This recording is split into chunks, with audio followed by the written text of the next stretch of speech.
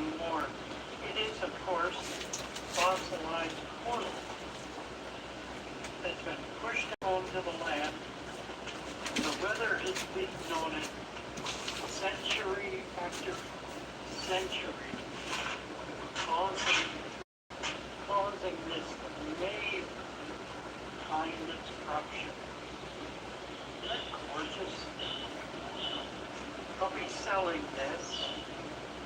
Will be available as soon as I can get some up on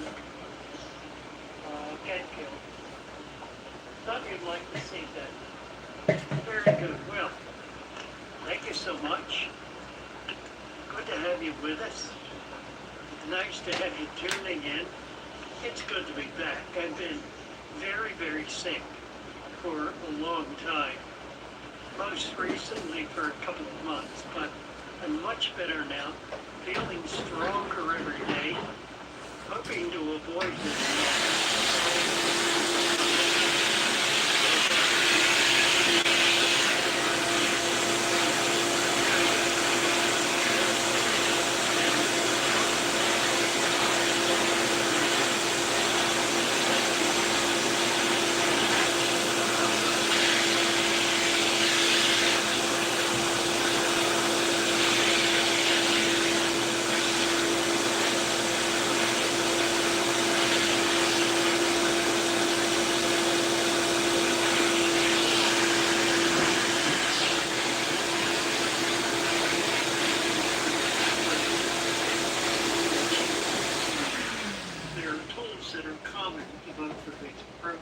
Filters, lighting, heaters, food, aquariums, other tools, and some chemicals are typically used by some of these groups.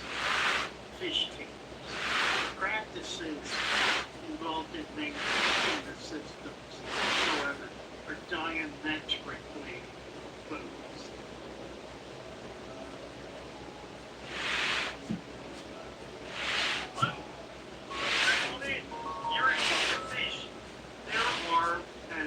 Describe it, two fundamental approaches to keeping fish in an aquarium. The one is to keep them in the most technologically sophisticated manner possible. The other is to keep them in the most natural environment possible. Both of these approaches have very serious advocates. Both of them have the investment of countless hobbyists deeply committed to each of these two different approaches. For my part, I'm on one side and not on the other. I'm on the side of maintaining a natural system, and I oppose, sometimes very vehement, a purely technologically approach to keeping fish alive. Why is that? Why am I so strongly opposed to the use of technology in an aquarium? Well, the truth is I'm not. I use heaters, I use lights, I use filters, I use aquariums, I use many of the tools, many of the devices, many of the systems that have been developed as technology over the last 50 to 75 years, nearly as long as I have been in the hobby. It is the attempt to remove all natural activity or primary and major activity from an aquarium that I oppose. What do I mean by this? Well, if you look in a pond or a creek or any body of water out in nature, you will find elements in that environment that are not permitted to exist in a high-tech environment. For example, the substrate.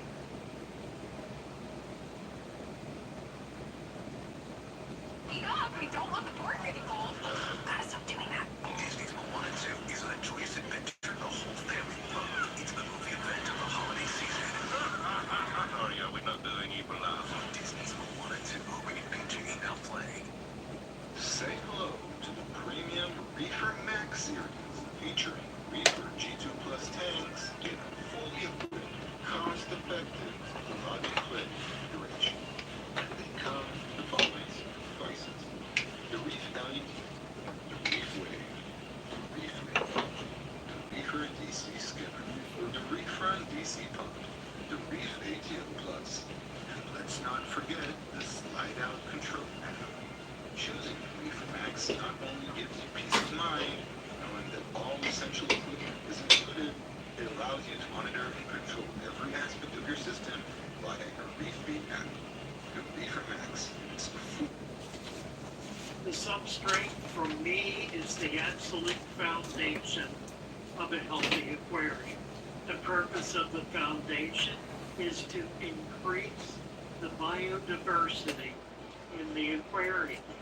Those who do not agree to this either have no substrate or a substrate that is very shallow and frequently one that is composed of gravel or perhaps small rock, marbles, occasionally sand, but typically not sand. And it may be no more than half an inch deep, an inch at the most. Now here's an interesting characteristic. The so-called Undergravel filter. The Undergravel filter is in fact an attempt to create a natural system. Now it's one that is, I believe, fundamentally flawed, but it nevertheless is based on the idea that waste brought into the substrate will create an environment in which that waste will break down into its components and be able to feed plants. It breaks down by virtue of biological activity. So the Undergravel filter is dependent upon biological activity. It is not, strictly speaking, a high-tech system at all. In point of fact, it is quite the reverse. The Undergravel filter was very popular for many years. It came out in the 60s, the 1960s, as a way to be able to maintain an aquarium long term without having to do substantial cleaning. Now, typically those tanks were cleaned once a year, once every 6 months, but on an occasional basis. And they were cleaned because they literally filled up with waste product, which became soil. Here's an interesting feature of that system. It is at the point where the substrate, the gravel, sitting on top of the plate that was pulling water through, the point at which that gravel became completely clogged with detritus, it was at that point that the filter was functioning at its most effective level. It was functioning as a genuine deep substrate. I have long recommended to folks who have Undergravel filter systems to simply add an inch of sand to the top of it and pull out the lift tube and let that act as a plenum so that the trays will continue to precipitate down into the sand, into that gravel, forming a soil layer. And it is enormously effective. There are countless hobbyists who have done this over the past few years and are very, very happy with the results. So let's put the Undergravel filter system on my side of the equation. On the other side is the half-inch of gravel. I remember waking up.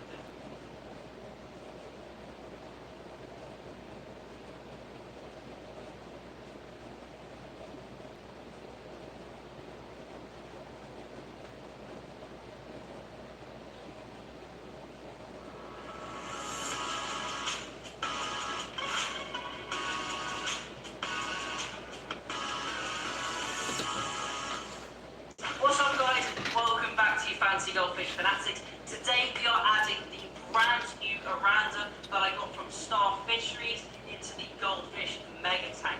So hopefully those of you who watched the last video and the rest of the videos that I did on Star Fisheries, you'll know that I picked up some new fish. Now I did leave the last video on a cliffhanger, so I do apologise for that, but we have our brand new 2 Aranda in this bag right here. So I'm firstly going to get them acclimated to the tank, and then we can have a little close look at them. Hopefully you'll see the rest of the Aranda moving around in the shore. The green carpet algae is really starting to take over, and the tank is looking absolutely amazing. The fish are all super healthy, and they are doing really, really well. And I have 2 new additions in this bag that I'm going to be adding to the tank. So let's lift up the bag and have a look at what we've got. So here are our 2 new Arandas. We have this stunning red and white, and also this absolutely beautiful calico. So I'm just going to add them into the tank here for acclimation. Now, a few of you may be saying, are you not going to quarantine those fish? Are you going to add any medications? Are you going to treat them? Are you going to put anything in the water before you add them to the tank? And ordinarily, I always advocate treating or quarantining your brand new fish. But as always, do as I say, not as I do. I am adding these as I know the source they have come from. I selected these fish personally, so I've seen how they act in the tank, and I can see that they are in really, really good health, and there is no visible issues. And there are also no visible issues of any fish within the tanks as well that I purchased them from. However, if you're purchasing fish from an unknown source, or potentially you're buying online and you've never purchased from somewhere before, then I would always advocate quarantining your fish, as it does no harm, and it is always good to protect the current stock you have in your tank. But I feel really safe in adding these 2 fish into this tank, and I feel that they have been successfully and carefully quarantined and health inspected before I've actually purchased them from Star Fisheries.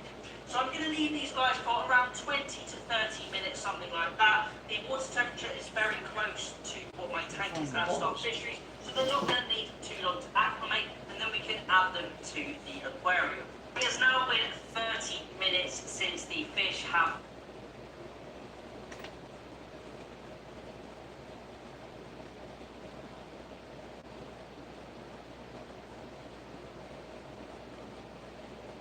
Dry eyes still feel green, rough, or tired?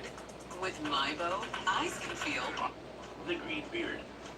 Green beard algae resemble green fuzz algae, but grow longer and heavier. When your planted aquarium has an imbalance in nutrients, too much light, not enough CO2, or all 3, this type of green algae can become an issue. Number 3. The other beard that has no aesthetic is the black beard. Most people who like keeping aquariums fear black beard algae. It truly has a great aesthetic.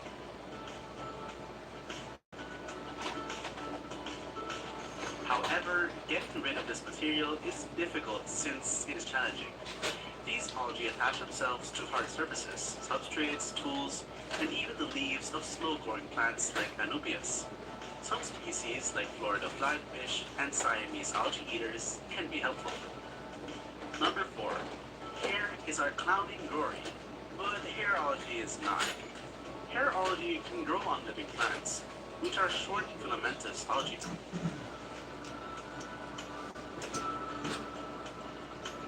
If you notice this kind of green algae on live plants in an established aquarium, the plants are likely unhealthy or not receiving the proper fertilization.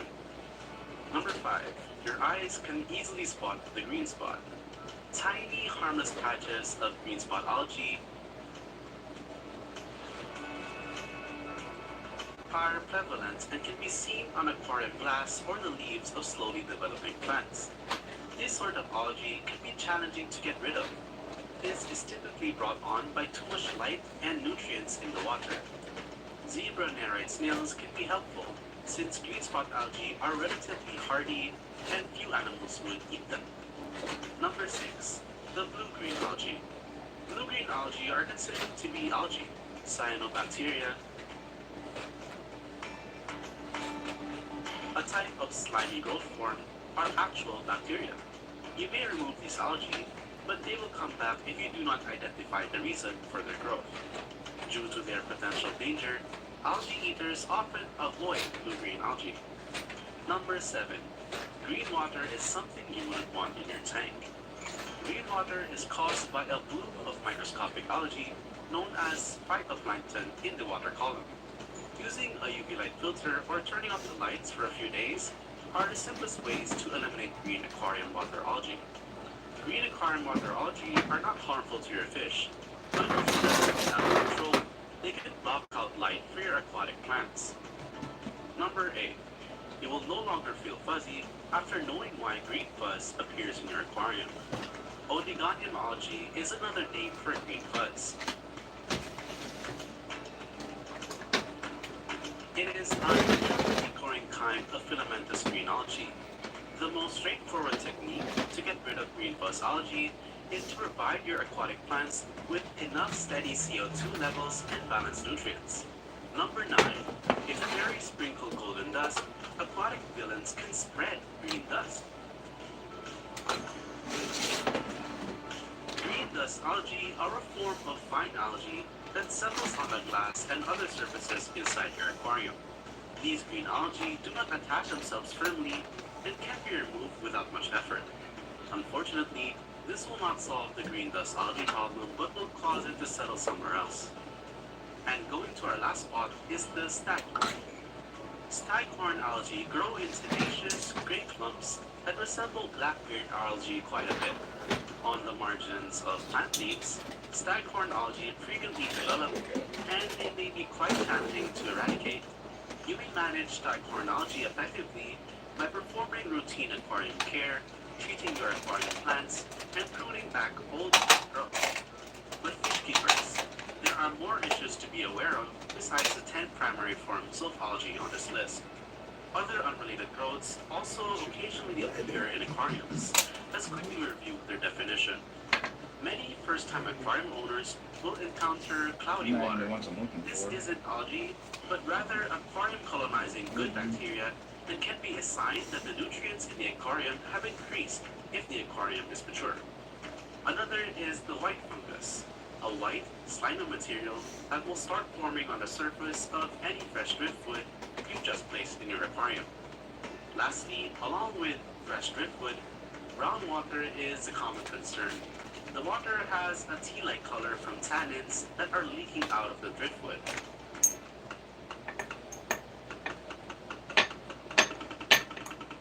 I won't let my active psoriatic arthritis joint symptoms define me. Emerge as you. Trembi is proven to significantly reduce joint pain, stiffness, and swelling. Some patients even felt less fatigued. Serious allergic reactions may occur. Trembi may increase your risk of infections and lower your ability to fight them. Tell your doctor if you have an infection or symptoms, or if you had a vaccine or plan to. Emerge. Phew. That is a pretty big list of algae types, huh? But there are ways to prevent them from taking over. While it is true that almost every aquarium has algae, there are also many causes for it. Let's examine a few of the most significant ones. First, inadequate equipment might be one of the reasons why. Even though some experienced aquarists can have lovely planted tanks with minimal equipment, this typically only works out for some of us. Aquarium supplies might be pricey, but you always get what you pay for, so always get the finest you can. For example, poor filtration. Instead of physically eliminating algae, your aquarium filter's job is to maintain the nitrogen cycle. You should always purchase the best filter you can afford. Modest, low-tech aquariums with just fish can be satisfied with a small internal power filter. But for thickly planted tanks, a decent canister filter is likely the wiser choice. Second, poor water circulation. If your filter does not create enough water flow to keep all the water in your aquarium moving, dead patches may form. You can install a small power head or air stone or a gentle water flow throughout your aquarium. An aquarium wave maker could be more appropriate for installations with higher flow, such as tanks for African cichlids. A third possible reason is your tank lighting. Since algae are photosynthetic creatures, they require light for growth like plants. Algae will develop more quickly the more light you have, particularly if you don't have healthy aquatic plants to compete with them. Fourth is the carbon dioxide levels. Increased CO2 levels promote the best possible plant growth and health. However, more than just adding CO2 to the tank is required. The gas supplied to the plants must be steady and continuous at a safe level. Having too much or not enough CO2 might promote the development of algae. The fifth potential reason is unhealthy plants. You heard it right. In our tanks, aquarium plants and algae compete. Algae development is naturally slowed down in a thickly planted aquarium with healthy developing plants. This occurs because plants and algae require light, CO2, and nutrients to flourish. If plants are not healthy, algae takes over. If plants are thriving, algae will be suppressed. The aquarium water parameters are the sixth reason. Making sure your aquarium's water conditions are appropriate for the plant species you are cultivating is vital, since it is well known that ill plants act as an invitation for algae. This water hardness and pH levels that are not compatible with your plants will create opportunities for algae to thrive instead. The seventh reason could be the water source. High phosphates or silicates in your supply water can also throw your system out of whack and cause troublesome algae blooms. Purchasing an RO system is a wise decision. To assess your water's levels, consider requesting a water quality report from your city and consider a TS meter. You know what they say, good water leads to good health. For saltwater tanks, RODI water is the best. You can use RODI water for freshwater tanks, but you'll need to remineralize the water with a buffer product. For saltwater, your salt mix will take care of the remineralization process. The eighth cause of algae is the temperature. Higher water temperatures tend to promote aquarium algae growth. This could be because waste materials and dead plant tissues decompose more quickly in warm water, producing more ammonia. All other things being equal, cold water fish tanks often have less overgrown algae. Ninth on our list of reasons is the aquarium maintenance. One of the most significant ways to prevent algae blooms is by frequent partial water changes. Nitrates, phosphates, and silicates are reduced in the water by changing the water. When changing the water, you should also be sucking up physical waste materials from the substrate. The 10th would be from overfeeding your fish. Overfeeding is very common and frequently quite dangerous for new fish keepers. Fresh fish food might emit more ammonia during its decomposition than your good bacteria can break down. This might accelerate algae growth. Feed your fish no more than they can consume in a minute or two. And the last potential reason for algae reproduction is the decaying plants. Decaying plant matter, like the names, is just as bad as excess fish food and other organic waste. Make sure to trim your plants regularly and remove all the trimmings from the tank. In both freshwater and marine aquariums, algae can be a real pain. If you're fighting algae, don't give up. With the correct information, tools, and strategy, you can win. You can be clear of these algae through chemical treatment using these products on your screen. Algae eaters can be incredibly effective at controlling algae growth too. Try out these fantastic freshwater algae eaters in the hobby. But if you don't want to fancy purchase these incredible treatments, you can use the algae scraper, an old credit card, a sponge, and your fingers for physical removal. Or blackouts, another simple but more time-consuming method for decreasing algae in gardens. The concept is simple, and you can read it on our website at aquariumstoredepot.com, where detailed information about these algae is posted. Have your aquarium ever had an algae issue? Let us know in the comment section below by sharing your experiences with us. Also, it would be an honor if you give us a thumbs up and subscribe to our YouTube channel for more fun and educational ways to maintain your aquarium and lovely fish. See you all in our next video. Remember that algae must never rain in your tank. Thank you for watching.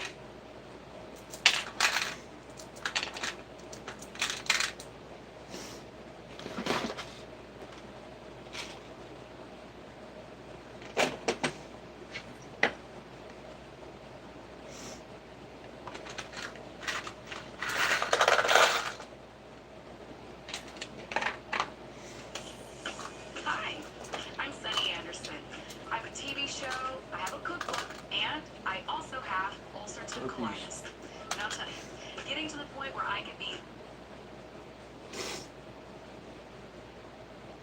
You know, on this channel we talk a lot about great community fish, but I haven't done a worst of video. Today we're going through the posers, the ones that your local fish store will display as community fish, or Reddit will straight up tell you that they are fine. But we're going to dive into where our tank becomes the fin-nipping, territory-claiming, stress-filled mess. First on this list are tiger barbs. These little guys are the classic case of looks can be deceiving. With their striking orange bodies and bold black stripes, they seem like the perfect addition to the vibrant community tank. But just like the schoolyard bullies gets into everyone's business, these little fish have a serious attitude problem. They're notorious fin nippers, meaning that any fish with long flowing fins, betta, angelfish, guppies, are prime targets for their bad behavior. Oh, but their aggression isn't limited to other species. Tiger barbs will also go after their own kind, especially if they're kept in small numbers. If you toss just a couple into a tank, you might find them constantly bickering and bullying each other, creating a toxic tank environment. It's as if they thrive on drama, and the more fish they can take on, the better. Fish keeping forums are full of tales of stressed out aquariums that tried to integrate tiger barbs into a peaceful tank, only to watch them wreak havoc. While a larger school of tiger barbs, around 12 or more, might reduce some of their aggression by allowing them to direct inward, don't expect miracles. Even then, there's still the hyperactive, easily bored species that love to chase and dip at anything that moves slower than they do or has really long fins. If you really must have them, the best advice is to give them a tank of their own or replace them with very specific fish like rainbow sharks. That way they can duke it out amongst themselves or compete with fish that they don't care for. Angelfish are the aquatic equivalent of celebrities. Beautiful, elegant, and always commanding attention. Their graceful, long fins and majestic swimming style make them a popular choice for aquarium owners. But behind that heavenly appearance lies a surprisingly aggressive streak, especially when these cichlids start breeding. Because when angelfish pair up, they claim territory like a couple claiming all the blankets in bed. They become fiercely protective, often chasing away or outright attacking any fish that dares to venture too close to their chosen space. Neon tetras? Yeah, they're just a quick snack. Guppies? Consider them out of luck. Angelfish are known to go from graceful to downright savage, and all in a matter of seconds, turning small community fish into potential meals while they're in the mood. Their territorial tendencies also extend to other angelfish, especially in smaller tanks. You'll often see angelfish chasing each other or picking up weaker members of their own species, adding an extra layer of stress to the tank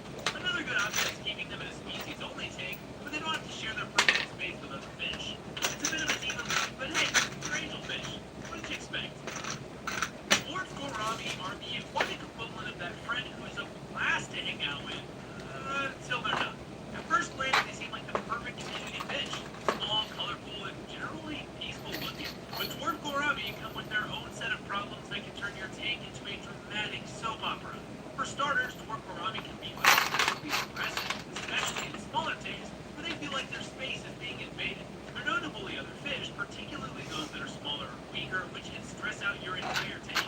It's like that friend who suddenly snapped because someone took the last slice of pizza. Unexpected, but the fallout is real. And honestly, I do like it. You might think their size would make them less of a threat, but don't be fooled. In the right or wrong conditions, dwarf gourami can become territorial and overbearing. Then there's the issue of dwarf gourami disease, a viral infection that these fish are very prone to. The frustrating part is that this disease often causes sudden and unexplained deaths, which can be devastating for fish keepers. Imagine doing everything right, maintaining perfect water quality, feeding a balanced diet, only for your dwarf gourami to just die out of the blue. There's no known cure, and once your fish has it, there's little you can do besides watch it fade away. It's no wonder many aquarists prefer to avoid dwarf gourami entirely.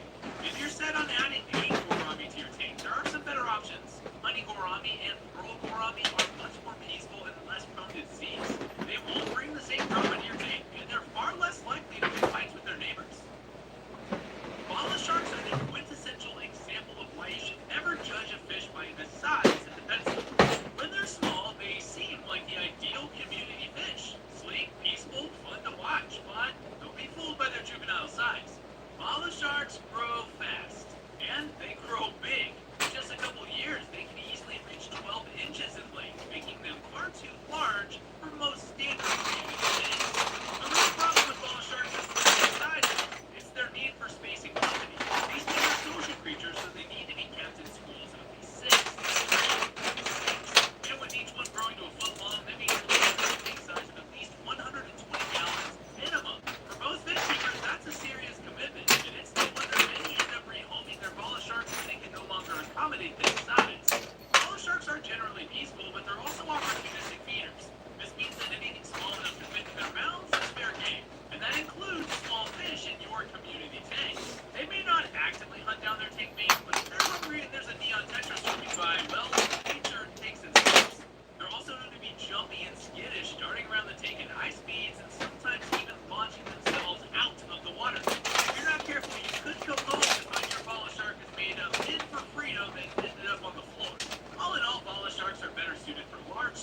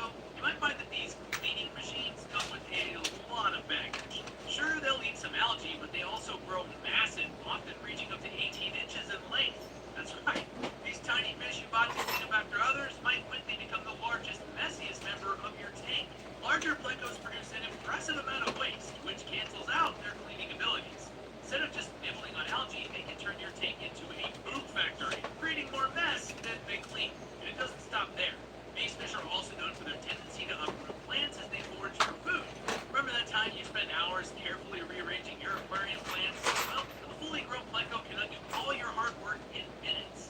You'll wake up one morning to find your beautifully aquascape tank turned upside down, the plants floating at the surface and decorations out of place.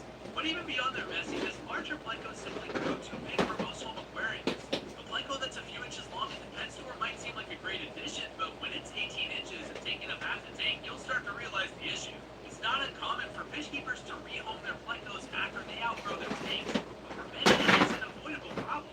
If you're set on having a Pleco but don't want to deal with the chaos of a larger one, consider a bristlenose Pleco instead. They stay much smaller, around 5 inches, and they're less likely to cause trouble. Bristlenose Plecos are peaceful, efficient algae eaters that won't wreck your plants or outgrow your tank. Tetras often come to mind as peaceful schooling fish perfect for community tanks, but not all tetras are created equal. Some of these tiny fish are actually notorious for causing trouble, and the nippy varieties like Substrate tetras, blue tetras, and red-eye tetras can turn a harmonious tank into a stressful environment. These tetras have a reputation for fin nipping, and it's not just random behavior. Long fins, slow-moving fish such as bettas or angelfish easily become targets for these tetras' relentless biting. The constant harassment can stress out the more docile fish, causing them to hide, lose color, and even become sick. It's like the tetras are always looking for someone to pick on, and the more long-finned or slow-moving the fish, the more fun they have. This is especially problematic when these tetras live in smaller schools, as they tend to get bored and turn their attention toward their tank mates. Even within their own species, these nippy tetras can show aggressive tendencies, chasing and biting at each other in a constant competition for dominance. It's a chaotic dynamic that can disrupt the peace of your tank and lead to constant stress for all involved. The best way to deal with these fin-nipping tetras is to avoid them altogether if you're looking for a peaceful community setup. If you are determined to keep them, make sure you provide a large school of at least 8 or more to keep their attention on each other rather than the other fish in your tank. But be prepared. Even in large schools, these tetras can still cause problems. Gold gourami are the golden beauties of the fish world, often attracting aquarists with their shimmering scales and calm appearance. But beneath that dazzling exterior lurks a fish that can be downright brutal to its tank mates. Gold gourami are known for their territorial behavior, especially in smaller tanks when they feel crowded.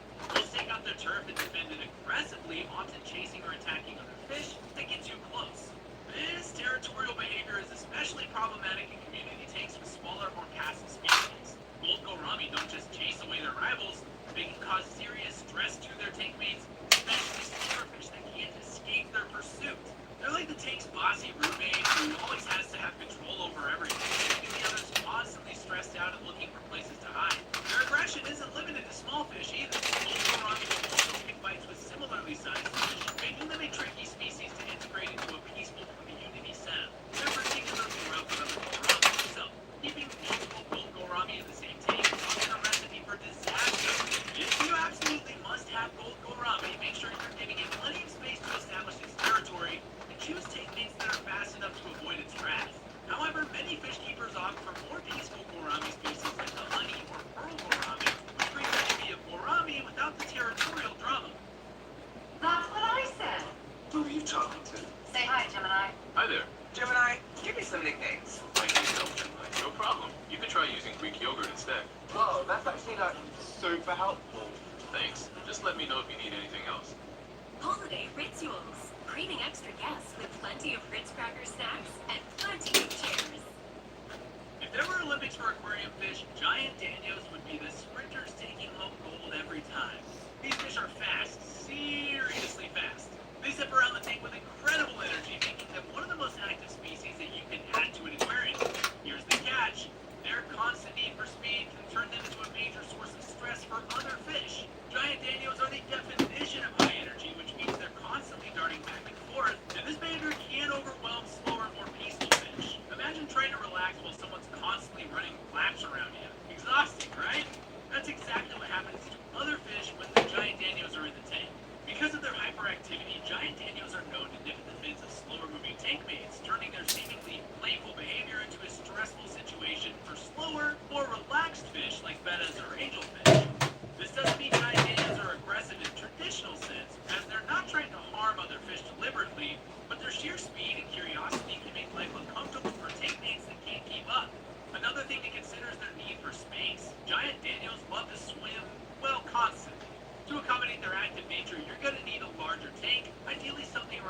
25 gallons or more. If they don't have enough room to stretch their metaphorical legs, they'll become even more restless. And that's when the fin dipping and chasing behaviors really start to show. In smaller tanks, their energy has nowhere to go and that's when the trouble begins. If you're looking for a calm, peaceful community tank, giant danios might not be your best bet. They can turn a peaceful tank into a fishy racetrack, causing stress to tank mates that just want to chill, man. That being said, if you've got the space and are putting together a tank of similarly fast-moving, robust fish, giant danios can be a fun addition, bringing tons of energy and excitement to the tank. But if relaxation is the vibe you're going for, you might want to think twice about adding these speed demons to the mix. On the surface, rosy barbs look like the sweet, harmless neighbors of the fish world. Their soft pink hues and delicate appearance make them a popular choice for fish keepers. But just beneath that rosy exterior lies a bit of a troublemaker. Yeah, rosy barbs have a reputation as fin dippers, especially when housed in smaller numbers. This behavior can be a real issue in peaceful community tanks, particularly if you're keeping slow-moving or long-finned fish like bettas or angelfish. Fin dipping isn't just annoying, it can cause real harm. Constant fin dipping can lead to stress, injury, and even infections from the fish being targeted. It's like having that one friend who never learned about personal space, always poking and prying until everyone's on edge. While rosy barbs may not mean to be malicious, their playful behavior often gets out of hand, especially in a tank that's too small or doesn't provide enough stimulation. One way to reduce their nippiness is by keeping them in larger schools, usually of at least 8 or more. In a bigger group, rosy barbs tend to focus their energy on interacting with their own kind rather than bothering the other fish in the tank.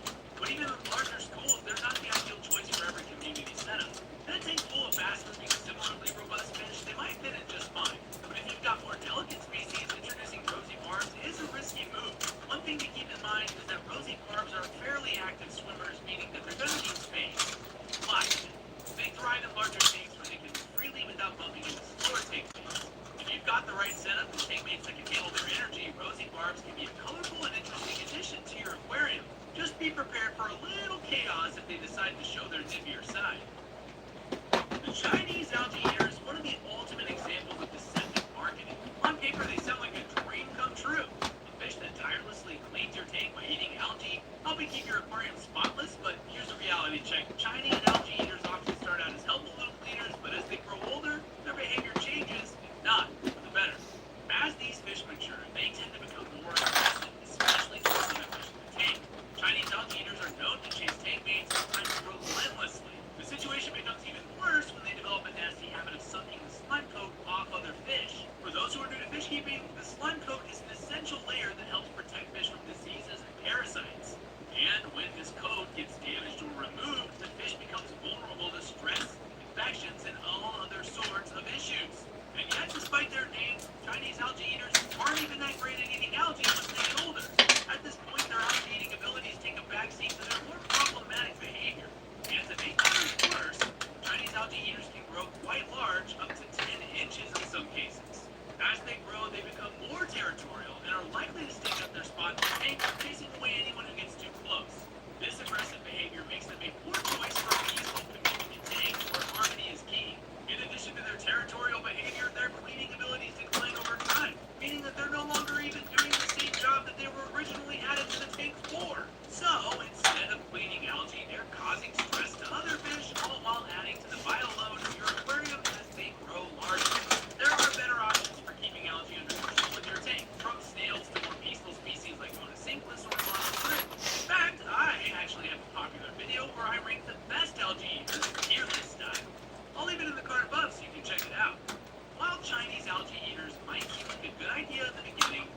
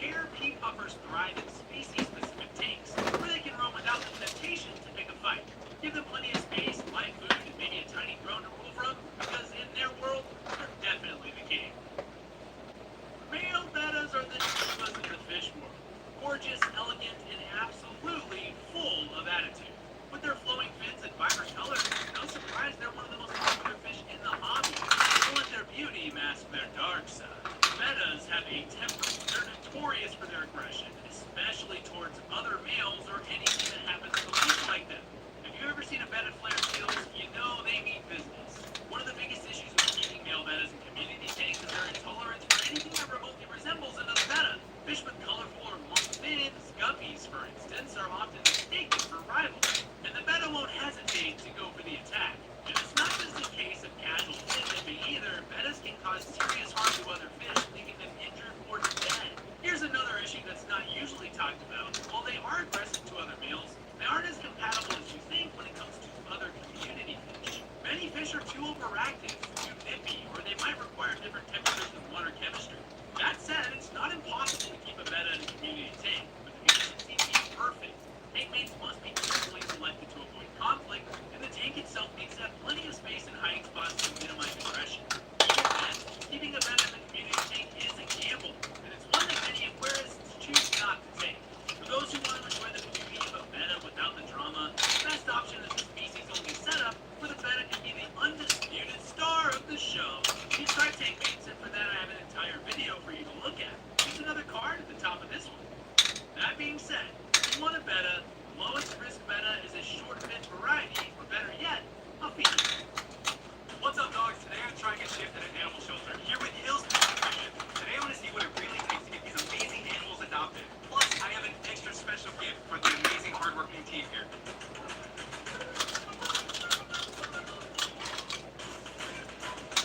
Hills Pet Nutrition has been helping pets get adopted since 2002, and they've provided over $300 million worth of food, helping 15 plain shelter pets find new homes. And that's only possible because you feed your pet health. You help upstream shelter pets nationwide. What role do you think Hills plays in this shelter?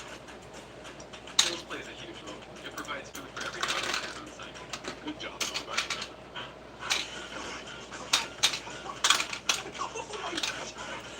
It is really perfect, aren't you, Pepper? You're so perfect.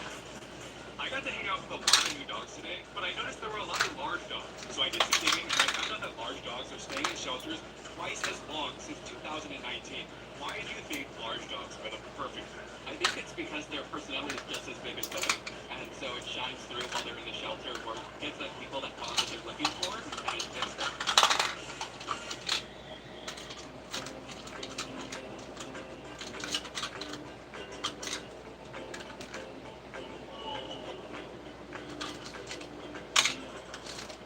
Now I think it's time we go grooming.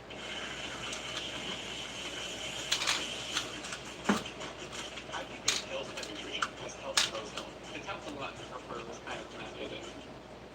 Black bears like mollies and swordtails are rabbits in the fish world. Give them a tank and they'll quickly fill up with baby fish. While these species are often praised for their easygoing nature and vibrant colors, they come with one major challenge. They reproduce at an astonishing rate. If you're not prepared to manage their breeding, you can soon find your tank overcrowded with fry, turning your peaceful community into a daycare. One of the most frustrating things about live bears is that they don't need much encouragement to breed. As long as you have a mix of males and females in the tank, nature will take its course. And before you know it, you'll have more baby mollies or swordtails than you know what to do with. Overcrowding then leads to poor water quality, stress, and even death to fish, especially in smaller tanks where space is already limited. To prevent a population explosion, you're gonna need proactive measures. One option is to separate the males and females, which will stop the constant breeding cycle. Another option is to introduce a few predator fish that can help keep the fry population in check. Though this is a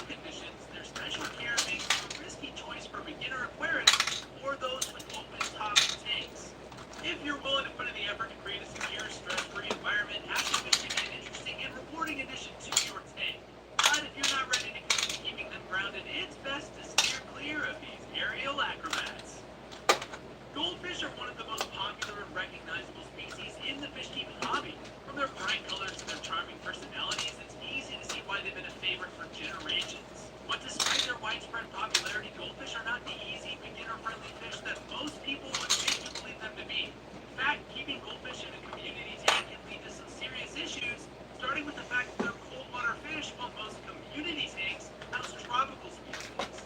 Goldfish thrive in cooler water temperatures, which can create a significant compatibility issue if you're trying to keep them with tropical fish. The difference in temperature between tropical species and goldfish can cause stress and health problems for both them and their tank mates. Additionally, goldfish are messy eaters that produce a lot of waste, leading to higher ammonia levels in the water. Without strong filtration and regular water changes, this can quickly result in poor water quality, which is detrimental to the health of all the fish in the tank.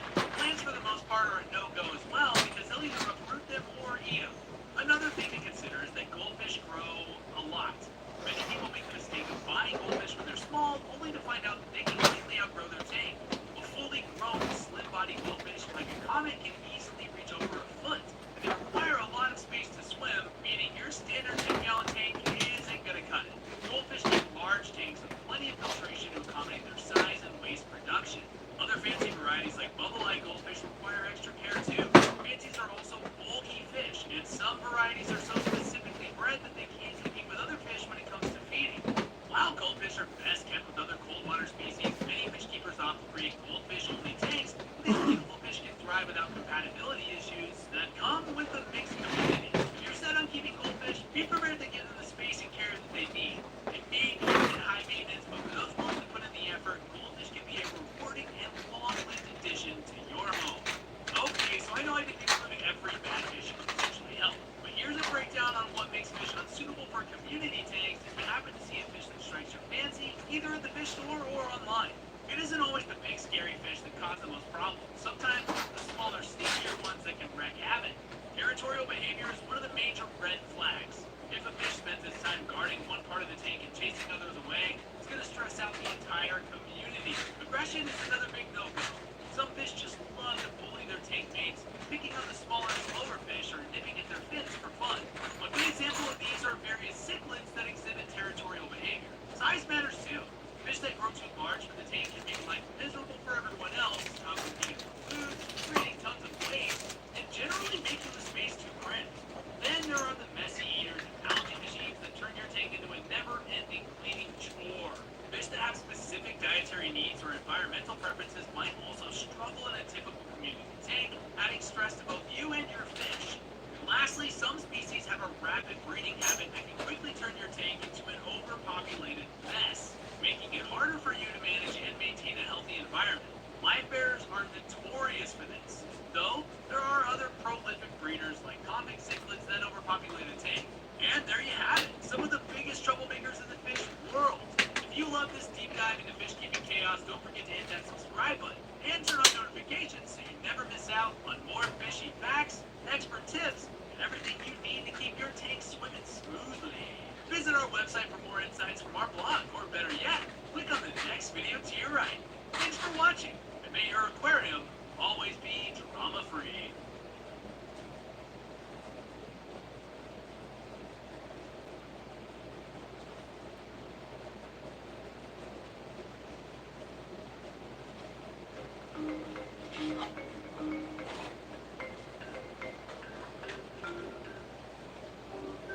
Hi. Hi, I'm Gemini. What do I do? Well, we can have a conversation. About anything? Yeah. I can help with things like brainstorming, explaining something you don't quite understand, or even just chat about whatever's on your mind.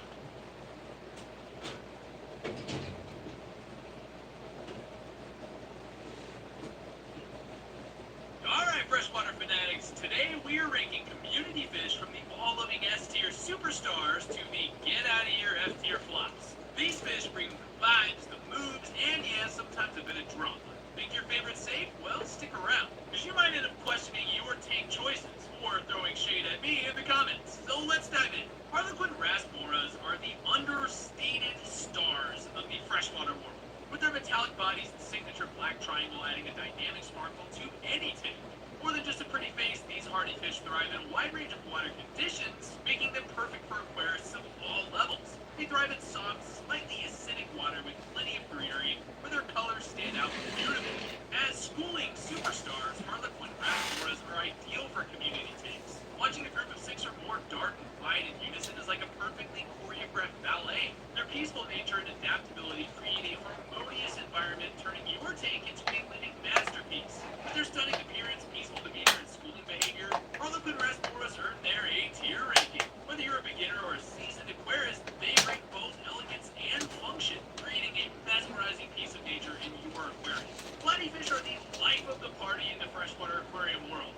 bursting with vibrant colors and boundless energy. Whether they're cruising through the tank or socializing with their tank mates, these little extroverts are always on the move, bringing a splash of life to any setup.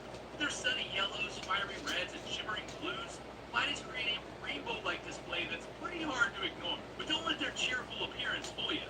Platies are also live bearers, which means they give birth to live fry instead of laying eggs. At first, this might seem like a fascinating bonus. Who wouldn't want a front row seat to nature in action? But here's the catch. These fish are prolific breeders, and before you know it, your peaceful tank could turn into an aquatic daycare. One day it's serene, and next it's wall-to-wall with platies. Their reproductive enthusiasm isn't their only selling point, though. Platies are incredibly adaptable, thriving in a wide range of water conditions. They're also hardy, making them perfect for beginners dipping their toes into the aquarium hobby. However, overcrowding can quickly become a problem, and their constant need for space and food can disrupt tank harmony if their population spirals out of control. To manage the chaos, keeping an eye on their numbers is essential. Pair them with compatible species that won't outcompete them for food or territory, and you'll have a colorful, active community that's a joy to watch. For all those reasons, we put platyfish in the C tier. While their vibrant colors and lively behavior are undeniably appealing, their tendency to overpopulate tanks keeps them from climbing higher.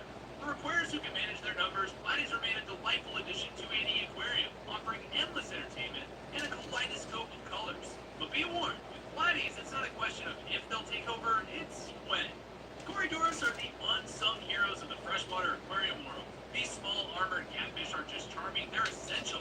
With their whisper-like barbels and synchronized movements, they bring both utility and heart to any tank. Watching the school of Cories dart across the substrate in perfect harmony is like seeing nature's choreography unfold before your eyes. It's a reminder of why we keep aquariums, to witness life working in balance. But Corydoras don't just look good, they get the job done. As natural scavengers, they tirelessly patrol the bottom of the tank, cleaning up uneaten food and sifting through the substrate like tiny underwater janitors. Their foraging behavior reduces waste buildup, improving water quality, and helps maintain a healthier ecosystem for everyone. It's not just functionality, it's purpose, and they embody it beautifully. Their needs are simple but important.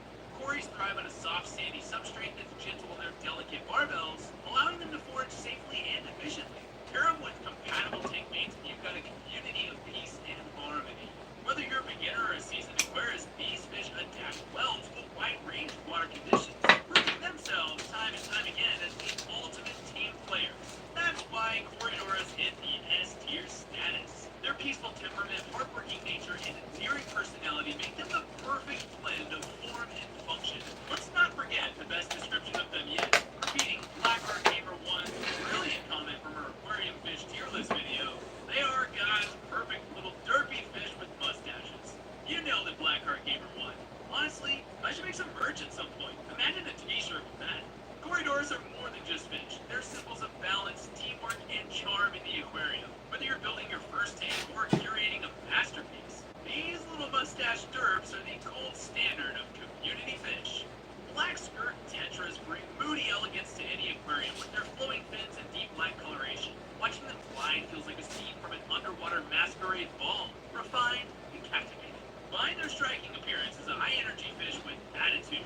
Hardy and adaptable, black skirt tetras can become a handful, especially in smaller groups. Inadequate numbers or incompatible tank mates often lead to fin dipping and chaos. Slow-moving or long-fin species are especially vulnerable to their aggression, making tank harmony a challenge. The key to their best behavior is keeping them in larger schools.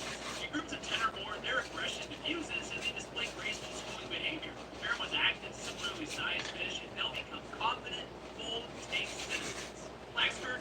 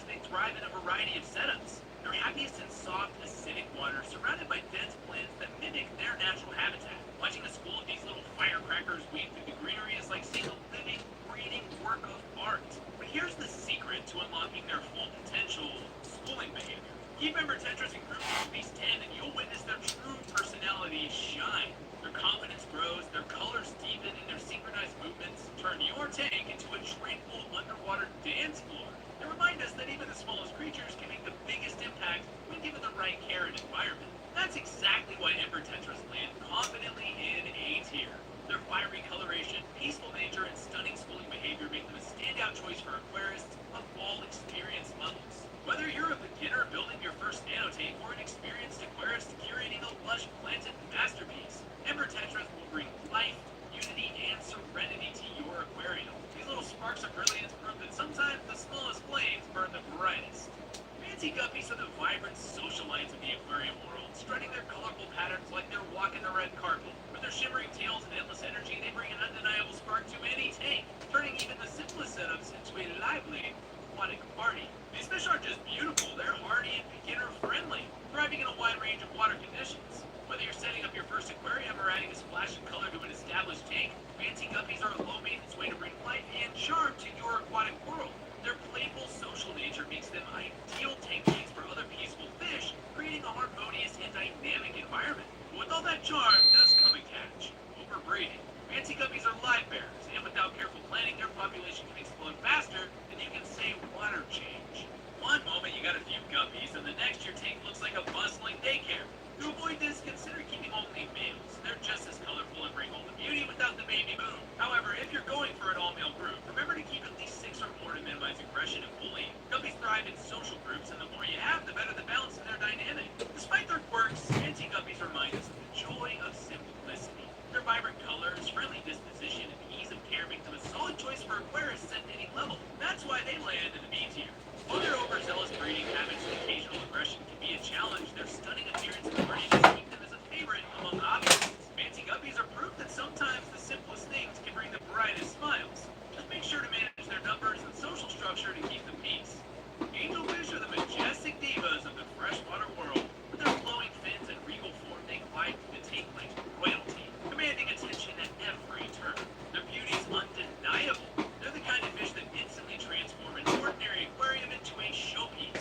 But behind the elegance lies a more challenging personality. These graceful swimmers have a territorial streak that can turn a peaceful tank into a battleground, especially during breeding season. Smaller tank mates often find themselves on the wrong end of the angelfish's temper, and even similarly sized species can struggle to coexist if the angelfish decides to claim its space. Pairing them with robust, assertive fish can help, but their aggressive tendencies make them a tricky choice for community setups. Angelfish also require spacious tanks to truly thrive, where they have enough room to display their full range of behaviors without creating constant tension. Watching them glide through the water is captivating, but their attitude demands a degree of caution and experience from their keepers. These are not your carefree and forget community fish. They're centerpiece stars that demand the tank built around their needs. That's exactly why angelfish land in the D tier. While they're stunning centerpieces, their territorial nature and incompatibility with many community fish make them a poor fit for most setups. There's a reason why they made it into my worst community fish video. As beautiful as they are, they just don't play nice. For aquarists willing to put in the effort to manage their quirks, angelfish offer a rewarding challenge, but for the average community tank, look elsewhere.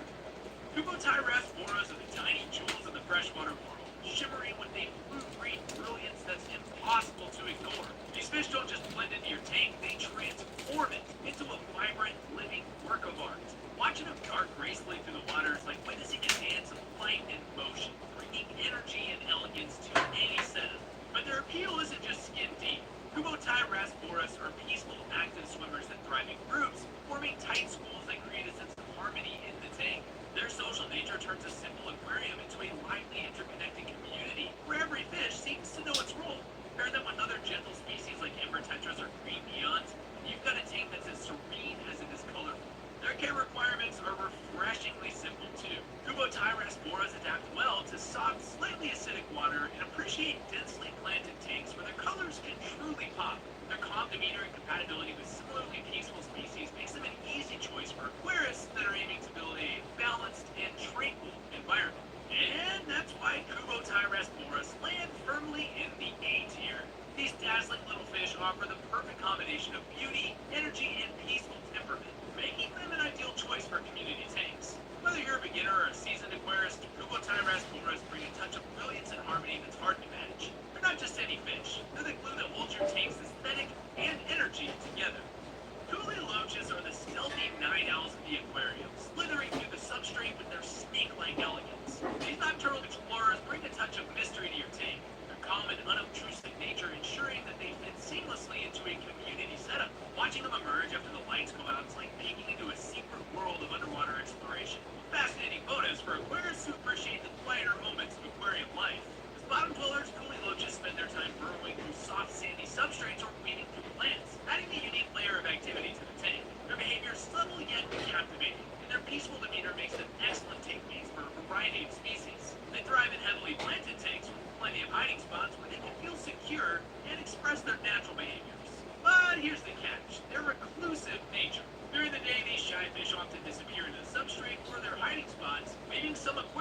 longing for a bit more visibility. They're like the introverted stars of the aquarium, always there but rarely in the spotlight. For those who enjoy observing their activity at night, Coley loaches are a delight, but their daytime habits might not appeal to everyone. So, we're going to put Coley loaches in the B tier. They're peaceful, hardy, and bring a unique dynamic to the bottom of the tank, but their elusive behavior during daylight hours keeps them from climbing higher. For aquarists who appreciate a bit of mystery and enjoy discovering hidden gems in their tanks, Coley loaches are a rewarding choice. Just be prepared to do a little late-night fish watching to fully appreciate their charm. Five-banded barbs are the understated cousins of the more infamous tiger barb, bringing a touch of elegance and activity without that same level of aggression. With their bold stripe patterns and energetic nature, these fish add movement and visual intrigue to any aquarium. They're the kind of fish that keep your tank lively, always on the go, exploring every corner. While generally more peaceful than their tiger barb relatives, five-banded barbs aren't completely free of challenges. To keep their behavior in check, they need to be kept in large schools, named Peter Moore. This way they feel secure and avoid occasional offending. Smaller groups can leave them nervous and prone to mischief, especially towards slower or long-finned tank mates. However, in the right numbers, they settle into a more harmonious role, making them a great addition to an active community setting. These barbs thrive in spacious tanks, plenty of swimming room balanced by open spaces and hiding spots. Their constant movement brings life to the mid-level of the tank, but they do require some thoughtful planning to ensure their needs are met. For aquarists willing to commit to their schooling and space requirements, five-banded barbs can create an energetic, engaging, and dynamic atmosphere. That's why five-banded barbs earn a C-tier ranking. They're far better fit for a community tank than their tiger barb cousins, but they demand more considerations than many other fish on this list. For those who can provide the right setup, these active striped swimmers are a joy to watch, but their quirks might not make them the easiest choice for everybody. Rummy-nosed tetras are the synchronized dancers of the freshwater world, gliding through the tank in perfect harmony, like a well-rehearsed performance. With their vibrant red noses and striking black and silver striped tails, they're not just fish, they are living artwork. Watching them move as a cohesive school transforms even the simplest aquarium into a dynamic, elegant display. These fish don't just swim, they perform, creating a visual rhythm that brings life and energy to any setup. Their schooling behavior is mesmerizing, a reminder of nature's beauty and balance. But behind their grace lies a challenge. Rummy-nosed tetras are sensitive to water quality, requiring stable and well-maintained conditions to truly thrive. Their vivid red noses aren't just for show. They act as a health barometer, fading when the fish are stressed or unwell. This makes them both a rewarding challenge and an early warning system for aquarists aiming to maintain pristine tank conditions. Rummy-nosed tetras are happiest in groups of at least 6, where their natural behaviors shine brightest. In the right setup, they blend seamlessly into peaceful community tanks, coexisting with other gentle species while adding movement and elegance to the mix. Their compatibility and schooling tendencies make them a staple for aquarists looking to build a harmonious, visually stunning aquarium. So that's why rummy-nosed tetras land confidently in the A tier. Their ability to elevate any tank with their beauty, synchronized swimming, and peaceful nature is just unmatched. While their sensitivity to water quality may make them slightly challenging, the reward is a tank that feels alive and balanced. For aquarists who value artistry and harmony in their tanks, rummy-nosed tetras are the perfect choice, proving that sometimes the smallest fish create the biggest impact. Dwarf rainbow fish are nature's living kaleidoscopes, showcasing an ever-shifting array of iridescent colors that seem to change with every moment. From shimmering blues to fiery reds and glimmering golds, these fish are a dazzling light show in your aquarium. Their beauty isn't just static, it's dynamic, a living display that transforms even the simplest tank into a visual masterpiece. But dwarf rainbow fish are more than just eye candy. These hardy and adaptable swimmers thrive in a variety of water conditions, making them accessible to aquarists of all skill levels. Whether you're a beginner setting up your first tank or a seasoned hobbyist fine-tuning a larger community, these fish fit right in. Their active social nature adds both energy and harmony to a tank, as they coexist peacefully with other gentle species, while stealing the spotlight with their vibrant hues. To see their full splendor, dwarf rainbow fish need spacious setups with plenty of open swimming areas. Here, their true colors shine brightest, flashing iridescent blues, reds, and golds as they zip through the water. They're also voracious eaters, thriving on a balanced diet of high-quality flakes, live food, or frozen treats. Keeping them well-fed not only maintains their radiant colors, but also fuels their engaging and lively behavior. Their charm isn't limited to their looks, though. Dwarf rainbow fish are active and interactive, constantly on the move, and forming tight-knit schools that bring a sense of community to the tank. Watching them dart around and interact with tank mates is endlessly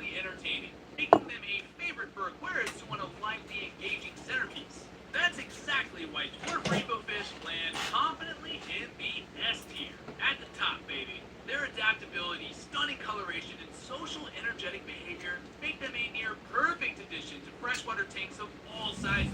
Whether you're looking to add a pop of color to a smaller setup or create a show-stopping display in a larger community tank, these fish deliver on every level.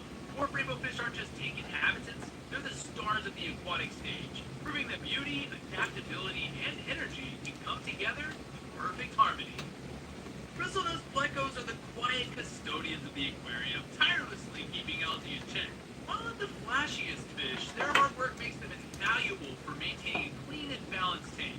Smaller and less aggressive than common plecos, they fit well in larger community setups, thriving with plenty of grazing surfaces like driftwood and rocks. Despite their reputation as algae eaters, they need a balanced diet of seeking pellets, fresh veggies, and the occasional protein to stay healthy. These nocturnal workers are most active after lights out, quietly scouring the substrate while other fish rest. Their calm nature and small size make them compatible with most tank mates, though they need hiding spots and enough space to roam. Bristlenose plecos earn their C-tier ranking for their utility over aesthetics. They may not steal the show, but their role in maintaining a clean ecosystem makes them indispensable for aquarists who prioritize function over flair. These quiet workers prove that not all heroes shine, they simply get the job done. Bolivian rams are the quiet artists of the cichlid family, showcasing an elegant blend of softer tones and flowing fins. These peaceful cichlids thrive in tanks with soft, slightly acidic water, plenty of plants, and decorations that will provide the security they need to feel at home. While less aggressive than other cichlids, they still require careful tank mate selection to avoid stress or territorial disputes. Their subtle coloration, muted yellows, blues, and reds, become more vivid when they're healthy and comfortable, rewarding aquarists who pay attention to their needs. Bolivian rams are slow eaters, best fed with a diet of live or frozen foods like brine shrimp and bloodworms, alongside high-quality pellets. Their calm demeanor and unique charm create a sense of serenity in well-planned aquariums, making them a favorite for aquarists who value peace and subtle beauty. However, Bolivian rams earn a D-tier ranking due to their specific care requirements and lack of resilience compared to hardier community fish. While they can be incredibly rewarding for experienced aquarists, their delicate needs and slower pace make them a better fit for those who enjoy catering to sensitive, peaceful species. Cherry barbs are the fiery little gems of the freshwater aquarium, lighting up tanks with their vibrant red hues and energetic charm. Males, especially during breeding, display deeper reds that captivate aquarists. These peaceful fish thrive in groups where their playful behavior and reduced stress make them a dynamic addition to community setups. In well-planted tanks with plenty of hiding spots, cherry barbs feel secure and show off their best colors. Their omnivorous diet includes flakes, pellets, and the occasional live or frozen treats, keeping them healthy and vibrant. Their calm nature ensures compatibility with a wide range of species, while their low-maintenance care suits aquarists of all levels. Cherry barbs earn their B-tier ranking for their balance of beauty, activity, and manageability. Whether you're a beginner or an experienced hobbyist, they bring life and fiery elegance to any freshwater community tank. Emerald irasporas are tiny jewels, shimmering like emeralds in motion, bringing a touch of brilliance to any aquarium. Their striking green eyes catch the light, creating a natural focal point that captivates viewers and elevates the tank's aesthetic. Adaptable and resilient, these fish thrive in a variety of setups, but need to be kept in groups of 6 or more to feel secure and display their full range of behaviors. These graceful little swimmers flourish in slightly acidic to neutral water and appreciate well-planted environments that balance open swimming areas with secluded retreats. Their calm nature and small size make them ideal companions for other non-aggressive species, creating a harmonious underwater dynamic where every movement feels like part of a perfectly choreographed display. Emerald irasporas aren't just visually stunning, they embody the beauty of balance, energy, and cooperation in the aquarium world. Their tight schooling behavior, peaceful temperament, earn them an S-tier ranking. Emerald irasporas infuse any tank with elegance and vibrancy, making them an essential choice for aquarists seeking a captivating and tranquil community setting. Celestial pearl danios, often called galaxy irasporas, are true aquatic jewels, bringing a celestial glow to freshwater tanks. With their iridescent blue bodies speckled with pearly white spots and fiery orange fins, these tiny fish are among the most visually captivating species available. They thrive in calm, densely planted tanks with soft lighting that mimics their natural habitat. These fish are shy by nature, gain confidence in groups of 6 or more where they display delicate schooling behavior that adds elegance to any setup. They do require pristine water conditions with temperatures between 22 degrees Celsius to 26 degrees Celsius. That's 72 degrees Fahrenheit to 78 degrees Fahrenheit. And a slightly acidic to neutral pH. Their diet should include a mix of micropellets as well as live foods like fried shrimp and frozen options to maintain their health and vibrant colors. Celestial pearl danios are ideal for aquariums who value subtle beauty and are willing to create the peaceful, well-maintained environment these delicate fish need to thrive. While they can bring elegance and charm to nano or community tanks, their sensitivity and shy temperament demand careful handling and thoughtful tank setup. You might have guessed it, but that's why celestial pearl danios earn a C-tier ranking. Their beauty's undeniable. Needs make them better suited for experienced aquarists who can provide the tranquil environment that they require. For those willing to meet their demands, these galaxies in motion are a mesmerizing addition. Female bettas are the perfect balance of beauty and practicality, offering a less aggressive alternative to their flashy male counterparts while retaining the vibrant colors the species is known for. Native to the shallow, slow-moving waters of Southeast Asia, these adaptable fish thrive in densely planted tanks where they can explore and find shelter. Their peaceful nature makes them an excellent option for aquarists seeking a visually striking addition to a community setup. These labyrinth fish have a unique ability to breathe air from the surface, adding an intriguing behavioral element to their care.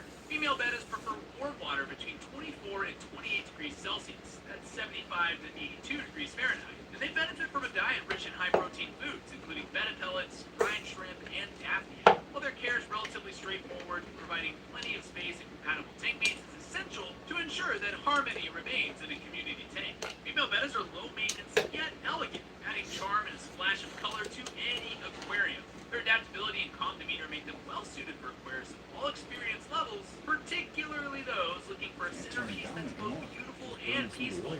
That's why female bettas are in a B-tier ranking. Their vibrant appearance and suitability for community tanks makes them a fantastic choice. But ensuring proper space and care is crucial for their success. With the right setup, female bettas bring grace and personality to your aquatic world. Discus fish, often called the king of the aquarium, earns their title with majestic round bodies, intricate patterns, and graceful movements. Native to the Amazon River basin, these fish thrive in warm, soft, slightly acidic water, but their sensitivity to water conditions makes them challenging to keep. Social by nature, discus needs groups of fiberboard to feel secure and display fascinating hierarchical behaviors. They require spacious tanks with minimal disturbances and a high-protein diet, including specialized pellets, bloodworms, and beef heart mixtures. Maintaining precise water temperatures between 27 and 30 degrees Celsius, or 80 to 86 degrees Fahrenheit, and performing regular water changes is essential to their health and vivid colors. While their beauty is unmatched, their high-maintenance care places them in the E tier.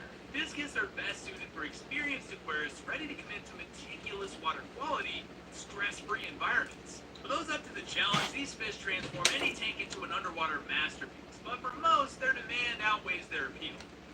Male bettas are often regarded as living art, celebrated for their flowing fins and dazzling colors that have made them one of the most iconic freshwater fish. Originating from the rice paddies and shallow streams in Southeast Asia, they are uniquely adapted to low oxygen environments through their labyrinth organ, allowing them to breathe air from the surface. These solitary fish thrive in heavily planted tanks with ample hiding spaces to reduce stress and manage their territorial nature. Ideal water conditions include temperatures between 24 and 30 degrees Celsius. That's 75 to 86 degrees Fahrenheit, plus a neutral to slightly acidic pH. As carnivores, they require a protein-rich diet of betta pellets, bloodworms, and fried shrimp to maintain their health and vibrant appearance. While male bettas are best kept alone or with fast-moving, non-aggressive species, their bubble nest building during breeding offers an intriguing glimpse into their unique behavior. Despite their beauty, male bettas earn a C-tier ranking due to their aggressiveness and territorial nature, which makes them unsuitable for most community setups. While stunning, they're better suited for aquarists who can provide a tailored environment,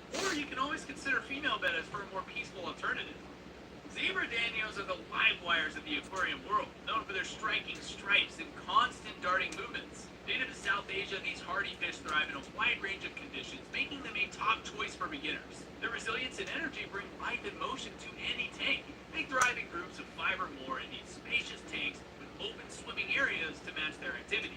They prefer water temperatures between 18 and 25 degrees Celsius, or 64 to 77 degrees Fahrenheit, with a slightly alkaline pH. As omnivores, they thrive in a varied diet of flakes, pellets, and live or frozen foods like bloodworms. Their hardiness and low maintenance needs make them ideal for new aquarists.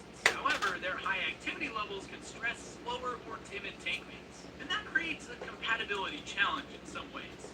While their energy is exciting, it requires careful tank planning to avoid upsetting more sensitive fish. Zebra Danios earn a C tier ranking for their liveliness and ease of care, but are less ideal for mixed community tanks. For aquarists seeking a hardy, energetic fish, Zebra Danios are a rewarding choice. Honey gourami are gentle golden jewels whose glowing bodies bring warmth and serenity to any tank. Native to the slow-moving waters of India and Bangladesh, they thrive in calm, well-fenced aquariums that mimic their natural habitat. Labyrinth fish, they can breathe air from the surface, adding a fascinating touch to their care. Their unique bubble nest building behavior during breeding creates a captivating display for observant aquarists. These peaceful fish prefer water temperatures between 22 and 28 degrees Celsius, or 72 to 82 degrees Fahrenheit, and they like slightly acidic to neutral pH. A diet of flakes, pellets, and occasional fiber proteins keeps them healthy and vibrant. Floating plants and gentle water flow enhance their comfort, creating the environment that they love. Low maintenance yet captivating, honey gourami bring both beauty and calm to freshwater setups. Their peaceful temperament makes them ideal companions for non-aggressive species, ensuring harmony in community tanks. Watching their graceful movements or nest-building rituals feels like observing nature's poetry, offering aquarists moments of zen-like calm. That's why we're slapping honey gourami in the B tier. They combine beauty, peacefulness, and ease of care, making them an excellent choice for aquarists seeking a serene centerpiece in their tanks. Red pencilfish are the understated artists of aquariums, with slender bodies and striking red and black stripes that exude quiet elegance. Native to South America's slow-moving rivers, they thrive in soft, slightly acidic water and densely planted tanks that provide both hiding spots and open swimming areas. Their calm, schooling behavior makes them ideal companions for gentle species, adding harmony to peaceful community setups. They prefer stable conditions, with temperatures between 23 and 27 degrees Celsius, that's 73 to 81 degrees Fahrenheit, and they like a diet of flakes, micropellets, and fiber frozen foods.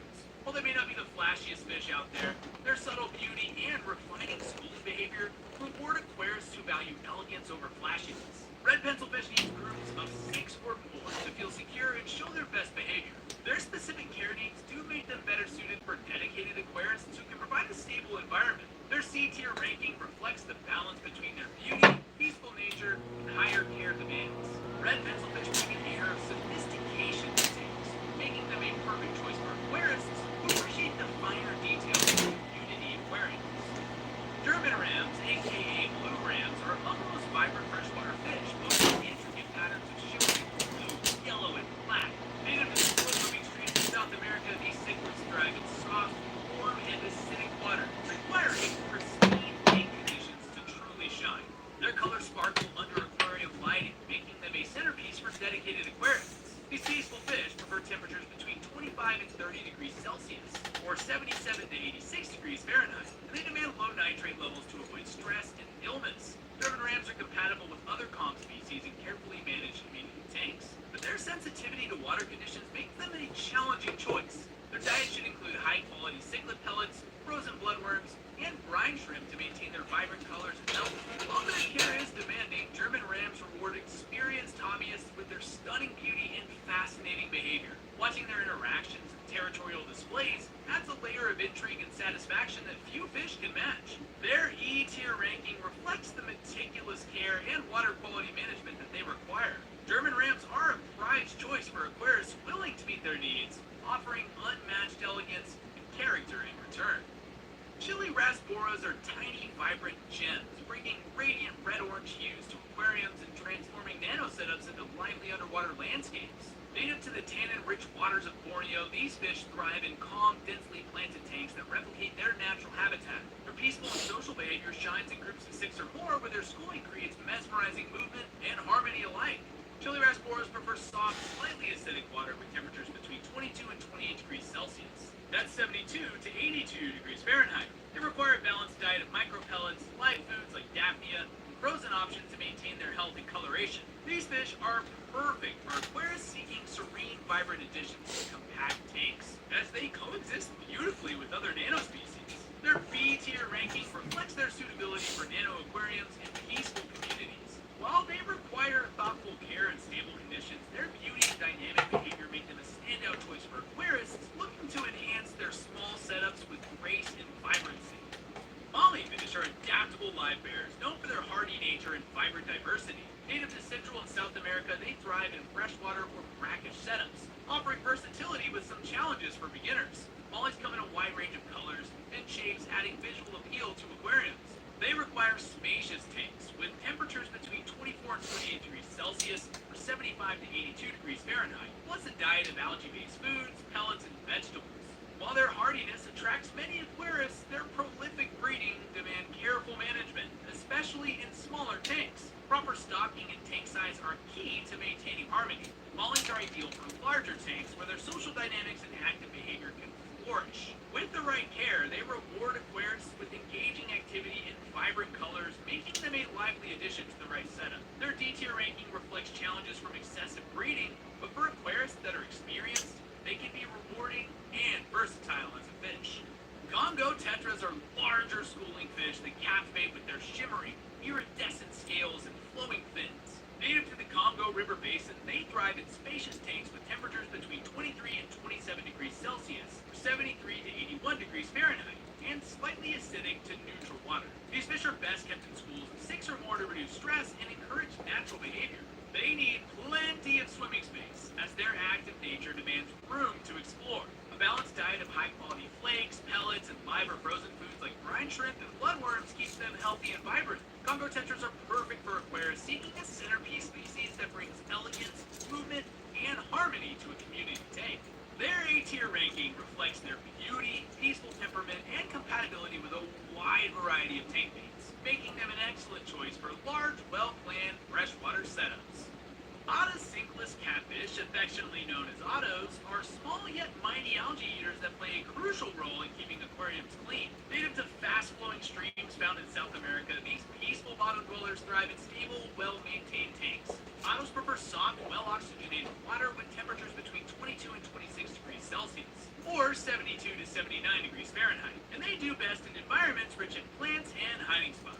These fish should be kept in groups of 3 or more to promote natural social behavior and reduce stress. While their primary diet consists of algae, they require supplemental feeding seeking wafers or plant vegetables like zucchini to stay healthy. Otocinclus catfish are an excellent addition to community tanks, especially for aquarists seeking a peaceful, hardworking species that supports the overall ecosystem. I gave these fish B tier to reflect their utility and gentle nature, tempered by their sensitivity to poor water quality. Ottos are ideal for aquarists who can provide the stable conditions they need to thrive.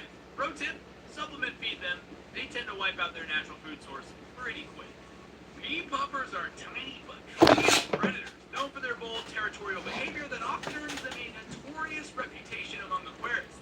Native to the freshwater rivers and streams of India, these fish are highly territorial and unsuitable for community tanks. Despite their small size, they are aggressive, frequently nipping and asserting dominance over tank mates. Keep them happy, pea puffers should be housed in species-only setups with plenty of plants, caves, and visual barriers to help reduce territorial disputes.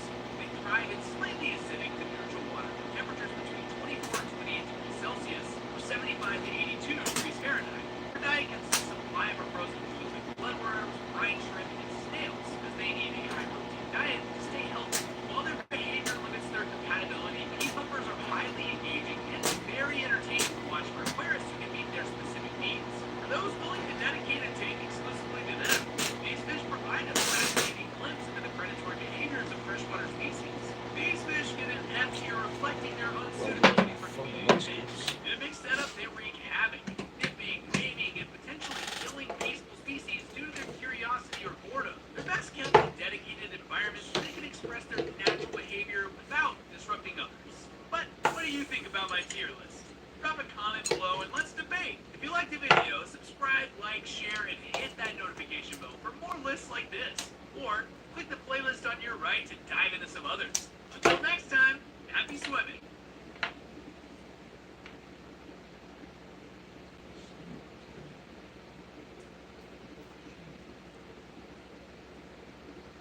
Take a stroll down cookie-scented streets with the Native Holiday Shop collection. Find fresh cut fragrances, scents that slay and skate. And be sure to drop in on our juicy sweet new holiday scent at the Native Holiday Shop. Spend Christmas Day with Disney Plus.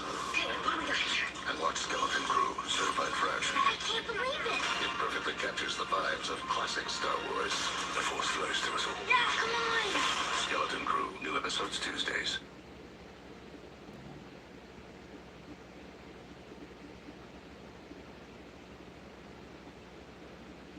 And you're ready. I think that means we're just going to go ahead and press the button. Hello, everybody. We're live.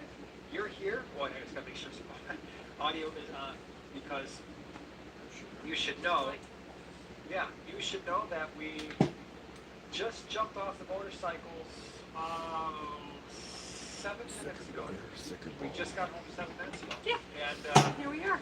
here we are. So I threw everything together. I got the camera up and running and the mics up and running and turned everything on. And you sat down about 4 seconds before I hit the go live button. And so let's all just take a moment. All worked out to just chill great. out, relax, and enjoy this fine Wednesday evening. By the way, I am curious. Is it just by us? I don't think so. The moon Oh, it's on the way home a harvest moon. It's a thing. But is that a thing for like everybody all over the place? Is it? Like I don't by know. you?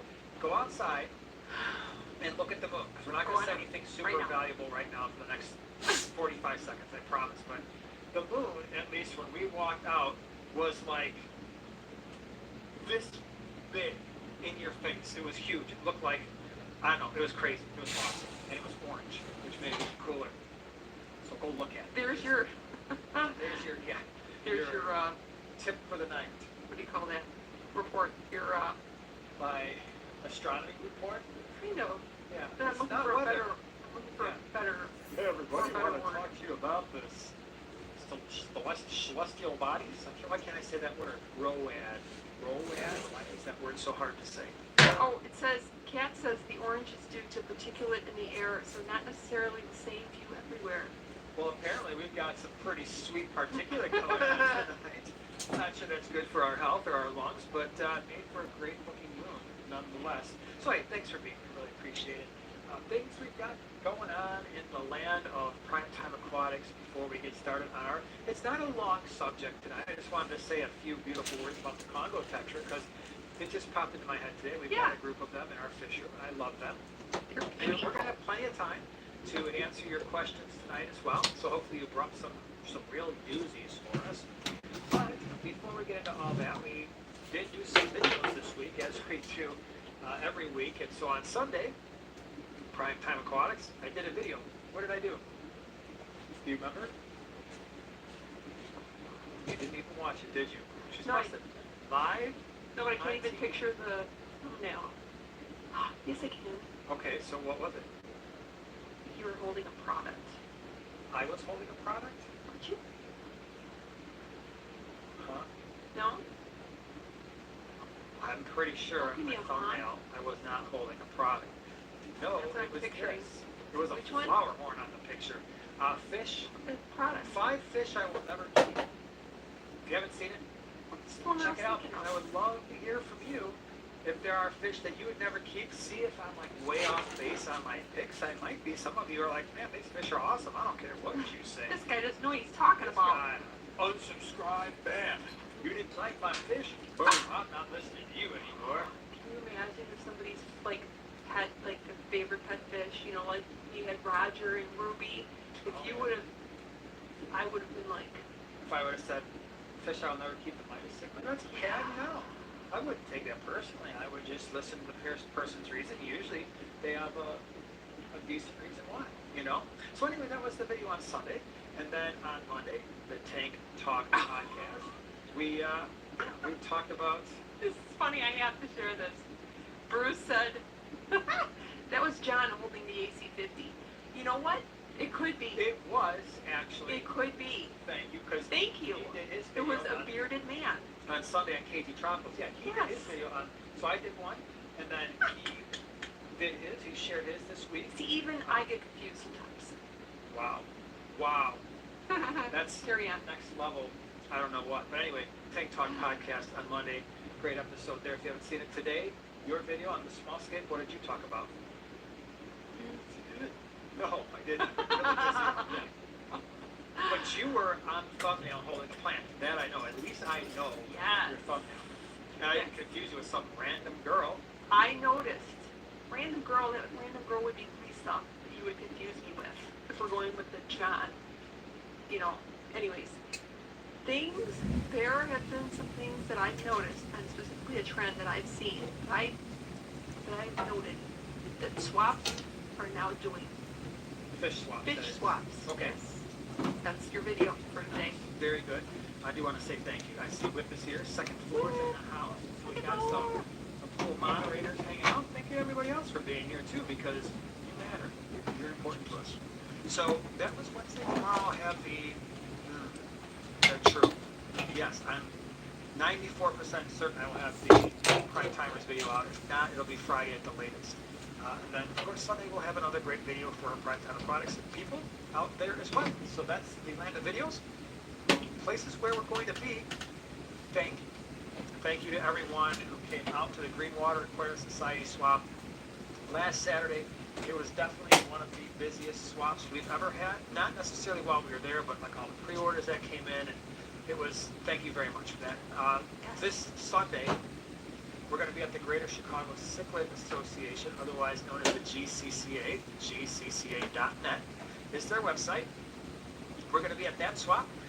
PrimetimeAquatics.com has already been updated with all of the fish that are available for pre-order. So if you're planning to go to the first GCCA swap, take a look at our stuff and what we're bringing, because there's going to be a lot of cool fish. So if you didn't get to go to Greenwater, a lot of the stuff that we had there will be at GCCA, and then of course the following Sunday, the 29th, will be at Quad City. So that will round out the beginning of swap season for us in September. And thankfully, we don't have 3 every month, because holy cow, so what we do is, especially for those of you, you should probably know this if you purchase fish from us, we don't bag the day before. Oh, that was a total we fail. bag the morning of, which means like last Saturday we were up at 3:30 bagging fish. But Because we want them to be as fresh I as think the brine shrimp are almost about ready as to hatch. possible. So yeah, that was fun, and I'm hoping that we have another Sunday morning. 2 more We'll do that hours. this week, and one more Sunday morning afterwards. Oh, So glad that some that's hatched the already. deal there. And then of course you got Usher coming up. I always mention that first weekend in November in Daytona. Warmer the water, the quicker they That's hatch. that is what is going on. So yeah. Hi, Limit. I'm Sunny Anderson. I have a TV show, I have a cookbook, and I also have ulcerative colitis. And I'll tell you, getting to the point where I can be this open about my UC was quite the journey. Along the way, I learned that sharing what you've been through can help empower others. So I thought friends and I would share a little bit about our personal experiences. I'm at my best when I'm in the kitchen. Creating meals and sharing them with the people I love is what fills me with joy. Although I have UC, I try not to let that get in the way of my passion. So when my UC symptoms were out of control, it was isolating. I was lucky. My dad's a doctor. He encouraged me to be open with my gastroenterologist, and that's exactly what I did. I opened up. I talked about my symptoms, my needs, my care. Okay, let me see here. I did see something before we get into the Congo Tetra today. Did you see something? Yeah, Eric's here. Hi, EJ. So, EJ Fishes. so. You were part of my video for today, Uh-oh. Eric. Oh my gosh. That's crazy. I know. Oh, Delco says Congo Tetras are an absolute favorite, and for good reason. We're going to be talking about that in a second. Emma says, I'd never keep 90% of cichlids. Yeah, you know, you gotta like those things. And some people do, some people don't. Some people don't even feel like dealing with potential aggression issues or size or overstocking for some of them. Yeah. But she'd keep 150% of the Corys. That is absolutely true, yeah. Corey lover. I love Corys. I got 14 Congos in a 75 that I've had for over 3 years. They are magnificent looking fish. They are. Love it.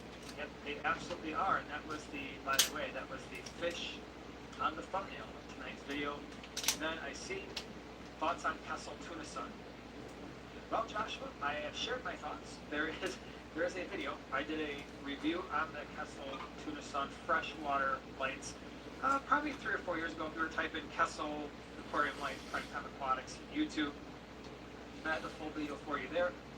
As far as lights go, they are definitely upper echelon lights. I mean, there's not too many lights. I would put the Kessels, these AI primes right behind me. Those are definitely the top end, in my opinion, top end aquarium lights.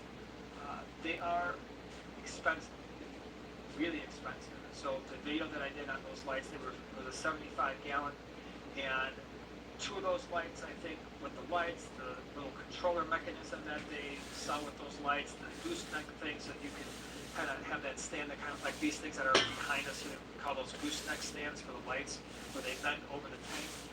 All that combined, memory serves me correctly. Again, it's been a number of years. I want to say we're looking at somewhere around $700-ish for those two lights for a 75 gallon tank. So if you've got a 6-foot tank, you're looking at well over $1,000 in lighting, but they are truly really, really, really nice lights. And it's a type of light where there is no type of plant that is going to struggle with those lights. I mean, same thing with these AI primes. These AI primes right here, this tank, this low boy right behind us, there are 7 different color spectrums that you set as a percentage from 0 to 100.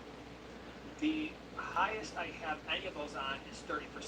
The rest of them are on, so I have the first one at 30, the next like 4 at 15%, and the last 2 at 30. So they can be extraordinarily bright if you need them to be, with an outstanding color spectrum. You can adjust all that, which is so cool. I want to get into talking about Congo tetras because Allison's talking about how she purchased 6 baby Congo tetras, and they grew out and ended up with 5 males and a female. And the largest male was 3 inches. That's pretty awesome garage gills. I got 4 Congos at an auction about 6 months ago. They've grown out to about 3 inches. They're stunning. Wife loves them. Yeah, these are a great fish. And it's one of these fish where if you've never kept them before, they're working. Not overly aggressive. I don't find them to be aggressive towards one another. I don't find them to be necessarily aggressive with other fish. They're pretty sizable, so if you're looking for a larger schooling type of fish, and they do like to spend time together, and the larger the tank, I've often found, especially if you keep them with slightly larger fish, they're going to tighten their group a little bit more. So I've got, let me go ahead and show you what I'm talking about, because I can talk about it all day, but you want to see it. So this was Melanie Holmes. She is an outstanding, award-winning aquascaper, and this was her tank when I walked into her living room, and we were there and did a full fish room tour of Melanie Holmes' fish room. This tank was stunning. The Congo tetras that you're looking at here are almost all males. There is a female there. You can see far less color, but still colorful, and the fins aren't nearly this large. Now, these are not full-grown. This was like a 70-gallon or 75-gallon, I believe. These fish, well, maybe they were pretty close to 2.5, 2 3/4 inches. So they were probably getting there, maybe 3 inches. But I don't remember anymore. The scale in my mind is a little bit off. But again, this was a larger tank with the driftwood was like what I would call spiderwood. Probably those were larger pieces. But these fish are absolutely magnificent. So if you're looking for a fish that's going to do something like this, and the males have these long, glorious fins. The females don't have those fins. You can see the female, I believe, is kind of swimming over there. A little less color, a little less finish. Swimming over there. Swimming over there, that there, over there. Well, it's kind of hard to point out. I have like a little laser pointer that I use. know. It's a downside to this. But it's definitely, number one thing is color, right? You're getting color, you're getting the finish, you're getting a shoaling type of behavior, larger fish. So, maybe you're somebody who's got firemouth cichlids, severums, I'm trying to think of what else really, geophagus, so these larger South Central American tanks, nothing overly aggressive, okay? And this would be a bad fish with full-grown Oscars. Full-grown Oscars could eat Congo tetras. But if you've got these larger types of fish, or maybe you don't. Maybe you just got a community tank and you're looking for a larger schooling fish to go with your koi cats, to go with neons, to go with live bears of some kind. This is a great fish, right? And it's gonna be relatively peaceful, easy to feed. They go crazy at feeding time. Would highly recommend keeping a lid on your tank with these guys. I don't necessarily think they go out of their way to jump out of the tank, but they can definitely be jumpers. So just be a little bit careful there. Feeding them, like I said, is super. It's easy to feed. Right? These fish, as most of you know, we feed all Northfed foods. There's never been a North Fin food that I threw in the tank that these fish didn't eat. So that was the smaller pellets, every different type of flake food. Believe it or not, they actually will eat my baby brine. So when I have these fish in a tank, and I have them in a 40 breeder, like right over there, with some, let's see, actually, yeah, they were with volcano tetras, they've been with harlequin rasboras, some Lycoptenopoma, weird fish, like dwarf mouth brooders, and I would feed some of those fish my baby brine, and they would go crazy for it too. So, well, that's a great question, Leah. Would they go well in a rainbow fish community tank? I think absolutely 100%. That would be a really, really cool mix. So one of the things I played with the idea of doing is the tank behind Joanna's head over here that is mostly rainbow fish from laying, mid-water schooling fish. I really thought about putting congos in there. The only reason I didn't is we had the congos in the 40s. So sometimes I don't want to have the same fish in multiple tanks just because when I showcase the tanks, I want to have something different to look at, not only for people, but for myself as well. Have I bred them? I have not bred them, but people do. I mean, it's not like it's impossible to breed them. Robert says, is there a fish that won't jump out of a tank? Yeah, I would say that we've had, well, first of all these, this tank right behind us, the two 125s, are open. There's no lids on them. So pretty much all the fish we have in there, like my geos and even the rainbow fish. I've never found a rainbow fish on the 14 won't. In fact, you gotta be really careful. But in that setup, they're not getting spooked easily or anything like that. So A lot of the little nano fish don't do a lot of jumping like the no, chilies. the only thing that I have found is, and this would surprise nobody who's kept them as a science algae eaters. Oh, Every once in a while, I get one of those on the floor. They do jump, and again, not crazy because we've got four.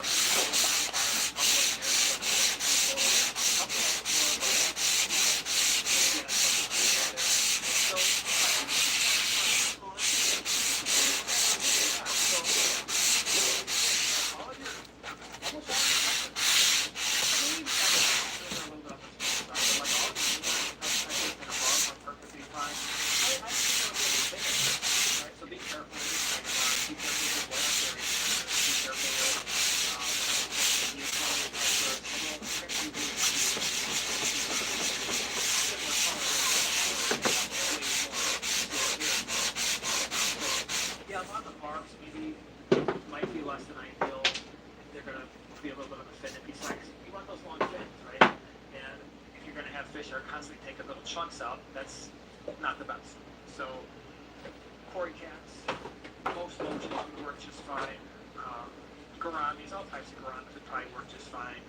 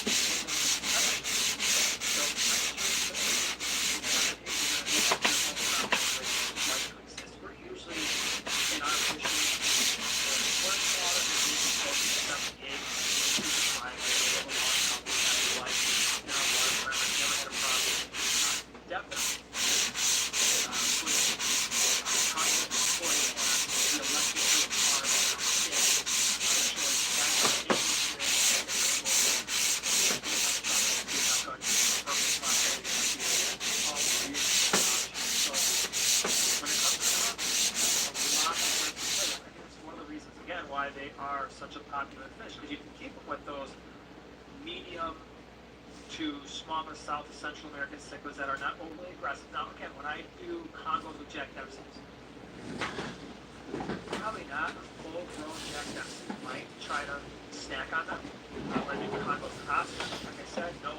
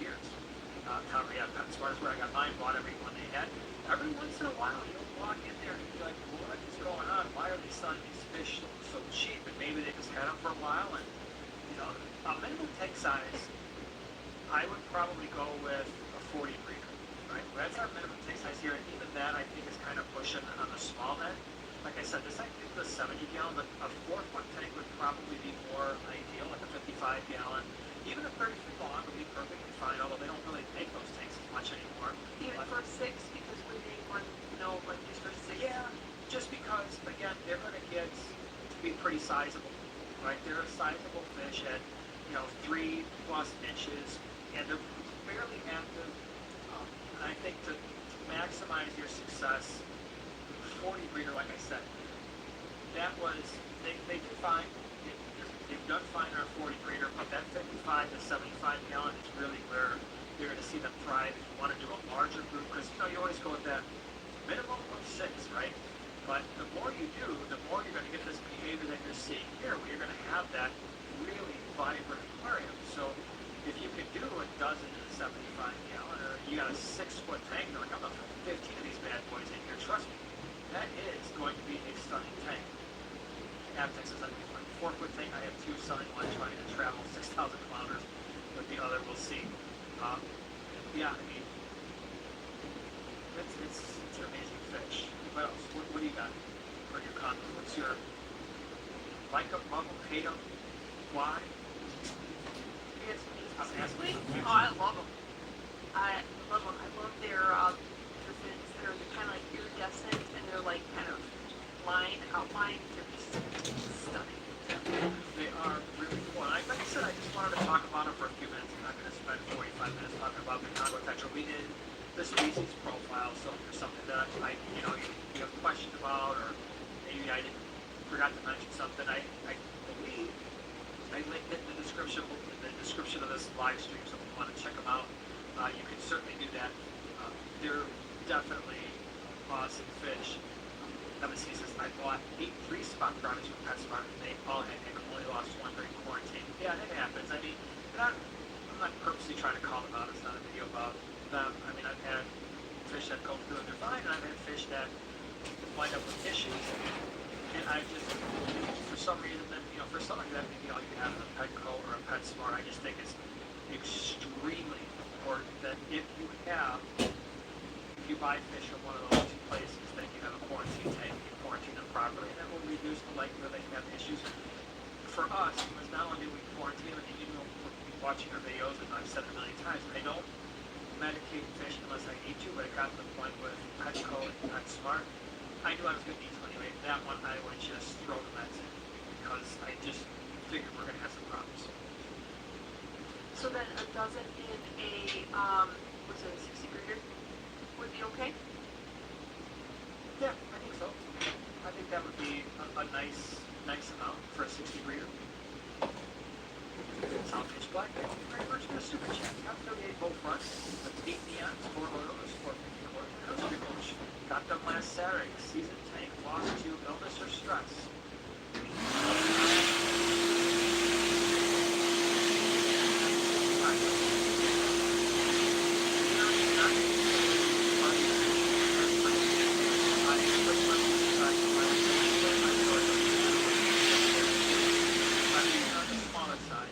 If I wanted, as an example, let's say I wanted 15 neons. That was my end goal. I'd buy probably 20 or 22. Know that I was going to lose them, especially when they're small. Photos, same thing. Now, photos for us, we don't even bother because with our hard water with the higher pH, they just never survive for us. But even if I had water that was a little bit better for them, if I wanted a half a dozen, I would probably buy 10. And then know that I'll probably wind up with a half a dozen. Pygmy Cory cats usually are pretty healthy, as are the Hillstream roaches, so those I would be closer to my whatever I want as an inventory of my tank, right? Population. That I'd be closer to that my purchase. No, that's not something I think we talk about in the aquarium hobby. As seasoned aquarists, for those of you who have kept fish for a really long time, that's something I think we instinctually do, but don't actually ever verbalize that's what we're doing, right? So if I've got a group of 15 or 20 of a certain type of fish, and I know, hey, these are on the smaller side, probably going to, have some that are going to be a little bit weaker, maybe not make it. You might have to buy 20 to wind up with 15 or 25 to wind up with 18 or something like that. Just depends on the fish. Now, if it's a black neon and I want 20, well, I know I don't have to buy like 30. I might buy like 22, and I might wind up with 22. So I'm not going crazy. I'm not going like way over, because then what do you do? Like, oh, I want 20, so I'll buy 40 and hope that half of them survive. No, first of all, if that's happening, then you're probably going to the wrong store. And second of all, you're probably going to have more survive than you think. So illness or stress, it could just be with that mix of fish that there was, you're just going to have some loss in transport and stuff. So hopefully you go to a place that has some type of a guarantee and those fish replaced. All of those fish are buying all at once. If the 38 was a new tank, then yes, you could use a 38 gallon as a quarantine tank. But any other fish you had, I would definitely quarantine them, because those fish are also really prone to any disease from new inhabitants. So last thing you want is to have something like that happen. I saw a really good question, and I wanted to answer it. Now I lost it. Darn all that. No. 3G said no images of the albino or yellowtail flamingos. No, I don't have any. I had a few albinos at one point, but I never thought to, or didn't get around to doing the video. It's amazing how many fish we bring in here. And then they go to the swamps, they do all that. I'm like, holy cow, we should have set up a tank so I could have shot some videos so we could talk about them. And I didn't answer all the time. And then it's like 6 months later, I'm like, oh, we're going to bring those fish in, and this time we're going to have to do something. And it just keeps happening quicker. And it's, I'm bad at that sometimes, because we bring in all kinds of different types of fish. I wind up with footage of not nearly as much as I want. Speaking of which, footage missing. Congos here in Australia are 10 to 15 bucks, $7 to $10 US dollars. That's not horrible. Okay? So, I mentioned the price of being like $2.50 or $3 at a PetSmart. That's unusual. That's why I bought them all, because I'm like, what? Usually that's $7 to $10 that's not. I wouldn't be surprised by that if I saw them selling for that. Especially as they get a little bit larger, show a little bit more color, they start getting those spins. The question I saw, and I don't remember who asked it, was male to female ratio. I haven't found that to matter. Maybe some of you have, and if you have, feel free to. Yeah, that's what footage says. Gender ratio doesn't matter either, which is plus. Yeah, good. So, I think someone asked me a question, and maybe I just saw that comment. Yeah, you're absolutely right. The gender ratio doesn't matter. I've had, that video that I showed you was almost all males, and they tolerate one another well. Throw some females in there, they don't lose their minds like some other fish do, become aggressive or anything like that. They don't pick on the females like your live bears do, like they wear them out to the point where the females wind up just not being able to eat. So, yeah. How about Aquarium says, do you think 6 and a 250 gallon distance angels, 82, 83 degrees, and weekly water changes? 6 condos? So you definitely have the space, that's for sure. They would get along just fine with the distance angels. Temperatures 82 to 83, probably. It's certainly something I would consider trying. See how they do. Yeah, that'd be a nice mix. I think the fish would tolerate one another pretty well. Actually, he says, I love cargo attention. They're on my wish list. Oh, that's awesome. Definitely worth adding. Just gotta have the space, that's the main thing. Just as long as you've got the tank space, like the size of the tank. Lisa's here. What's up? What's What's up? your whispers? What? Hello to the best Wednesday live stream team and co-host of the best podcast in the universe. Oh, you're the best Like co-host. Now, like right now, but no. Can you imagine collaborating on for an hour and a half? It would just be like random. No. It would be While we've so got you weird. both here, John and I have talked about you and Lisa need to be on a podcast episode. They would be sorry they had it on Lisa. No, it's gonna happen. In fact, I hope you cleared your schedule for tomorrow because we're gonna be recording. I'm working. Well, you're gonna have to take a lunch break or something. I don't know what to tell you. Take an extended lunch. Lisa, what do you think? Tell John we just talked about it. You might have to do another thing. I don't know what we're gonna talk about, but it'll be fun anyway. So, what do you think? What? Hold on a second here. Miss Allison, thank you so much for gifting 5 new Prime Timers memberships. Really appreciate that. Thanks for doing that. Joshua says, by the way, thanks to some check. I'm a saltwater fish keeper, but I love this channel. Well, thank you for being here. Well, Someday, saltwater representing. I will. Actually, you're gonna like this, Josh, because I've got a couple of YouTube shorts. I don't know, some people don't like YouTube shorts, but I have a couple that are actually saltwater videos because I just thought this stuff was so cool. Sometimes, yeah. I know. Someday, I'm gonna do jellyfish and seahorses. Not together, because I'm pretty sure that doesn't work. But I know absolutely nothing about saltwater. I mean, literally, I know that there's salt in the water, and that the fish look cool. That's about the extent of my saltwater knowledge. So someday it's gonna happen. Let's see, since I can get Congos for $2.25 each, but small. Yeah, but you know what? They grow decently fast. Congo tetras are not fish that take forever to grow and color up. Aside from the males start calling up usually around 1.5 to 2 inches. The fins take a little bit longer, but not much. So not as much patience is required as when you look at your face and stuff like that. All right, where, by the way, you feel free to pour in with the questions now because we'll try to answer as many as we can. Oh wow, as Martin says, 20 fresh and 1 saltwater tank here. 20 to 1. One salt. At least Nice. the ratio is still good. That's right. That was a little For some saltwater. reason, in my brain when you first said that, I thought it was 20 salt and 1 fresh. I don't even know enough to know in the saltwater community. Is it common to have like a saltwater fish room where, I don't know.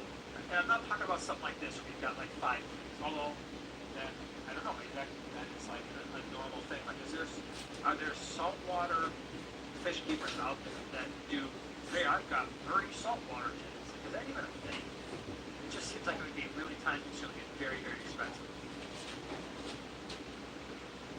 That's crazy. D-Day says to the farewell and tetras. I'm assuming you're asking about the Condos? condos. I would do that. Yeah, I would definitely pair those together. They would look very nice together. That says, is it normal behavior for pearl danios and swimming to the side of the aquarium? Like smash into it?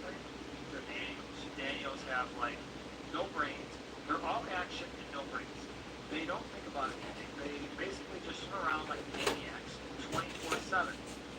And I say this with all the endearment of my heart. I've got a tank full of Fireline danios right now. And literally, that's what they do. Like, shoot, shoot, shoot, shoot. Got it. Now, if they are, sometimes the fish will go up and down the sides of the glass. They'll sometimes do that with a newer tank. But if they are like hurting themselves, that's maybe not the best thing in the world, but with the anglers, I try to give them plenty of open water space. Try not to be making any sudden movements around the tank where they get startled because they will freak out from time to time. But it is definitely normal that they're super active and very rarely ever settle down. Because he says that they would take over, that he would take over the podcast. That's what we would, you know, when John and I do those Tank Talk podcasts, we knock out 4 episodes a day. It's a lot of talking. Absolutely, yeah. And for a while, we were doing them on Wednesdays. You know, so we were doing Wednesday, then I had to come here to the live stream. My voice is like, I'm done. Not thankful, but now John gets to experience that. Now we're knocking them out on Thursday. He's got to do live stream. So, it would be changed. Trust me, if the two of you wanted to just take over an episode or 2, I don't think we're going to get a whole lot of complaint. We would steer it definitely in the right direction.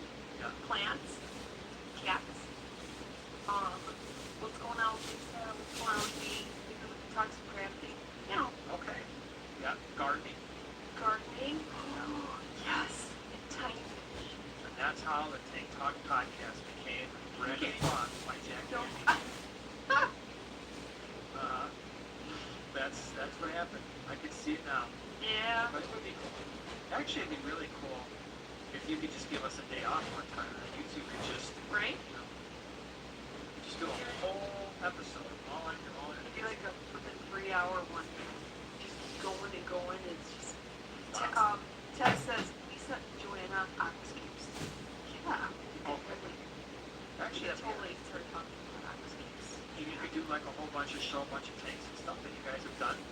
That would Although, be, I don't know about Lisa, but I would not have any idea what I'm doing with this, so if anything happened, I would not be able to, like, recover. well, we wouldn't I let would you be like, just flail in the wind, you know? John, I could just be like, I'd have this hey, covered. tech guy, I hit the wrong button, can you fix it? Sound Pitch Black, thank you so much for coming in prime time. I really appreciate it. Thank you. Alright, hold on a second here. I am scrolling. My whole situation here is all kind of locked up and frozen. Beastie Elephant in the house, what's going on? Thanks for being here. Thank you for the super chat. Will Congos need babies if they're in a tank with live bears? Probably.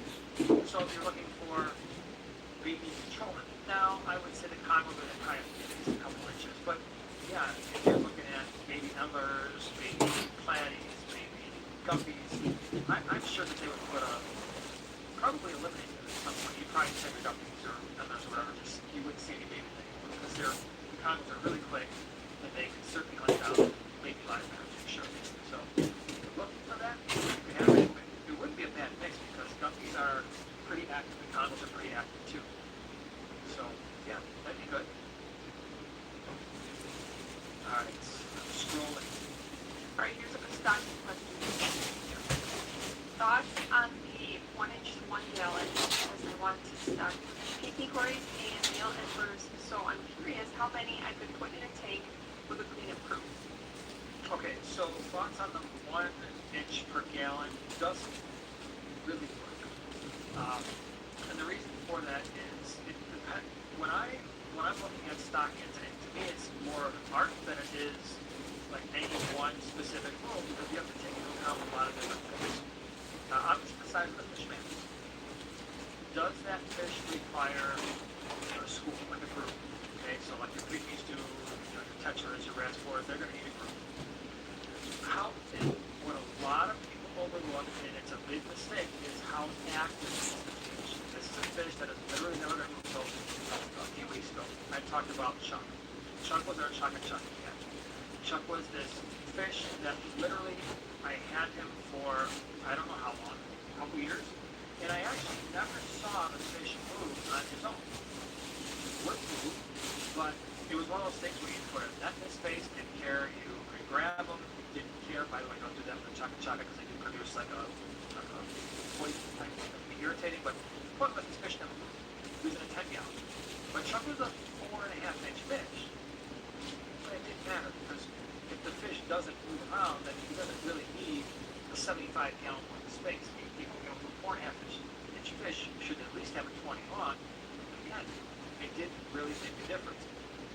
On the flip side of that, you could have a fish that is very, you know, and danios that we just talked about, they're constantly just bouncing back and forth off the walls of your aquarium. It's a small fish, and based on its overall size, there are fish that size that you could be like, yeah, they can go to 5. I would never put those fish in a 5 gallon because technically, based on the inch per gallon rule, you could put 5 in a 5 gallon and still be okay. Right? It may get a little bit larger than an inch, but you're pretty close to 4 or 5.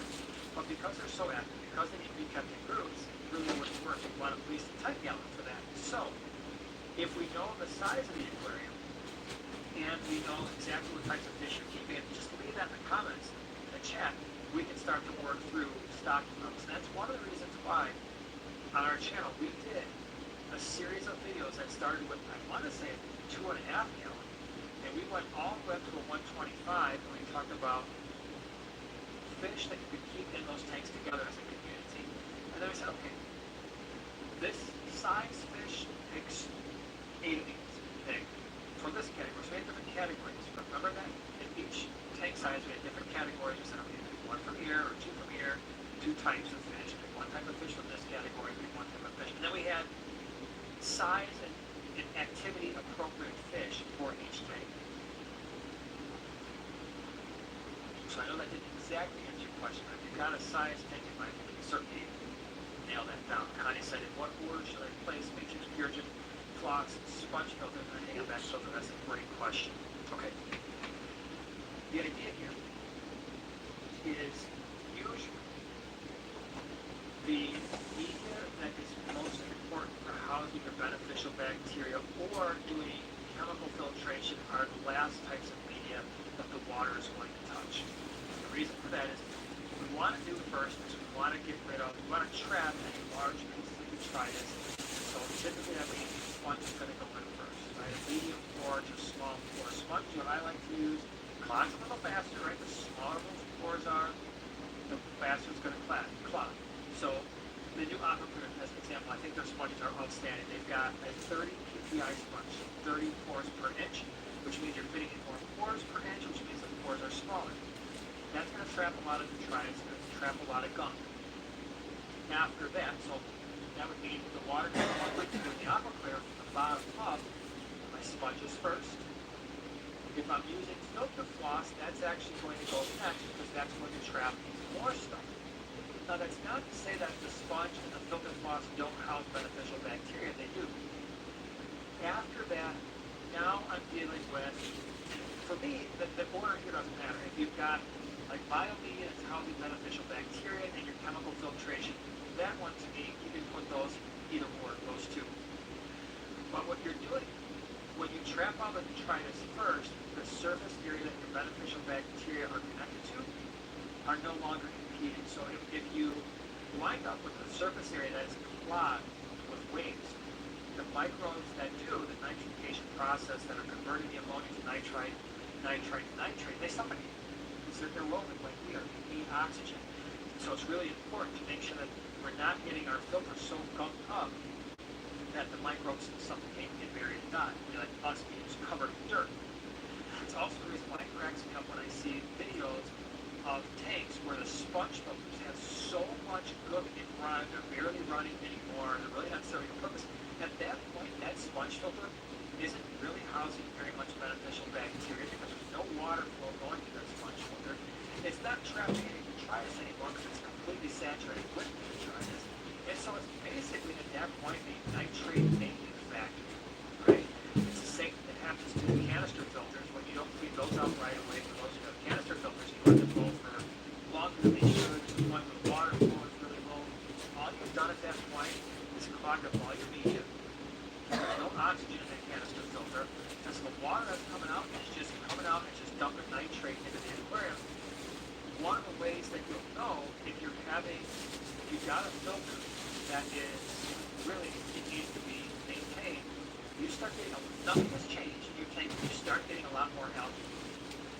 That may indicate that your filter needs to be maintained because at this point, your beneficial bacteria aren't doing much, the detritus in there is just dying, you've got anaerobic bacteria producing all of this fuel for your photosynthetic organisms to grow. It might be time. You'll see that eventually you clean out that media and things get a whole lot better.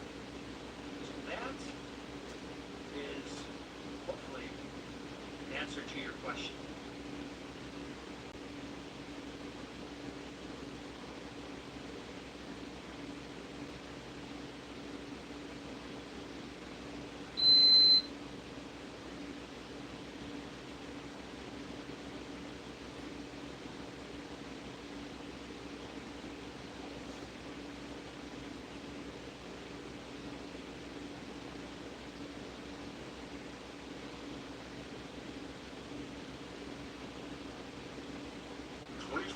Was like, oh, hey, man, finance.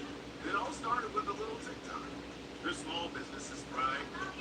Now local spots on every corner of food. Because one little TikTok can spark a really big impact. What keeps baby's skin healthy? A diaper that doesn't leave skin wet. That's why Well, folks, in today's video, we're going to be starting construction on a brand new layout. Basically, a while back, a family friend reached out to me and said that they wanted to get their son into model railroading, so they asked if I'd be willing to build them a layout. I agreed to it because, frankly, any chance I...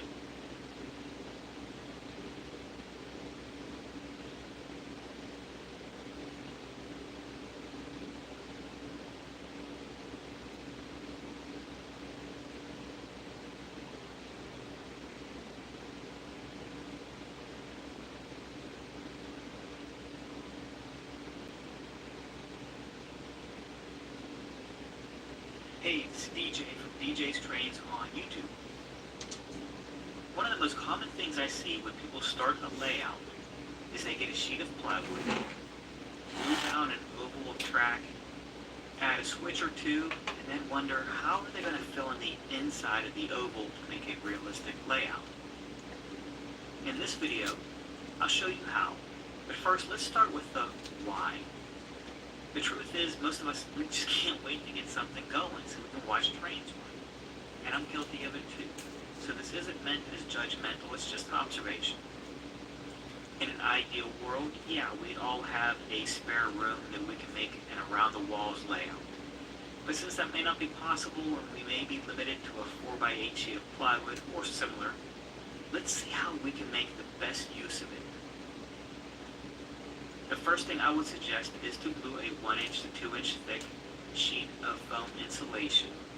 That way you can carve rivers and creeks and valleys into it.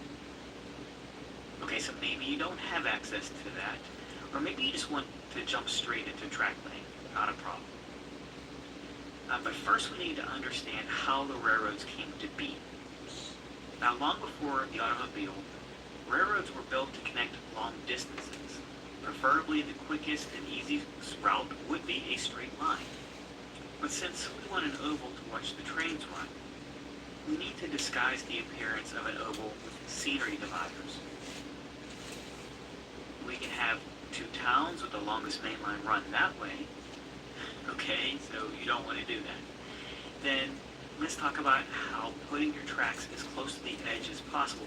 It will gain you a few extra inches of running. But what you lose is the ability to make your layout realistic. See, towns grew from their proximity to the railroad. The steam engines needed to stop for water and coal about every 25 miles or so, and so the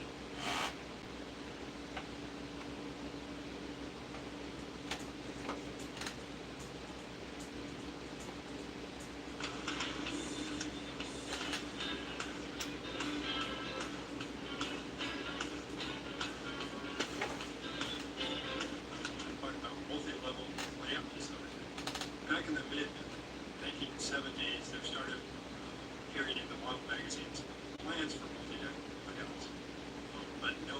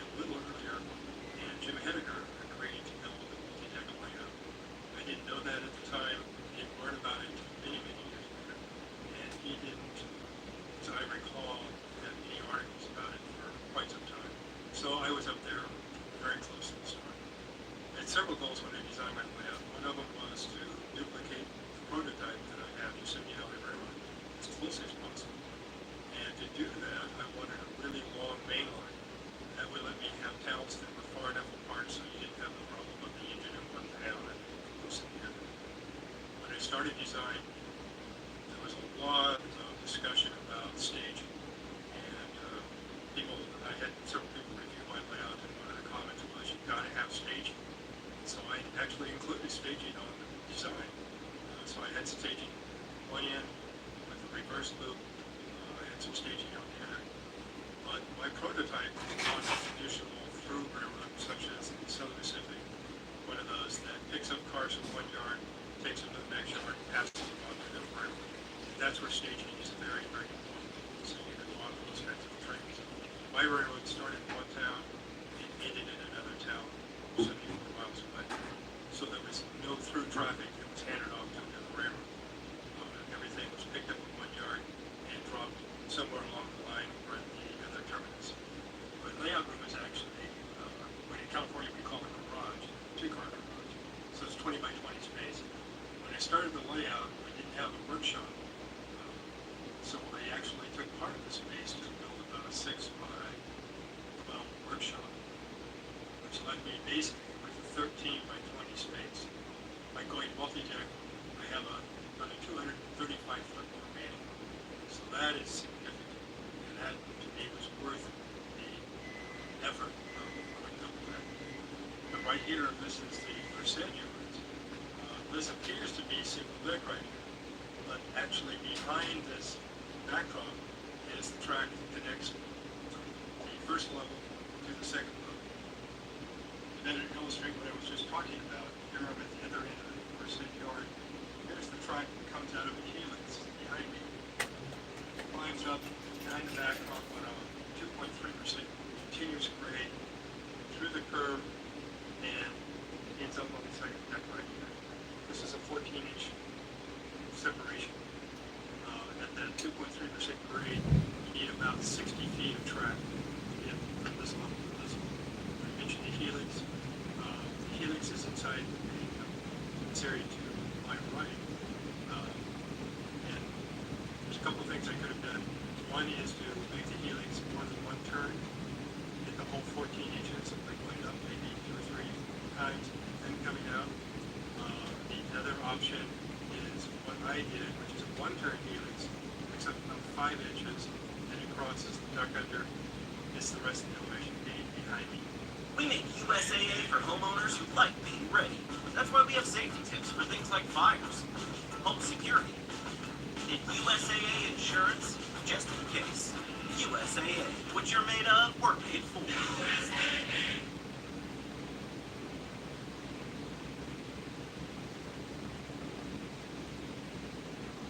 Food.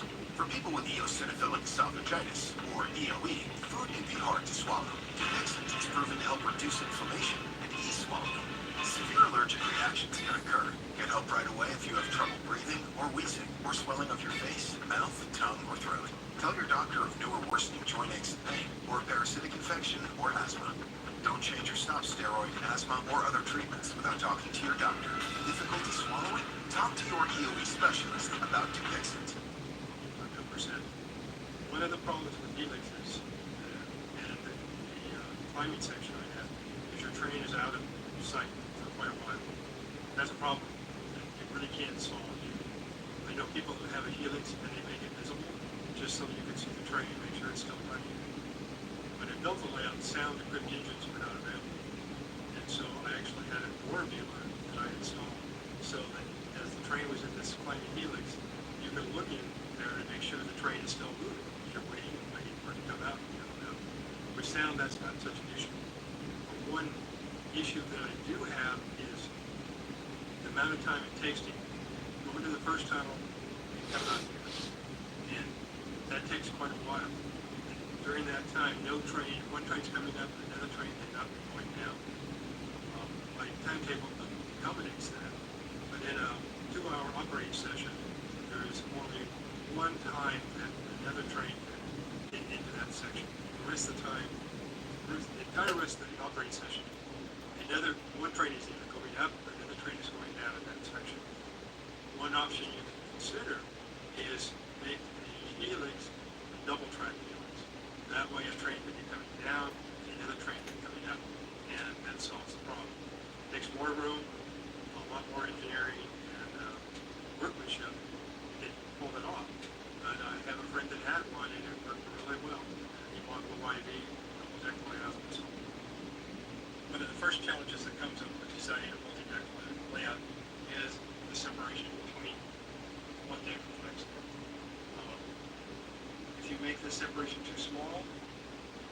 able to see down here. You make it higher, and this track may be so high that visitors or operators won't be able to see.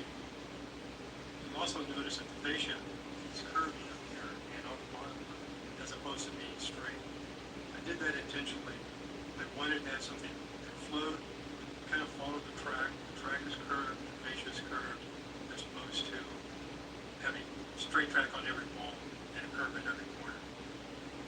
We also varied the width of it. You can see that this pulls in. This is further out than this. One reason is because there's a bridge here, which is very susceptible to somebody putting an elbow through. So by having this, it actually is protecting that bridge. I'll show you a couple of other places I've done that. This would be a good time to talk about the design of the second deck and how you're going to support it. What I did, because I have a scenery here, is I cut 3/4 inch plywood into profile boards. So you basically have a lever arm from here to here. This plywood comes down, the scenery is touching it, and comes down and supports the wood that's supporting the track itself. If the second level is flat, this profile board is not really an option. And some modelers that have therefore used is steel ring and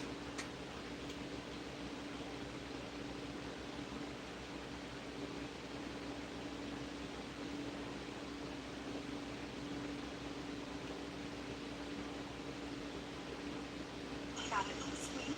I think I know what it is. Oh, yes, thank you.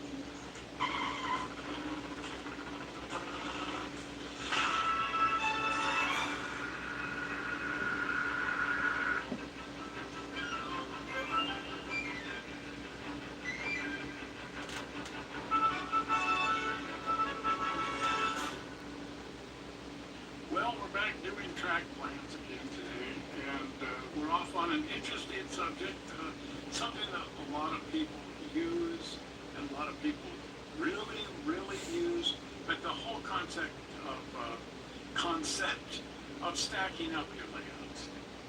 So you can place one section of layout above the rest of the layout. I suppose you could go below the layout too, and I tried that. Doesn't work very well, but at least you can stack up above your existing layout with another layer of layout, another level. So here we have a basic layout design.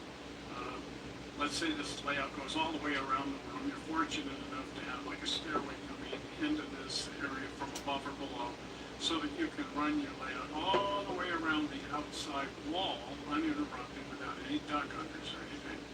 And let's just say we've placed our bench work at about 48 inches off the floor, which is kind of a nice height, 42 to 48 inches, so that it's right there, kind of at elbow height. Makes for working on it very nice, and it makes for getting underneath it better. But if we really want to expand the footprint of our layout without actually pulling it further out into the room, which can create all kinds of access problems, what about just adding a second level to the layout, maybe only about 2 feet above the existing layout, so that it's about 6 feet off the floor. You can still get to it, you can see it easily. The access is a little more tricky, but it's workable. Now here we can see Steve Stribble's layout, and that's exactly what he's done here, just to create more places to look.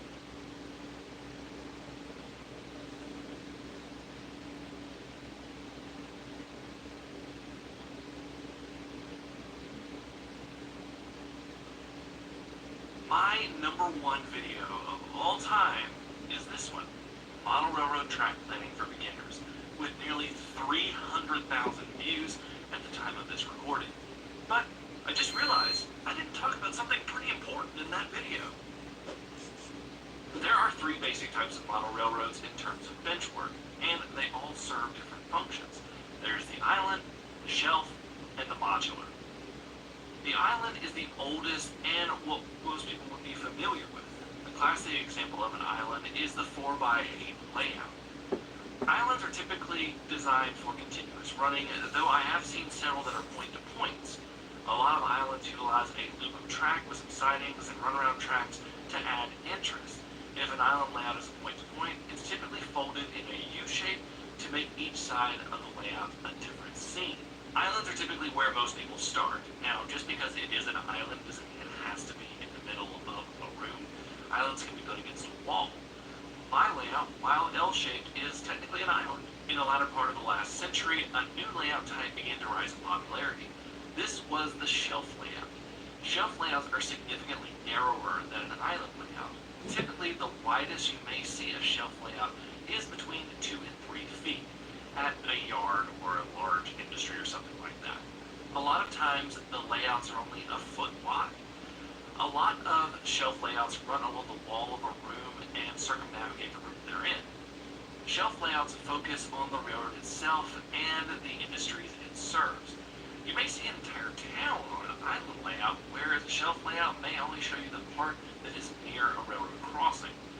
A shelf layout does not have to be attached to the wall either. MRR2, the project railroad just finished, is considered a shelf layout, that it is freestanding, though I will be having it against a wall when it's in its final position. The shelf layout is all about focus. The rise in popularity of shelf layouts has led to an expansion of the hobby. No longer do you need a room that can fit a huge table to have a model railroad. You can model something incredibly small, like a single industry. The smaller layouts also tend to lean more into the idea of more detail, because there is less to see, which means you can focus more on detailing the things that you can see. Now, wedged in between these two, and so kind of on its own, is the modular layout. If you have ever been to a model train show, I guarantee you that you saw at least one modular model railroad. Modular layouts bring portability to the model railroad world. Yes, you can move a 4x8 layout, but it's pretty difficult, and shelf layouts can be as well, depending on their size. Modular layouts can allow a person to build a layout of their dreams over time and move it from place to place rather than tearing a layout down. Modules are also great if you're having a space for model railroading that can't be permanent, like, say, putting it on a pool table or a ping pong table. There are several standards for modules out there. These include Fremo, N-Track, and T-Track. You can also just not use a standard and build your own modules custom to your liking. This leans into a principle called TOMA, or the one module approach. This is the idea where you design an entire model railroad in sections and only build one section of the module at a time. This is great for people who want to get started on their railroad but currently don't have the space for the entire railroad they want to build. I'm actually taking this approach to my next build. I'm modeling a small section of the Yakima Valley Railroad, but I'm making it modular so that I can change it someday to model more of the railroad. So what should you pick for your model railroad? Well, it comes down to what you want. If you like continuous running of trains, definitely look at an island or a modular standard that can give you that running. If you're into switching and you're in a tight space, take a look at shelf layouts. These layouts can give you a ton of railroading in a small space. If you don't have a permanent setup or are looking to move at some point, definitely look at modular. One thing you can do to all of these to add just a little bit of realism is a connection to the rest of the world. This can be as simple as a siding to a staging track off the layout. A connection to the world opens up a lot of possibilities for operations. Another thing to add would be a runaround track so that you can position your locomotive on different sides of the train for switching.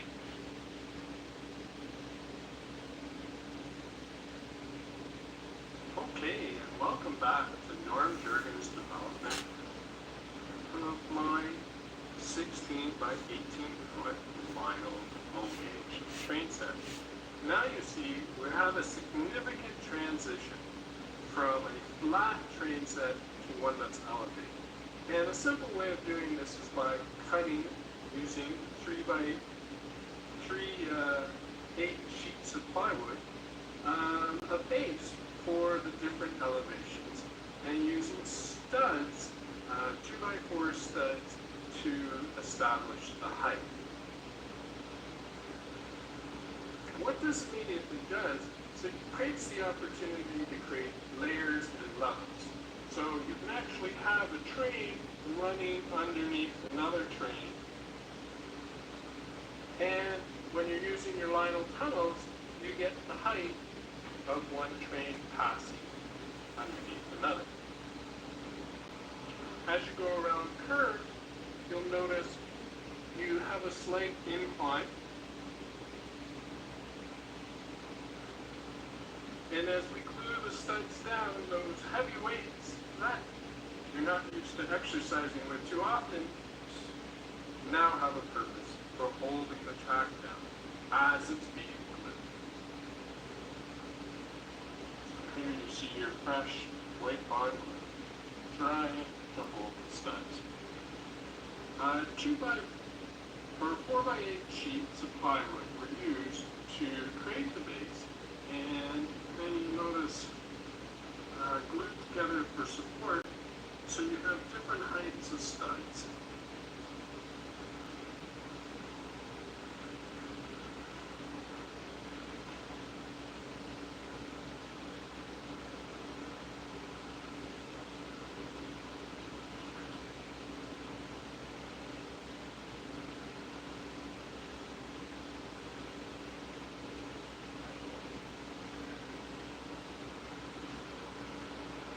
Quick way of demonstrating the different heights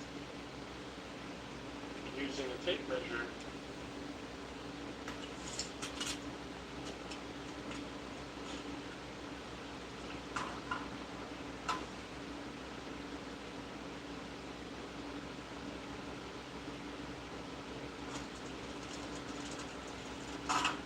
When two pieces of plywood are stuck together, of course, something different. So what's the ideal height?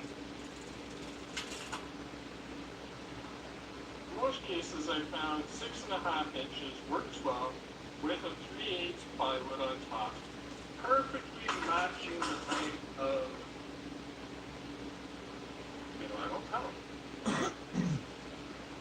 When two pieces of plywood are stuck together, I find 6 3/8 make a perfect stud height. Now, by having such high studs, of course, your incline has to stretch back a ways so that the locomotive can make the height of the incline while pulling freight or passenger cars. For those that have shorter distances, the height can't be as high, and you might want to reduce that down to 5 3/4. So here you start to see the development of the layout. Eventually there'll be a town and a valley here as well. Hope that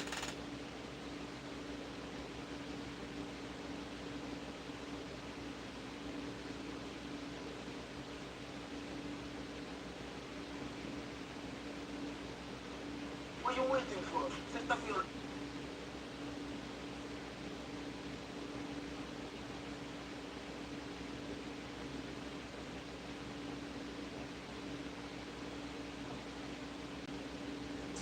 by 30 inches, so pretty small, so it could go in my upstairs office. But here you can see it's pretty much just the bare bones of how I wanted to try to form the layout as I went. And then eventually I decided to go ahead and build kind of the actual frame, put down some foam so I could give it a little bit more depth as it continued to unfold. Because again, what I really wanted to do was something that was going to be a little bit more heirloom, like I could pass it down to grandkids or whatever else. And so I just started doing a lot of research. I've never done anything like this before. And this sort of evolved over the course of time. I'll have some more live footage of it. But you're kind of getting a sense of just the way I was initially kind of understanding things, hoping to see things come together, kind of a different angle here. But the concept was kind of initially just this figure eight, kind of a single thing. But I was going to put it on DCC, and you'll see later why I did this. Some people would say, why bother? But I actually felt that there was some space for it. So started kind of putting it together, eventually got the risers, giving it some depth, and that kind of thing. You can see I wanted to have various tunnels and just getting a feel for it. So this is where it finally was like testing at this point.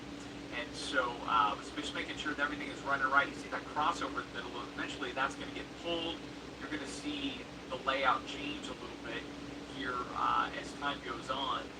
But, you know, because I'd never done anything like this before, had never really worked with in-scale or anything like that, everything was trial and error, right? I was going on YouTube, looking at videos, watching things, figuring out how to wire things, figuring out what does and doesn't work, just as far as like polarity and that kind of thing, and just kind of stitched it together as we went. Learned how to work with foam. That was a lot of trial and error as well.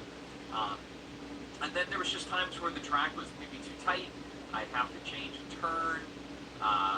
Something just wasn't aligning with whatever else. But for me at this point, this was probably a month into the project.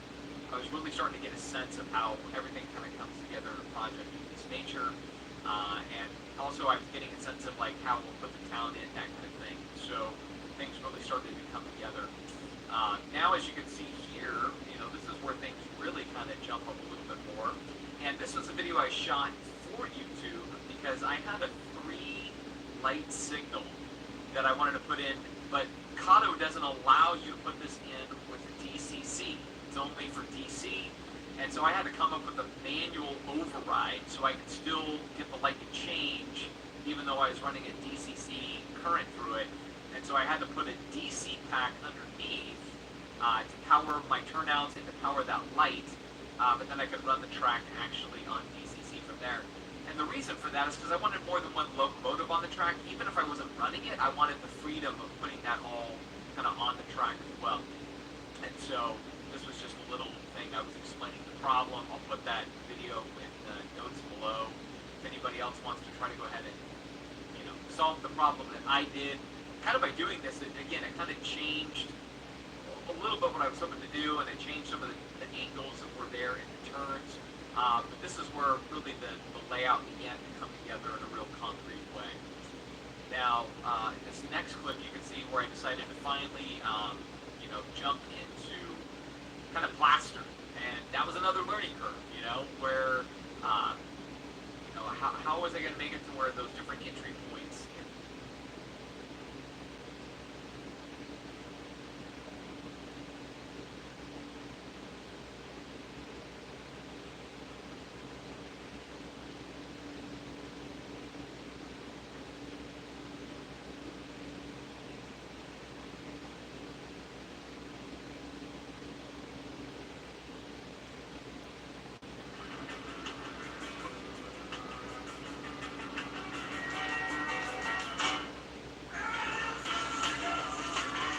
what your dream is, Spectrum Business can connect you to it. That's life unlimited.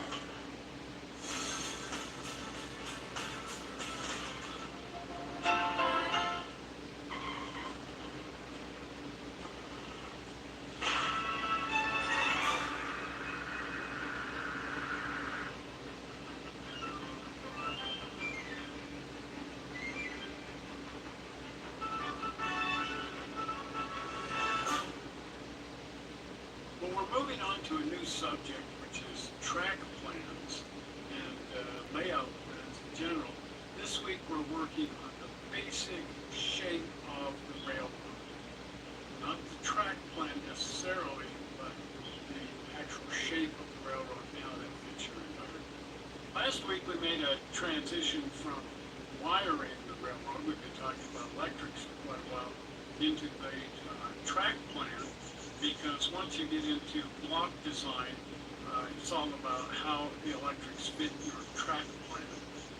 And so what we need to do now is just move on to designing your railroad.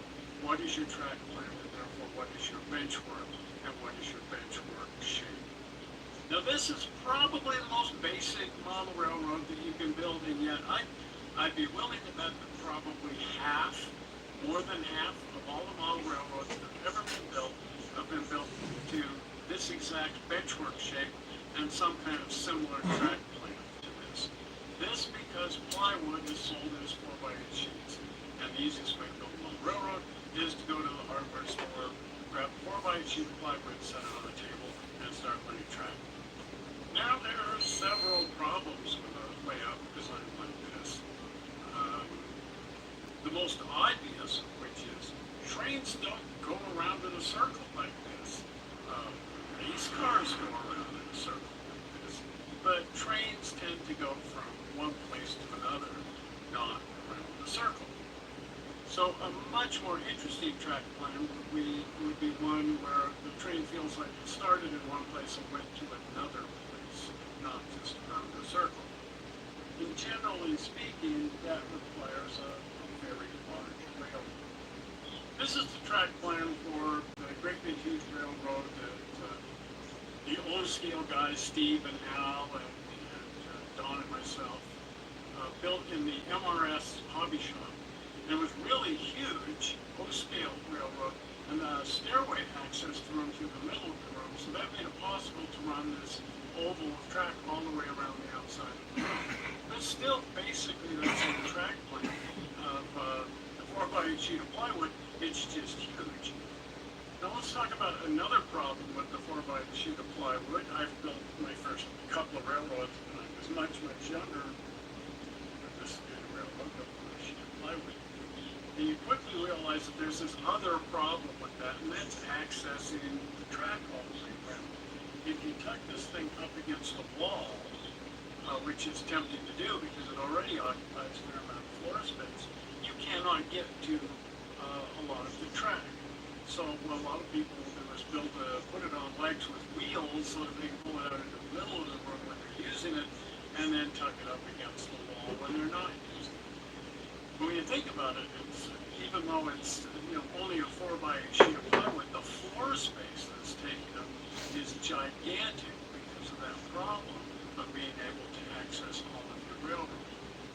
So even though this is probably the most popular size and shape of a railroad, when you think about it, it's visually not that attractive and functionally not that well thought out. It's taking up way too much space for this. So let's talk about another style of railroad. This is the shelf railroad.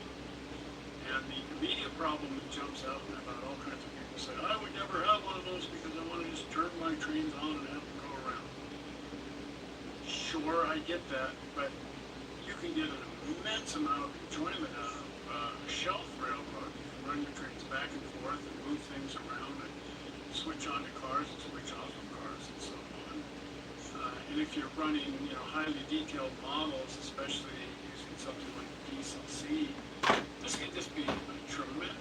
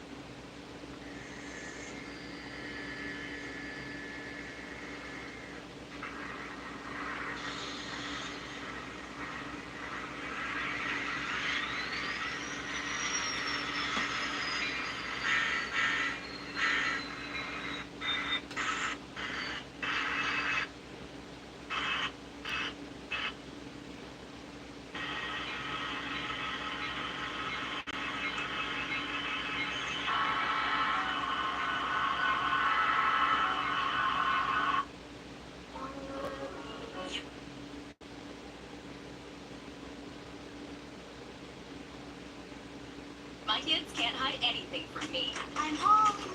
Especially when they've been using toilet paper that doesn't hold up. Hey, it's Steve, and welcome back to Steve's Trains. This is a compilation video of the 4-part series I had in 2021 on building this 3.5 by 5.5 foot at scale project layout. This compilation video strips out all the beginnings and endings of each of the individual videos, and a few bits here and there to overall shorten the whole viewing time of the entire build series on this layout.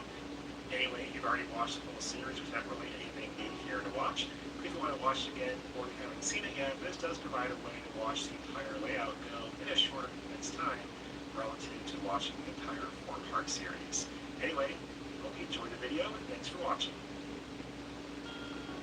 Okay, so the sleek 3.5 by 5.5 foot end scale layout project you can see here features a double track, twice around design.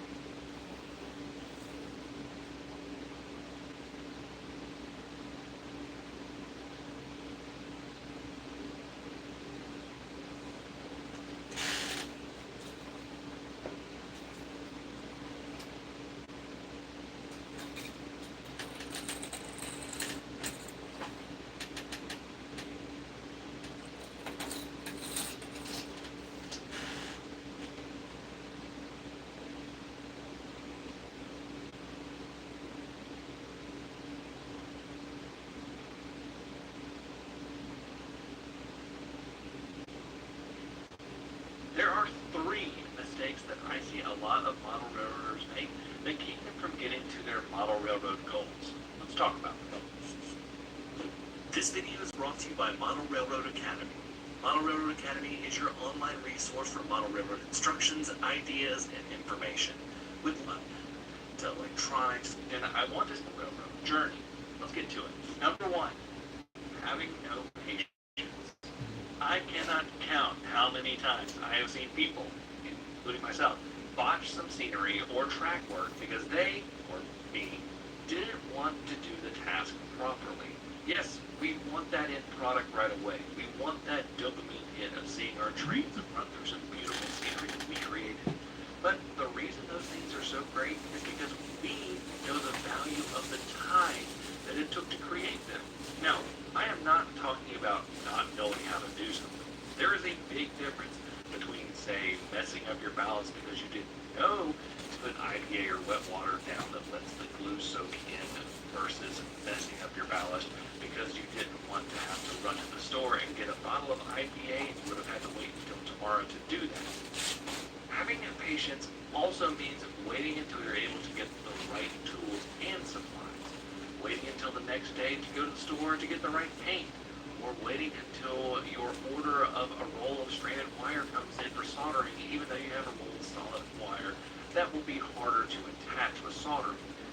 Waiting to start a project until you have the time to see at least part of it through to where you have a good stopping.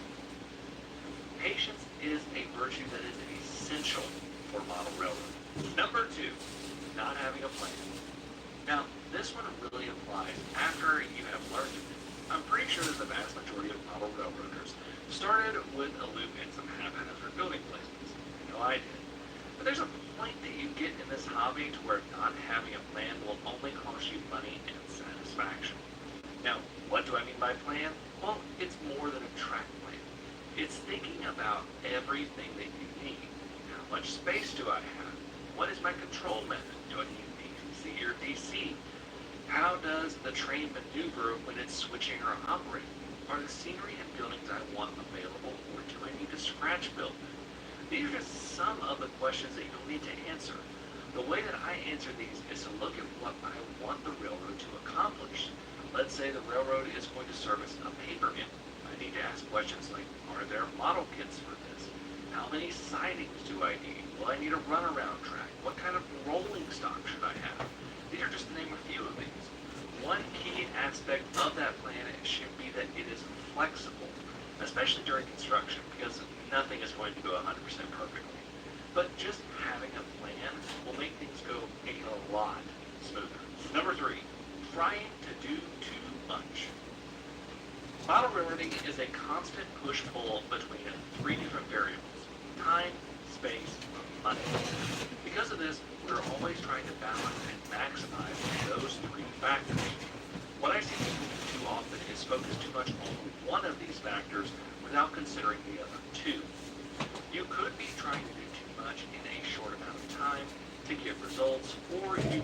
trying to cram as much as possible into a space that is too small, or you're so focused on buying trains and rolling stock that you're literally leaving zero funds for an actual railroad.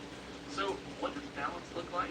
Let's use the example of the classic 4x8 plywood Pacific layout.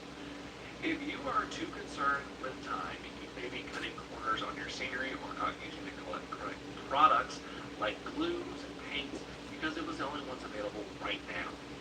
The space issue could be trying to cram every single little thing into the space you have. So cramming a 4-track main with a yard and 10 industries onto a 4x8 layout HO scale might be a bit much unless you really like that sort of thing. This is where budgeting really helps a ton. Yes, we all want to put every penny into buying that latest locomotive release or an 8-pack of hoppers, but at some point we needed a place to run them. So a balanced approach to a 4x8 would look something like a single track main with a passing siding and 2 or 3 small industries or 1 large one. Then having a few engines and rolling stock to run it. Then once it's all ready, you can go and expand, you can buy more rolling stock, locomotive, look at expanding your layout. Balancing these 3 factors will keep you from doing too much. I have learned these lessons the hard way, which is why I wanted to tell you guys. Hopefully these help you out. What mistakes have you seen or made in the past? Let me know in the comments. Thank you all so much for watching. Until next time, I'm Jimmy from the DIY Digital. Stay safe, be kind, and happy railroading. Took off her party clothes. Can't take off her diaper. Extra comfort makes a world of difference.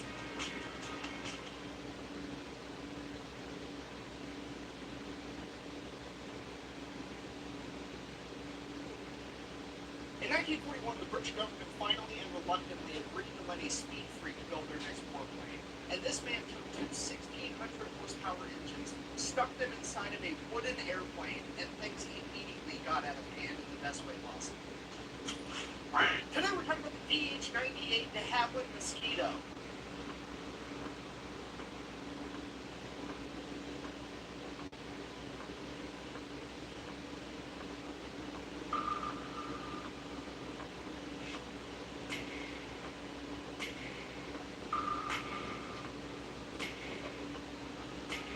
And while the official nickname is the Mosquito, it also goes by the Mossy, the Loping Lumberyard, the Wooden Wonder, and the Temper of Terror. And when something has that many different nicknames, you know it's going to be good. And just like so many other stories, this story too begins with a word from our sponsor, because this video is brought to you by my favorite sporting goods store, Shields. They've got a bunch of really cool retail locations all across the United States, and an even better online store where you can get pretty much anything that has anything to do with going outside or being physically active, or beef jerky. They have a bunch of beef jerky.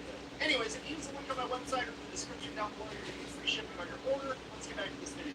Our story begins in 1909 with Sir Geoffrey de Havilland. He is 27 years old, he just got married, and he has spent his entire life working on, building, and designing cars and motorcycles. But now, they're just not fast enough. There's this new thing out, airplanes, and they can go even faster. So naturally, he's got to get him one of those. The only problem is, building a plane, as I'm sure you can imagine, costs a lot of money, even back then when they were just biplanes. So where's he going to get all this money? Well, he's going to do exactly what any self-respecting man would do. He's going to go to grandma for a 0% interest loan. And when I say a 0% interest loan, I mean he goes to his grandmother and asks for a, and I quote, advance on his inheritance. Straight up, grandma, you need to fucking die or front me the money because I'm trying to make history over here. So grandma, being the gangster that she is, decides that she's going to give little Jeffrey £1,000 for his airplane project. Now, full stop. £1,000, you're like, oh, $1,000, that's a lot of money. No, this is 1909. £1,000 back then is equivalent to like almost $200,000 American, okay? Like, grandma is apparently loaded. So he gets all this money and he begins designing and making his own airplane. And after 2 long years, the day finally comes that his airplane is finished and it's finally ready for his first flight. So he hops in, takes his plane up into the sky, and everything goes absolutely perfect right until he crashed it. The plane is completely destroyed, and like every other speed freak and race car driver I've ever met in my entire life, de Havilland just crawls out of the wreckage and was like, that's fun, let's do that again. He then proceeds to make his very own aircraft manufacturing company. Fast forward a couple of decades, de Havilland owns a very successful airplane company in the early 1930s, and everybody is beginning to make their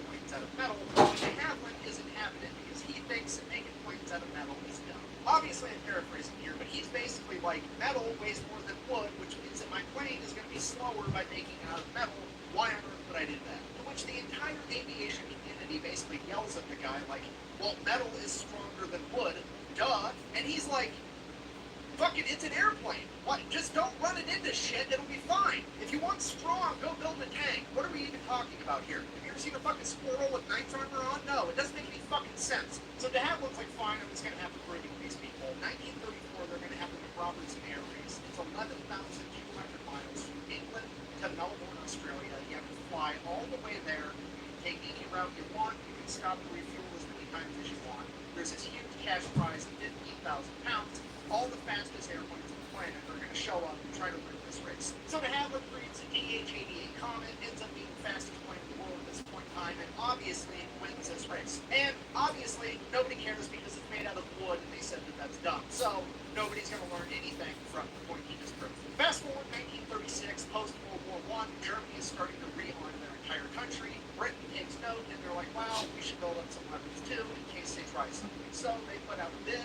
They let all the aircraft manufacturers know that they're looking for a twin-engine medium bomber that's capable of carrying 3,000 pounds and cruising at a speed of 300 miles an hour. So there's money to be made from the government contract. All the airplane manufacturers flock to it and start putting in their bids and their designs for their planes. And pretty much all of them follow the conventional knowledge of how to build a bomber at this point in time, which was to have a humongous, powerful airplane made out of metal and absolutely covered in machine guns everywhere, because you need to be able to fire in all directions to fight off all the fighter planes that are going to try to shoot you down. And absolutely everybody follows that basic outline, except for de Havilland. He decides that he's going to build a plane using a completely different ideology from everybody else. Instead of having a plane that's going to have armor and machine guns and be able to win a firefight in the air against other fighter planes, he's just going to avoid the firefight altogether. Because at the end of the day, the bomber's job isn't to shoot down fighter airplanes, it's to deliver the bomb. He's going to get rid of all the armor, all the machine guns, all the defensive countermeasures that other bombers have, and use all of his efforts to try to get this plane as fast as possible and just be able to outrun the firefight. Because you know what's better than getting shot at and having body armor on?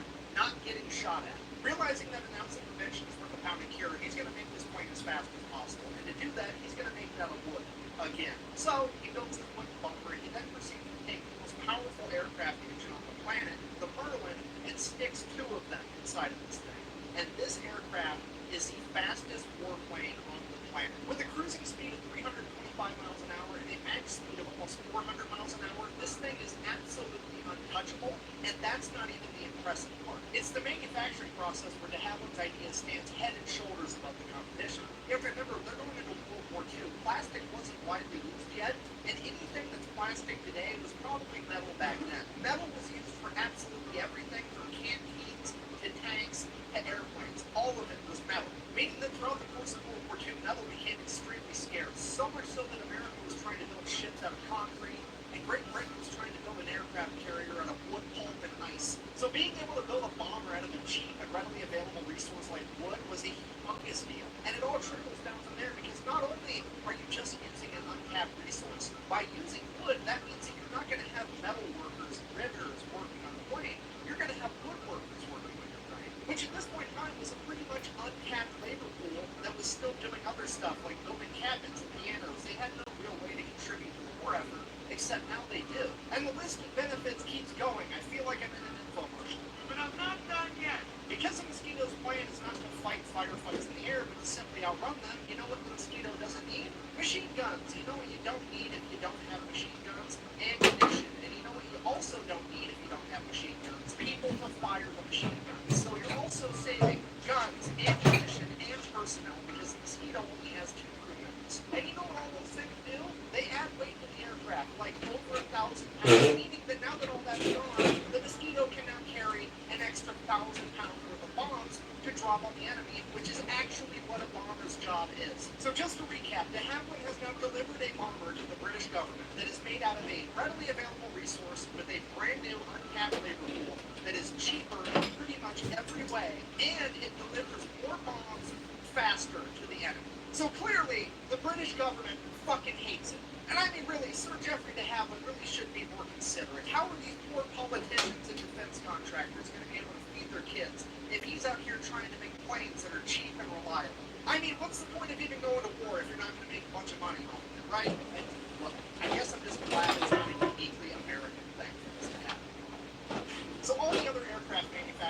talking smack about the Havilland's idea. They're saying that it's basically a giant model airplane, and that wood is not a suitable building material for a respectable plane, and all this other stuff that they're desperately trying to come up with so that he doesn't fit. And that's what Lord Teeny Mittens, Peterbrook over here chimes in. He's the Minister of Aircraft Production for all of Britain, and he just shuts the project down. I'm assuming it's because a giant model airplane would make his hands look even tinier. I got these tiny hands. They're gonna make them look even tinier. In fact, the only person that even liked the idea of the mosquito was the Air Marshal for the RAF, Sir Wilfred Freeman, who also, by sheer coincidence, is the only man in this conversation that has flown planes in combat and presumably knows what he's actually talking about and doesn't have a vested financial interest in the outcome. Freeman is also responsible for the RAF ordering the Spitfire, the Hurricane, and the Lancaster bomber, as well as the development of the Merlin engine. Like, he's got a pretty good track record of picking amazing planes. So obviously we're going to listen to what Sir Wilfred Freeman has to say, right? Wrong. 100% wrong. What we're going to do is we're going to have little bitches over here fire him, transfer him to a different department, and then take credit for all of his accomplishments and use that newfound status to kill the mosquito project once and for all. Because politics. And that's pretty much it.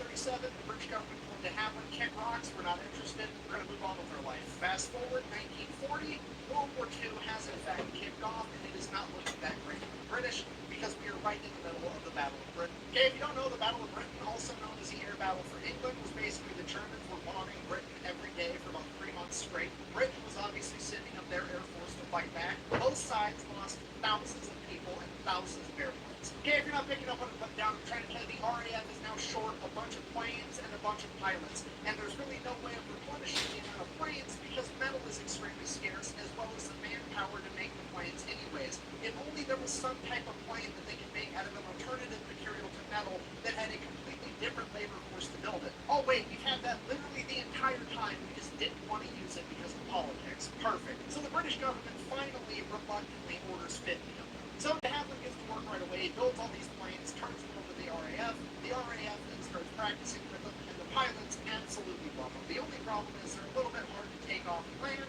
which makes sense because they're basically a paper airplane with a fucking V8 attached to them. So the decision gets made that only the best pilots are going to be allowed to fly these things, and now we've got to find what the first mission for the Mosquito is going to be, and it's going to be super secret because nobody knows that this plane even exists yet. So up until this point in the war, the British really didn't have a surveillance plane capable of flying over enemy territory and seeing what they were up to. So they were actually using their fighters, the Spitfire, to do that. And while the Spitfire is awesome, it sucked for this particular job because it simply couldn't hold enough fuel to go very far into enemy territory. The Mosquito, on the other hand, instead of filling it with bombs, we're just going to fill it with an extra gas tank. And this thing is going to be able to fly from England all the way to the Soviet Union and back in one flight without refueling. And that's exactly what it does. Yeah, the Mosquito is, for all intents and purposes, the world's first long-range reconnaissance aircraft that set the groundwork for every aircraft after it. It's basically the acoustic SR-71. So that's what they use it for the rest of 1941. 1942 rolls around, they're like, oh, hey, good idea. This thing can hold 4,000 pounds worth of ordnance. What if we just did one 500-pound bomb and some extra fuel tanks, and then we can bomb super deep into enemy territory? And that's exactly what they're going to do. Operation Jericho, a bunch of wooden wonders are going to low-level penetrate deep into enemy territory and deliver a payload. Try saying that with a straight face. Your favorite TV shows are on YouTube. Enjoy the latest releases. Get Paramount Plus, Stars, MGM Plus, and more. Find your favorite movies and TV on YouTube.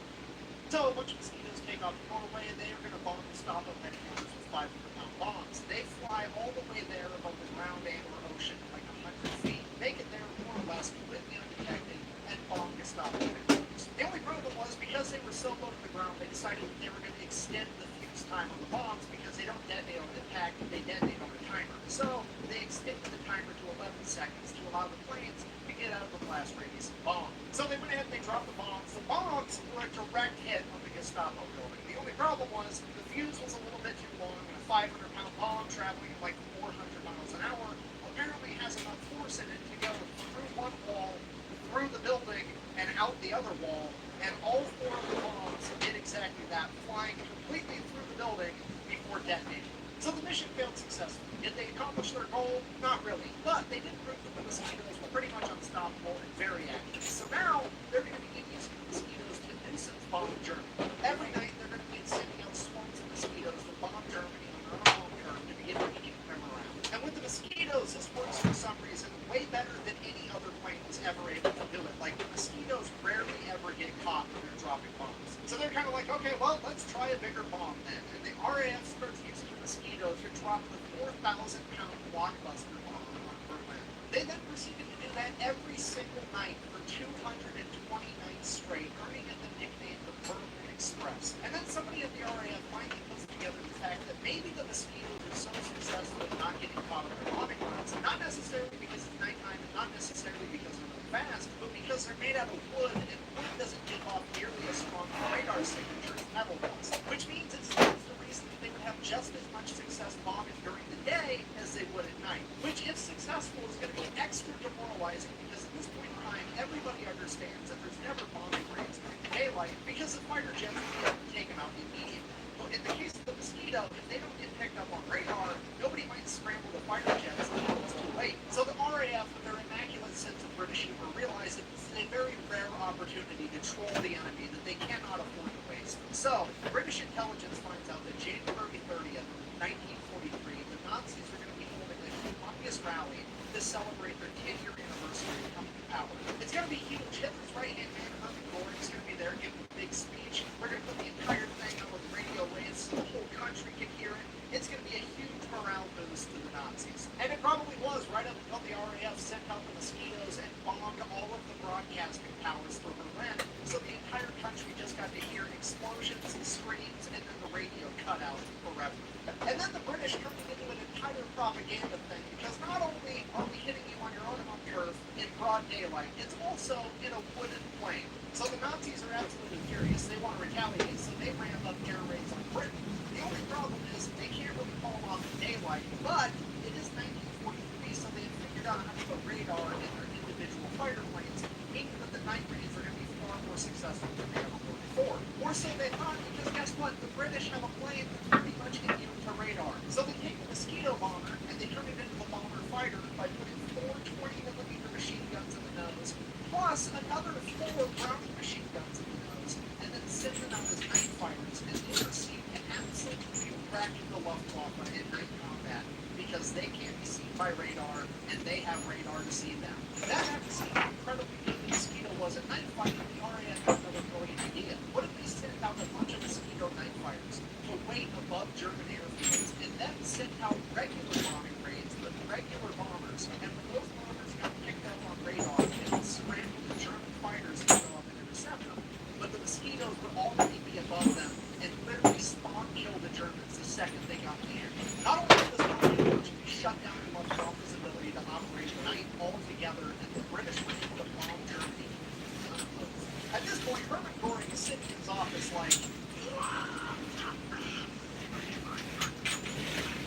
okay, and you have to remember, Hermann Göring in World War I was a fighter pilot. He scored 7 kills in World War I, making him an ace. So, like, the whole aerial combat thing is, like, his ballpark. So the fact that the RAF is having a four-heads-on-four-heads extravaganza and there's nothing he can do about it is driving him absolutely insane. And then you sprinkle on top of the fact that he's over there with his superior German engineering, and the RAF is just dunking on him and his men in what amounts to a Heinrich Derby plane. This man is about to lose his mind. So he creates a special division of the Luftwaffe whose sole purpose is to find and destroy the mosquitoes. Okay? They're already struggling in the war, and this man has now just cut out an entire section of his Air Force to do nothing but hunt down these wooden planes and try to destroy them. Needless to say, it fails miserably. So at this point, Hermann Göring's like, well, if I can't beat him, I've got to join him. So he orders his men to build him a wooden plane. And they straight up copy the mosquito. Like, so much so that they also call it the mosquito, but they just spell it with a K. Like, straight up, yeah, you can copy my homework, but make it look a little bit different. That's what they did. So they get the mosquito with the K built, and to the surprise of absolutely nobody, it's a pretty awesome plane. But then guess what happens to it? You're never gonna guess what happens to the German mosquito.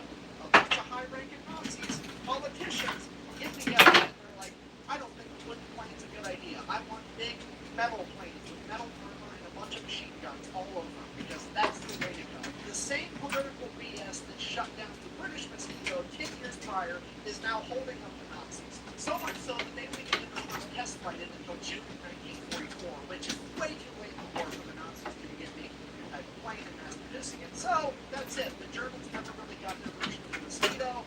They ended up losing World War II.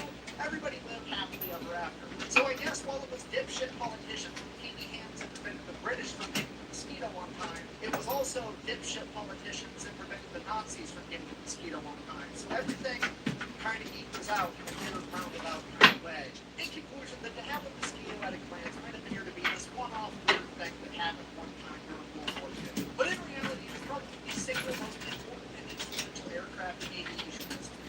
You see, all planes today are not built with the ideology that they need to have armor and machine guns in order to take a hit and return fire. At least most of them aren't. They would pretty much all much rather be so fast that they can't be caught, or so sneaky that they never get seen. And that entire strategy was pioneered by a wooden plane in World War II known as the de hava mosquito. Thank you for watching. Best ways to support the channel is go buy some merch over at BattleNutrition.com. Black Bang out. Also, before I start this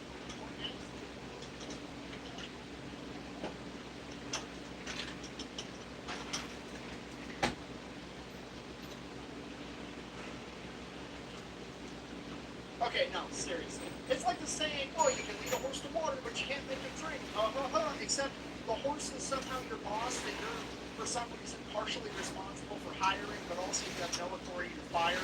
And now the horse is like making all these amazing stock trades with some top secret information that only the horse can know, which is illegal, but also the horse gets to determine what's illegal, so you have no standing to do anything about it, even though you hired the horse and now you can't fire it. Go buy a shirt with BattleNutrition.com. Thanks.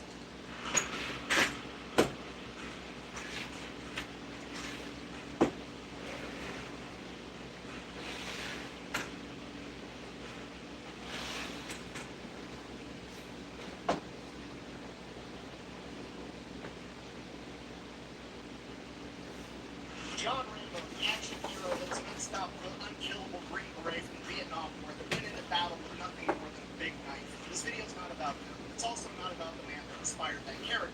That was Audie Murphy. This video is about the real Rambo, the actual man that was inspired to join the military because of Audie Murphy, that would go on to become a Green Beret and go into combat against 1,000 men with nothing more than a big knife. Can I remember the call sign Tango Mike Mike, aka that mean Mexican Master Sergeant Roy Benavides. This video is brought to you by Delete Me. I thought you'd never ask. Do this. Which one was I supposed to use? I mean, neither was fine, but both works, I guess. Still on the couch? Yeah. Love you. It's a rough one. Anyways, Delete Me, super simple, straightforward business. If you give them money, they make sure that your personal information is not being sold on the internet by data brokers. Okay, and here's the thing with this. When I first started, I didn't want to give Delete Me my personal information because the whole purpose is I wanted my personal information off the internet, and giving my personal information to a company on the internet just kind of seemed counterproductive. But with Delete Me, you don't really have to give them that much information. When you sign up, you can give them as little information as you want. All they need is like your name and an email address, and that's it. And they will go through the internet and find everything for sale that's associated with that name and that email. They're going to come to you and be like, have you ever been associated with this address, or are you related to this person, or is this your email, or is this your phone number? And anytime you tell them, yes, that's me, they're going to go ahead and get all that information taken down so it's no longer for sale. Honestly, it's alarming how much of your personal information is on the internet and people are apparently making money selling it. Nothing makes you want Delete Me more than having Delete Me and seeing all the shit they find. And once that initial wave of information is taken down, they're going to keep monitoring all of these data brokers. And anytime there is a new listing available with any of your information, they're going to make sure it gets taken down as soon as possible. So if you want to check them out, I'll have a link and a discount code down below. Let's get back to the video.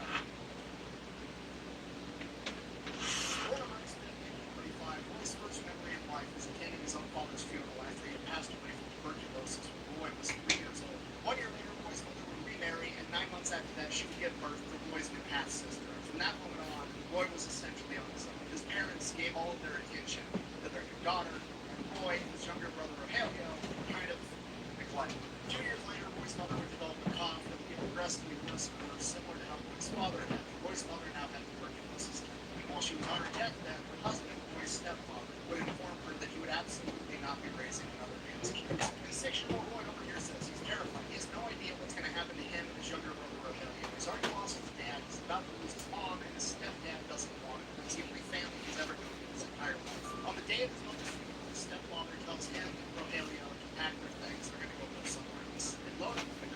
go off to bring the funeral tower, and at the funeral, a man comes up and introduces himself as Nicholas Benavides. He is their father's brother, Roy Nicholas' uncle, and they're going to come live with him. After the funeral, they load up in Uncle Nicholas' car and they head off to El Campo, Texas. Roy and Rogelio is going to call. Upon their arrival, is going to be their new immediate family. They have their Uncle Nicholas, their Aunt Alexandria, their grandfather Salvador, and their 8 cousins. Roy is informed that it is now going to be 7 boys sharing 4 beds, and that everyone in this family has to work to make this entire thing work because they don't have a lot of money. All the kids in the family are expected to go to school, get good grades, and then after school, they all have a job. They're expected to go out and help contribute to the family. At the age of 7, Roy's first job was to go shine shoes to earn a little bit of extra money. Then in the summers, or any other time the opportunity presented itself, he would go out as a family and work in the fields picking crops. And this goes on for his entire childhood. His new family is incredible. His aunt, his uncle, his grandfather Salvador, they're the best people on the planet. But they're also being spread across the work and the 9 other kids in the house. So no kid gets a whole lot of attention. So between that, losing both of his parents, being abandoned by his stepfather, he's kind of an angry kid, understandably so. So at a young age, he developed a pretty bad attitude. He was not afraid to fight about it. One of his favorite things to do when he was 7, 8, 9, 10, 11, 12 years old was to go to the movie theater and watch the newsreels of all the different things that were happening in World War II. And he was inspired by the character. Because that's what he wanted to do. He wanted to be in the United States. But the problem with this pastime of going to the movie theater to watch the newsreels is that you had to pay to get inside. Roy didn't have any money. All his shoe shining money went back to the family. So Roy and the other kids would wait outside the movie theater for one of the previous showings to leave and hope the rich people would throw their pocket change out and let all the poor kids scramble to fight. It didn't take young Roy long to figure out that if he just beat up all the other kids, he would get all the money and then he wouldn't have to run and dive for pocket change. The enemy cannot push a button if you disable its hand. The Venmo debit card. Made for staying in the moment and on the move. Earn cash back easily. All with no monthly fee or minimum balance. Your money, your move. Venmo. That's just the beginning of the fight. It gets so much worse because as World War II progresses and all the young men go off to fight this war, there's a huge lack of manpower all across the United States. And helping mediate that, one of the things the United States government does is basically opens up the southern border so that people can freely come into the United States and begin working. Because of that, there ends up being this huge misconception, especially in the state border. The person of Hispanic descent wasn't even American, they were just some Mexican that was showing up to work in the fields. El acento, ¿dónde are you from? Scranton. Y before that, not Philadelphia. This leads to young Roy getting picked on in school. All the kids are calling him a dumb Mexican, they're calling him he's not American, they're calling him a pepper belly, and he's like 8, 9 years old. He has no idea what's going on, so he goes to his grandfather's house, and Grandpa explains to him, Roy, the Benavides family fought against Mexico to gain their independence, just like any white person's ancestors fought against Great Britain to get their independence. Your mother is Yaqui Native American. You are just as much, if not more American than anybody else.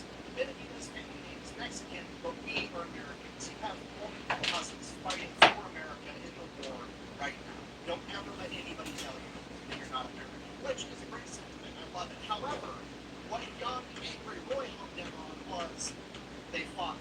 From this point forward, anybody who wants to make fun of Roy has to fight over kids, and they almost never won. Because Roy, at the age of 9 and 10 years old, has been working in fields and shining shoes at the school every day for years. He is way above the average level of toughness for a young man. Roy wasn't even that big of a kid. If anything, he was smaller than average. But none of the boys were bigger than him. The ones that were looking up at him from the flat of the back, which is always where they happen to find themselves eventually. Now, it's also important to mention that Roy, while he does have a temper and he's not afraid to fight about it, he does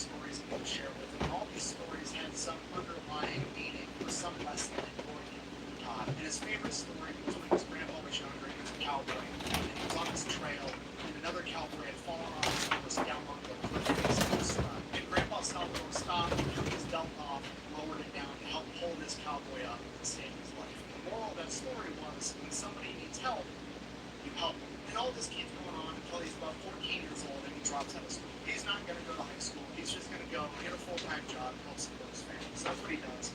He goes out and starts working at this local tire shop. Uncle Nicholas, realizing that Roy is going to be a man soon, and that getting in fights like he does is going to have real-world repercussions, figures that he needs to help Roy get over that somehow. So he encourages Roy to start amateur boxing. Roy is incredible. He makes it all the way to the state tournament in his first year of it. While there, he ends up losing his very first match, and in the locker room after his fight, the young man that had just beat him comes up and wants to shake his hand now that they have their gloves off. And Roy's anger and temper gets the better of him, and he ends up fighting this kid in the locker room, wrestling him into a stall and shoving his head into it. After Roy does that, all the other coaches, all the other fighters, Roy's coach, all look at him like, what the fuck, dude? They're all disappointed. It was the first time in Roy's life that he felt ashamed and disappointed in himself. And this is where Roy really starts to get a lid and a grasp on how to control his anger. After that, Roy gets up amateur boxing and just continues working full-time at the tire shop. And that's when his boss, Mr. Haddock, the tire shop owner, also kind of becomes his father figure too. Because he works with him and he's around him so much, he just becomes that older male role model that Roy's always kind of been looking for. And he continues to help Roy mature and get a better grip on his anger and more control of himself. And this goes on for a couple of years. And then one day, when Roy is 17 years old, a recruiter from the Texas National Guard comes in and wants to hang up a flyer at the tire shop for anybody who's interested in joining the Texas National Guard.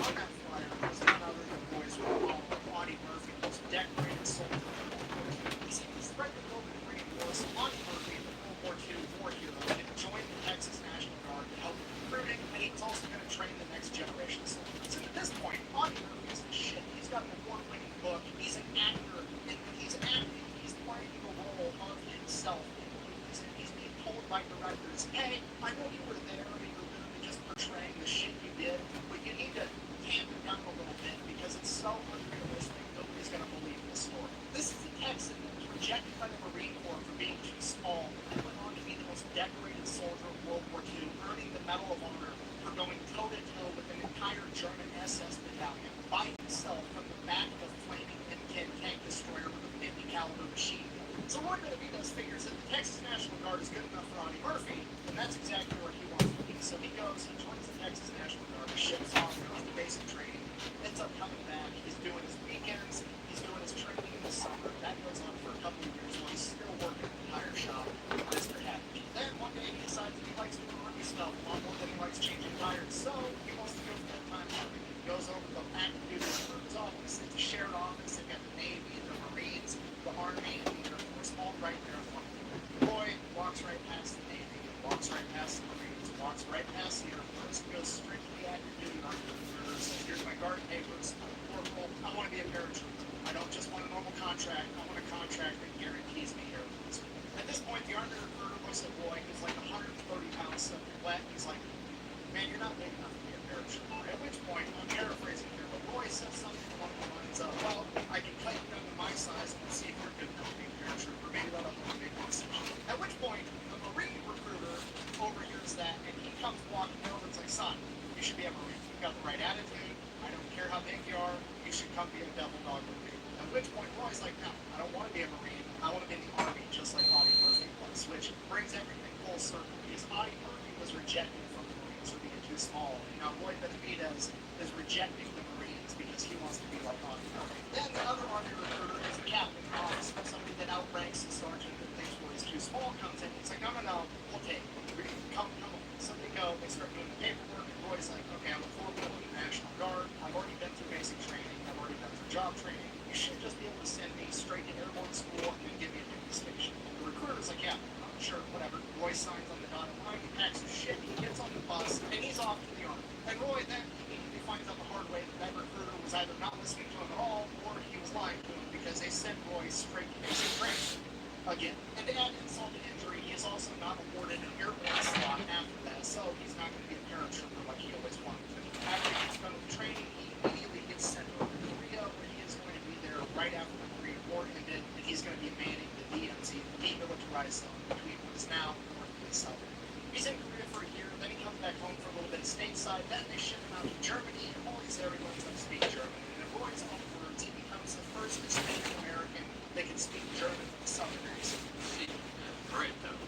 He gets done in Germany, he comes back home, he goes to military police school, becomes an MP, he gets assigned to basically being a glorified chauffeur for high-ranking military officers, generals, colonels, etc.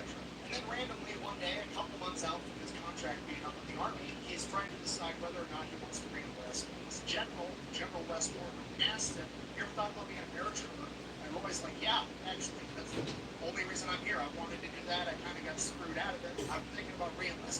I re-enlist, I really want to be able to become a parachute. To which the general kind of like doesn't even really continue the conversation. He's just like, huh, well, let's meet. Anyways, we're at the airport now. I gotta go. Bye. And then Roy never sees this guy ever again. A couple months later, Roy's contract is about to be up. He has to decide if he's going to re-enlist or if he's going to get out. And this potential re-enlistment contract, there's an airborne package, courtesy of General Westman. If he decides to re-enlist, he will get to go to airborne school, and he will get to become a parachute. That's what he does. He goes to airborne school, gets his intelligence, becomes a full-fledged paratrooper, and then he gets stationed with the legendary 82nd Airborne Division out of Fort Bragg. Fort Liberty, sorry. Hey, sidebar. Look, I don't care if we're going to be renaming stuff every once in a while. That's completely fine. However, name it after a war hero or something. Don't just pick a generic term like Liberty, okay? I don't need Fort Liberty. I don't need Fort Life. I don't need Fort Pursuit of Happiness, okay? Quit doing generic shit and name it after an actual badass war hero. Anyways, what's at Fort Bragg, Fort Liberty, North Carolina? He's with the 82nd. During this time, he's training, he's working, he's doing his thing.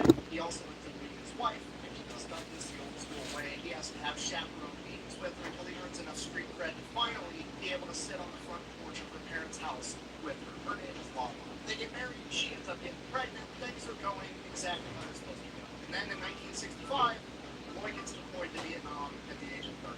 Roy gets sent over there as an advisor. He's going to be training the South Vietnamese and how to fight back against the North Vietnamese and hopefully prevent the spread of communism. That's the plan. So he starts training these guys, he's working with them. He gets to the point that he has to end up going out on some of these missions with them because they need a leader, they need somebody with more experience to go out and show them the ropes around. And he does that multiple times. And then one day he's walking in the jungle and all of a sudden,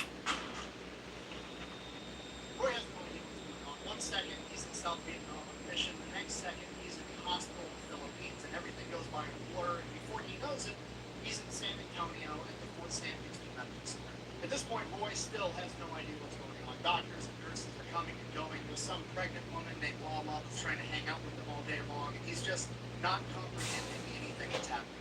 Roy's wife, Lala, would be informed that Roy had stepped on a landmine in South Vietnam during one of their patrols, and they don't know how he survived, but the going theory was that it was some type of defect with the landmine, that when it exploded, the entire landmine didn't fragment, but the top of it stayed intact as one solid metal plate. He stepped on it, it detonated it, and the landmine plate shot up and smacked him on the ass so hard that it broke his back and jolted his brain so severely that they don't think he'll ever regain his memory. In addition to that, due to the broken back, he's almost certainly never be able to walk again, even if he did come to mentally. And this goes on for weeks of Lala showing him pictures, telling him stories, trying to remind him of who he was. And then one day, he just wakes up, he snaps out of it. He's sitting in a rehab room at the hospital by himself at a table, and in front of him there's like the child's toy, you know, a big rectangle with like the cylinders and squares and triangles, and shove each one to the corresponding shape. He's sitting there with that in front of him, and the PT person is like, can you put the shapes through there, Roy? And he's like, yeah, obviously I can put the shapes through there. They're like, well, why don't you go ahead and do it? He's like, why am I applying to get into the Marine Corps? Like, what is happening right now? Why do you think I can't do that? And they're like, well, just go ahead and do it. So he does it. He's like, okay, obviously, what is happening right now? They then explain to him that he's been unable to do that for weeks every single time they've gotten to try, and Roy is just like literally snapped out of the gym like that. He's 100% mentally all there. He just doesn't remember the accident itself. He remembers everything else. So Roy's back. This is great. Now, he just wants to get back up on his feet. He wants to keep serving in the Army. He wants to keep jumping out of planes. He wants to go back to Vietnam to be with his guys. And that's just how Roy is. So he demands that they start getting physical therapy as soon as possible. And that's what he does. And over the course of a couple weeks, he comes to the realization that these physical therapists aren't getting him ready to walk and run and be in the Army again. They're getting him mentally ready to spend the rest of his life in a wheelchair. The doctors are telling him he's never going to walk again. He's going to spend the rest of his life in a wheelchair, and he's going to accept that. Roy's not buying it. They're not going to push him to get the results he wants. He's going to push himself. The night nurses come in, they catch him, they give him a pill, they knock him out, they put him to sleep. He wakes up the next morning, his hip hurts from where he fell out of bed, and his leg muscles are sore from bearing weight for the first time in months. But, plus side, his hip hurts and his legs are sore, so obviously they're going to work if he just keeps building up stronger and stronger. So that's what he does every night. He rolls out of bed, he drags himself across the floor, lifts himself up, and puts as much weight on his legs as he possibly can. Sometimes the nurses catch him and try to put him back to sleep. The nurses are getting pissed off at him because he keeps doing this, but his legs keep getting stronger and stronger, and he's able to make it over the nightstand faster and faster. And it gets to the point where all the other guys in his medical bay realize what he's doing. They start cheering him on at night. Nobody's ratting him out. They're trying to distract the nurses to give Lloyd the time that he needs to be able to do his version of physical therapy. But this goes on for months. During the game, they're getting ready for his life in a wheelchair. He's begging them just more time for more PT and he'll be able to walk again. They're not buying it. They're doing the paperwork in the background, getting him imported out of the U.S. Army. They know that he's done. Well, Roy never gives up on himself, and he keeps training every single night. Then, after having been in the hospital for 5 months, the doctor walks in for his discharge papers. Roy begs and he pleads not to discharge him out of the Army. The doctor finally says, Roy, even if we continue doing PT, at best, maybe you'll be able to stand up one day. You're never going to be able to walk again. At that point, Roy hops up out of the bed, stands directly in front of the doctor, and takes one step towards him. It was one of the most excruciating pains that he's ever felt his entire life. He's got tears in his eyes, but he's looking at this doctor right in his face. And the doctor, shocked that Roy hopped out of bed, took a step towards him. He says, Benavides, you can walk out of this room. I'll carry these people's up. So Roy walked out of that room.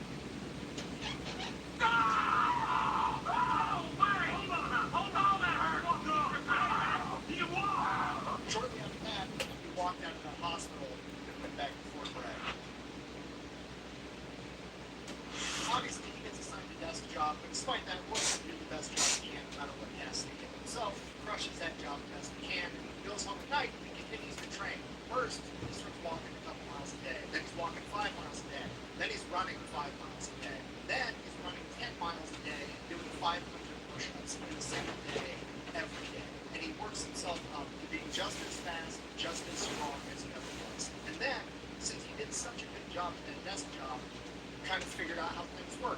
And wouldn't you know it, one day, after Blue, Roy Benavides' name ended up on a manifest to do one of the jumps for the 82nd Airplanes training. Not just one manifest, but 3. Roy did 3 jumps in a single day after having broken his back. What are the odds of that? What are the odds of that? And after having done that, Roy sits back, relaxes, and reflects on his achievement. He goes out and decides that he wants to become a Green Beret. So he goes off to Special Forces selection and he passes. He becomes a Green Beret. On one hand, absolutely incredible. It is almost unbelievable that he's able to accomplish this. On the other hand, it's obvious that he was going to be able to accomplish this, right? Because if you don't know about these Special Forces groups, it's never like the fastest, the strongest, the freak athlete that ends up making these Special Forces. It's always just that tough, farm kid that you're going to have to kill to get him to stop. It's that person that's never going to quit. And if there was ever a embodiment of that archetype of person, it's Roy Benavides, okay? Hardy stepped on a landmine and literally walked it off. Of course he had to become a Green Beret. That's just because he's selected to be in the unit, though. So then he has to go off and get all of his other training. He becomes a linguist. He gets cross-trained as a medic. He gets trained on every heavy weapon system. He becomes trained in military intelligence, the gathering of information. So he gets done with all this training. Then he gets orders that he is going to be deploying to Central America. Here's the problem. Roy doesn't want to deploy to Central America. Roy wants to go back to Vietnam. So Roy goes back to that same office that he worked in for a little while he was training before he became a Green Beret. But you know what? Somehow or another, his orders got changed. He was sent to Vietnam instead. But Roy wasn't just going to be going to Vietnam. He was going to go to other countries neighboring Vietnam, like Cambodia. Roy was part of MACV-SOG. And real quick, for those that don't know, MACV-SOG at this point in time is America's premier top secret special forces. Okay, they take all the best guys from all the other special forces, the Army Rangers, the Marine Raiders, the Green Berets, the Navy SEALs. They take their best guys and they put them in this unit together as like America's special forces dream team. Basically, they're the ones doing all the stuff that America's not doing. You know, this group is so secretive that nobody even knew these guys existed until like 30 years after it. Okay, SOG, everybody thinks it stands for Special Operations Group. That's not what it stands for. It stands for Studies and Observations Group. And they did that on purpose because they wanted it to sound like some nerd shit. That way, if a politician or a high-ranking officer that wasn't supposed to be in the know read that document, they weren't going to ask any questions. During the trial, these guys had a 150 to 1 kill-death ratio. For every MACV-SOG member that went down, 150 enemies went down first. And they do all kinds of different crazy stuff in Vietnam, but when Roy gets linked up with them, they're working in Cambodia. Okay, real brief, on the simplified version of what's going on here. You have the VA, the North Vietnamese Army, and they are trying to supply the Viet Cong, the guerrilla fighters in South Vietnam, with a bunch of supplies. Now, they have 2 options. They can punch through the front line and fight through all the American defenses to deliver these supplies. It doesn't sound like a very good time. Or they can cheat. They can just cut right over into Laos and then travel through this neutral territory with no resistance, and then travel into Cambodia for neutral territory with no resistance, penetrate way past all the American front lines, deep into South Vietnam and then cut back in and drop off all the supplies. Okay, and to be fair, that's a brilliant plan because there's not a whole lot America can do to stop it, right? Because the only thing America really can do is just send their troops into Cambodia and Laos, and that's not a very popular idea considering that most of America's mad that they're in Vietnam in the first place. They're definitely not going to support invading two more countries. So if America wants to stop this, the only thing they can do is just send their own guys into this neutral territory where they're not supposed to be to cut off the supply line. And then, even if they do run into each other in this neutral territory, it just turns into the Spider-Man meme, right? Hey, you're not supposed to be here. No, you're not supposed to be here. And then everybody's just as guilty of breaking the same rules. It's a really good plan. Okay, here's the problem with this whole thing. America cares a lot more about not getting caught in these neutral territories than the North Vietnamese.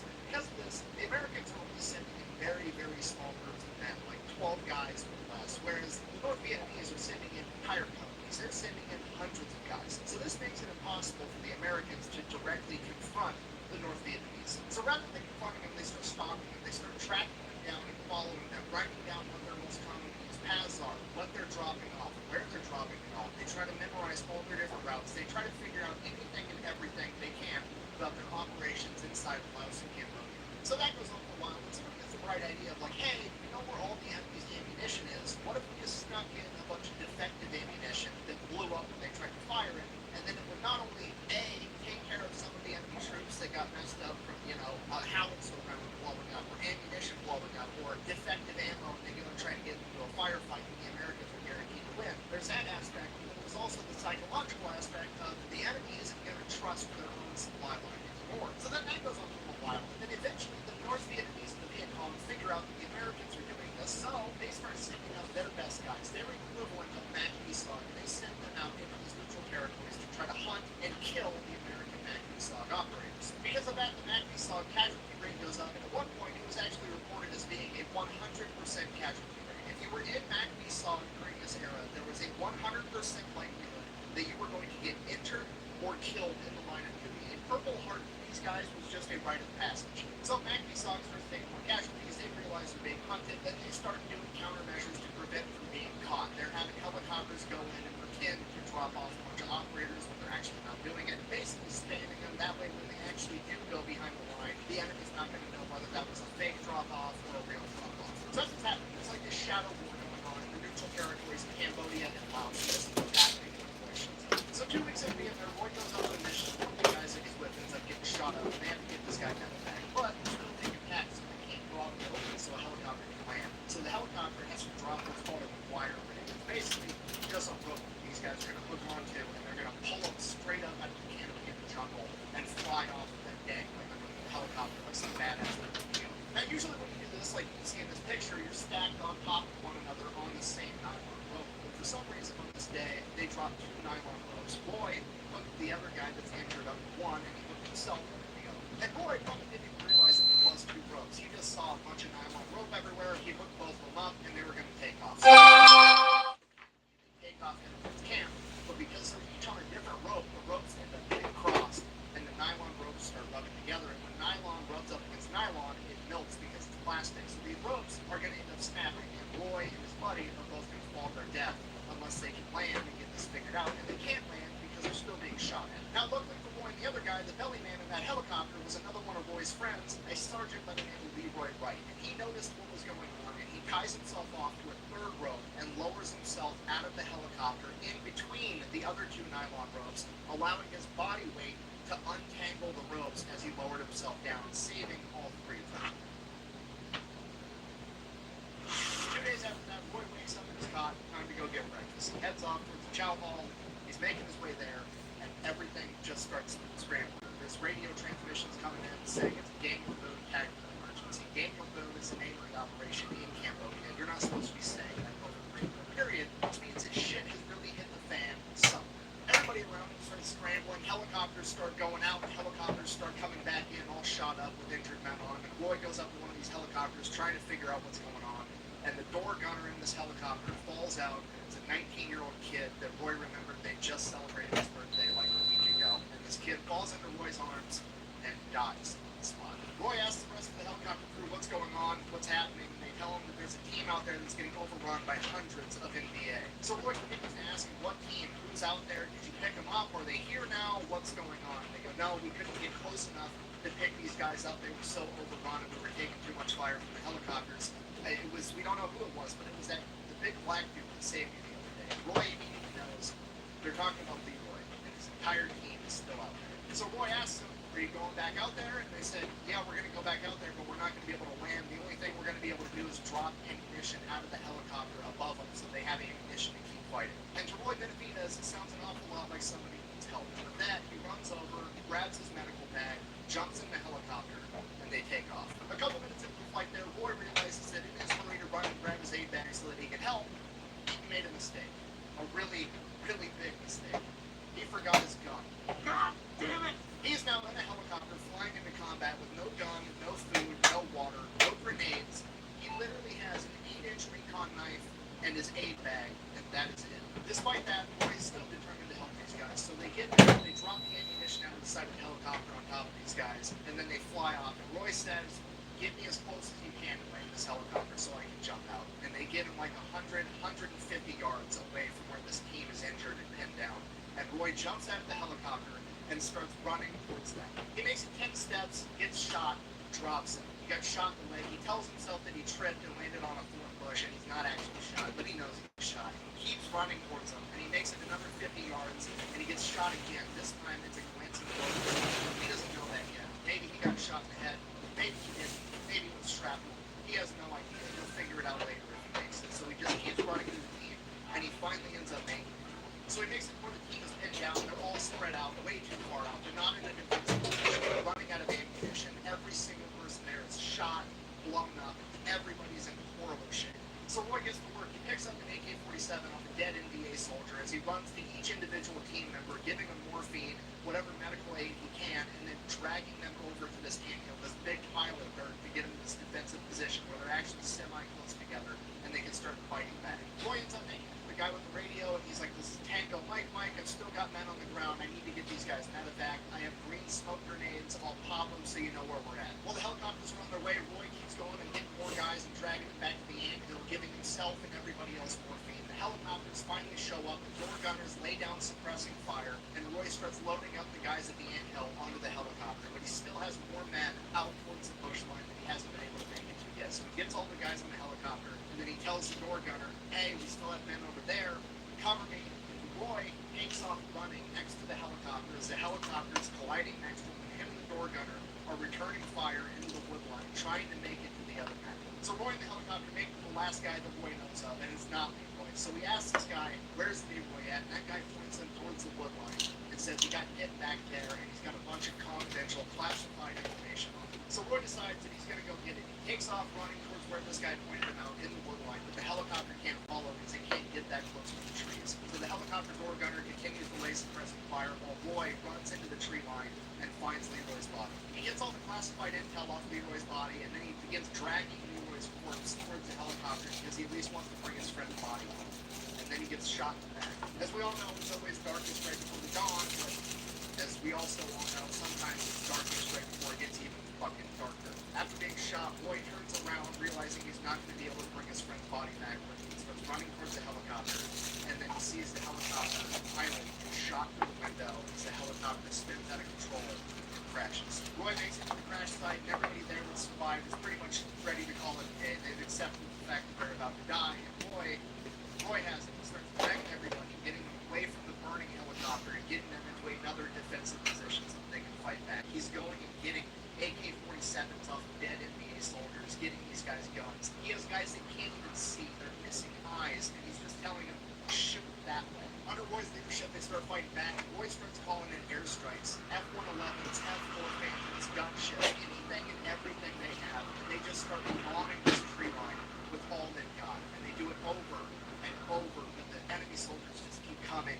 and coming. There's literally hundreds of them. And this goes on for hours. It's too hot for them to get a helicopter in there to load people up. And every time they bomb the tree line, more enemy soldiers run out of it towards Roy and his crew. And it gets to the point where they're literally using the dead bodies of soldiers as sandbags to stop bullets. Roy and the men on the ground don't realize it at this point in time, but the crews up in the gunships that are mowing down the forest that the enemies are coming from are starting to mow down so much vegetation that they're starting to see straight lines, which don't occur naturally in nature. These are bunkers with fortified machine gun positions. The MACV-SOG team didn't just stumble across an entire battalion of men. They walked right into an entire NVA base inside of Cambodia. Eventually, the air crews come to the realization that with this base there, there's got to be at least 1,000 men, an entire battalion there, and there's a road where they can bus in even more men for reinforcements. They're not going to be able to keep this up and get Roy and everybody else to be alive and handle this the right way. So the only thing that they can do is to have a carpet bomb of that forest, and at the exact same moment that those bombs start dropping, they're going to send in helicopters to try to pick up Roy and everybody else. So a group of A-37 Super Queens bomb the tree line as a Huey comes down, and Roy starts helping to load these men into the helicopter. Some of them have lost so much blood they can't even pick themselves up. And while this is happening, the North Vietnamese soldiers rush them. They're coming straight towards the helicopter. They're firing. Roy's trying to load the men on while firing back. The door gunner's returning fire. And one of them ends up making it to Roy, and for some reason, whether he gets out of ammo or whether he was trying to take an American alive, he hits Roy in the back of the head with the buttstock of his rifle. Roy falls down, and then he swings it again at Roy's face, dislocating his jaw. Roy, somehow still conscious, gets up, starts trying to wrestle this guy to the ground. He lost his gun. All he has is a recon knife, and this guy's got his rifle with the bayonet on it. The enemy soldier goes to lunge at Roy with the bayonet, ends up cutting Roy's arm, and then Roy lunges at him, misses. The enemy soldier lunges back. He ends up stabbing Roy in the stomach with the bayonet, and Roy ends up getting to him with a recon knife, stabbing him in the chest and killing him. Roy pulls out the bayonet, can't get his recon knife out of this guy's chest, and he's now holding his intestines in his stomach with one hand. At this point, Roy's right next to the helicopter, and he's looking right at it. He should get in the helicopter, but he turns around away from the helicopter, and there's two Americans still out there returning fire that are able to fight. They're just not able to fight, and Roy runs towards them. Roy gets there, picks up the one that can't walk entirely, and starts helping to drag him towards the helicopter. And the other guy can't crawl, but he can't walk. So he literally starts walking on his knees using an AK-47 like it's a crutch. They get to the helicopter. Roy helps load them in the helicopter, grabs the AK-47 that the guy was using as a crutch, turns around again and starts shooting at NPA soldiers that are charging towards the helicopter. As the injured men behind him literally grab Roy and drag him into the helicopter as they take off. As it becomes clear to absolutely everyone that Roy Benavidez did not just bring a knife to a gunfight. The communists brought an army to a Roy Benavidez fight and still couldn't win. After saving all the surviving members of the original MACV-SOG team and the first helicopter crew, through 6 hours of combat, Roy has sustained over 37 different life-threatening injuries, multiple gunshot wounds, over 20 shrapnel wounds. He has been bayoneted and he has been clubbed. And after being dragged into the helicopter, he finally loses consciousness.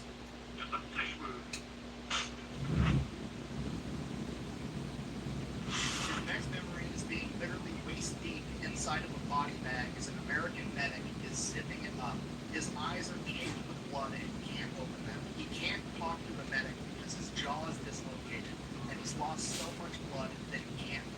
And from the medic's perspective, he doesn't even realize that Roy's an American because he's Hispanic, he's got the same skin tone as the North Vietnamese, and Roy's body is literally laying on top of 3 dead NVA soldiers that in Roy's fog of morphine and adrenaline, he loaded into the helicopter because he didn't want to leave anybody behind. Roy can literally feel the teeth on the zipper closing as it gets closer and closer to his head, and once the zipper reaches his neck, somebody stops the medic and says, "Hold on, that's Benavidez." And he instructs the medic, double check and make sure that Roy is actually dead. And the medic argues with him, and Roy's buddy says, "I don't care, double check." And the medic sits down the body bag a little bit and puts his hand on Roy's chest and leans forward to listen to see if he can hear breathing. And at this moment, Roy takes what he describes as the best shot he's ever made in his entire life.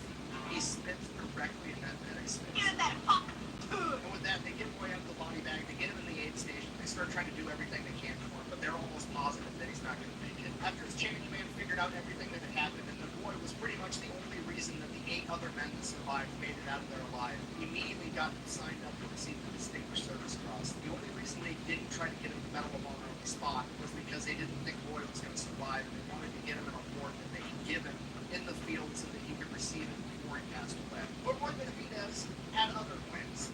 He doesn't pass away. Instead, he recovers. And not only does he recover, he yet again refuses to get med-boarded out of the Army into a medical retirement and continues to serve an additional 10 years in the United States Army. And during that time, they try to get him awarded the Medal of Honor because if anybody deserves it, it's this guy, right? But for some reason or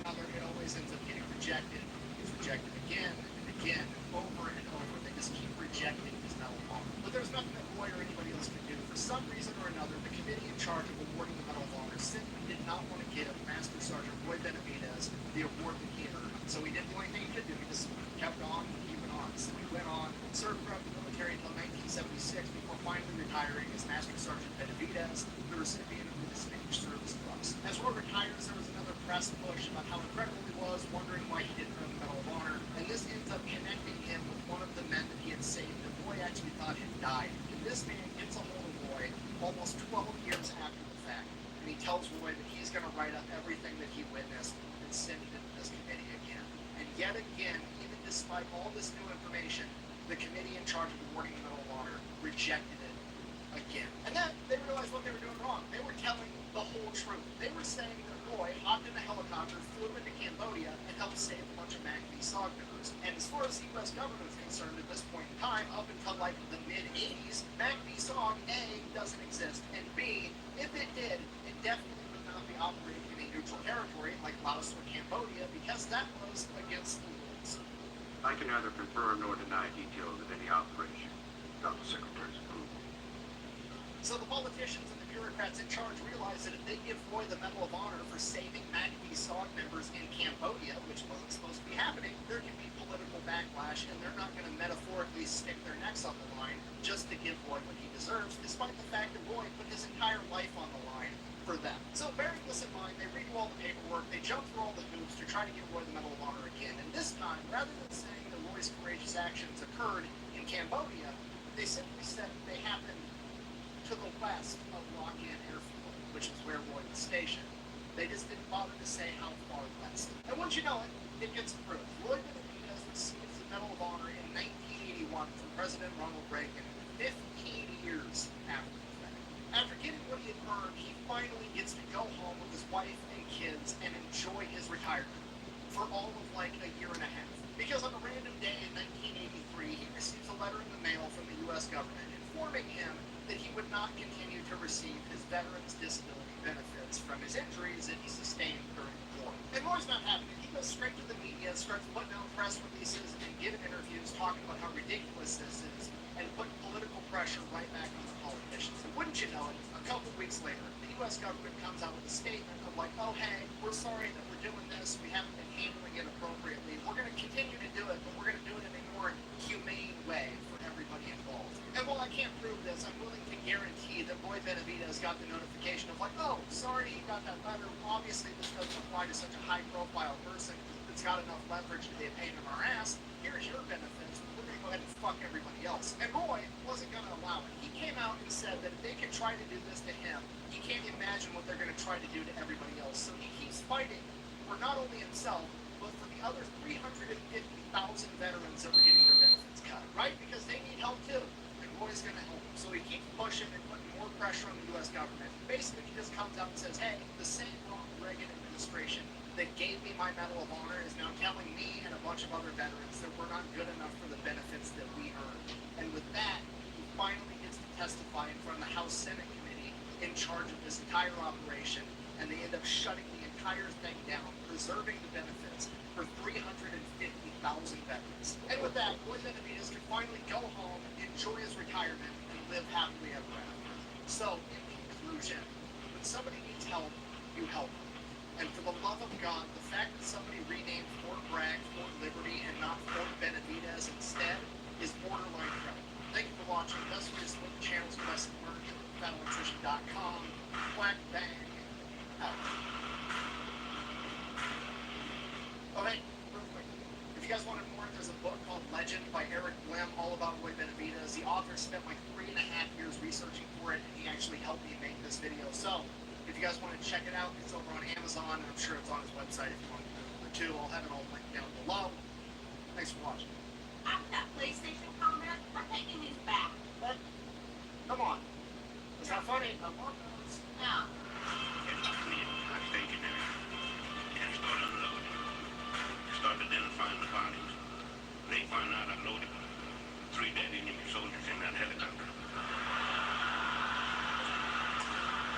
I didn't want to leave anybody behind. My mission was to recover the classified materials from anybody had it used on the helicopter.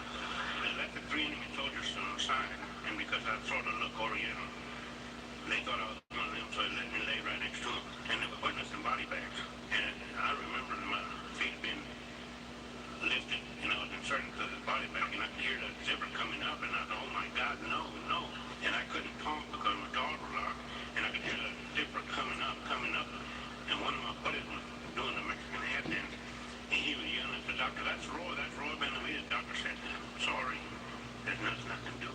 I found out later, Jerry Cutler made that doctor at least to feel my heart. When I felt that hand on my chest, I made the luckiest shot I ever made in my life. I spit in the doctor's face.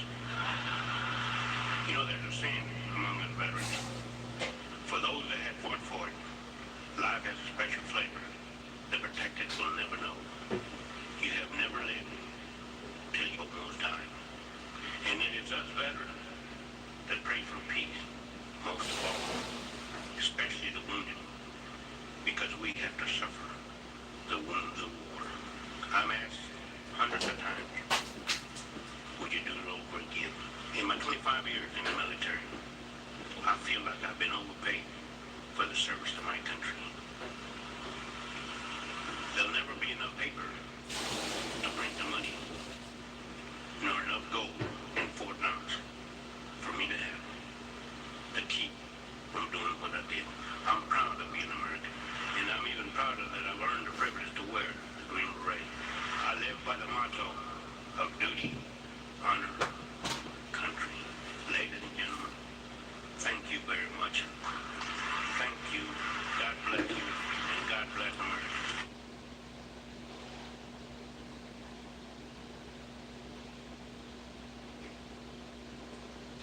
Throughout my life, I've pretty much been arrested pretty much every year for something. And it was no different in the teams. That's like, I got arrested in SQT. I come back from Yemen, get arrested again downtown. Drunk in Publix, being drunk and stupid. So the team gave me vacation to go to jail. So I took vacation, and I did 3 weeks in Ada County jail as an activity. He said, the bailiffs wouldn't put me in handcuffs. I didn't even wait. They said, you want us to call anybody? I said, call the team. The interview process in the selection Legion, every interview, that's like, why is the Navy so funny? They don't want issues with you guys, it's nothing.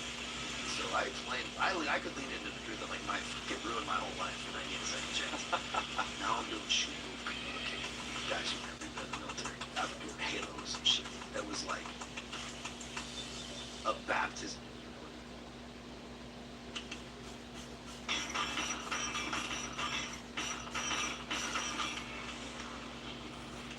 Welcome to Mic Drop, the podcast where relevancy is irrelevant and we don't give a shit about your feelings.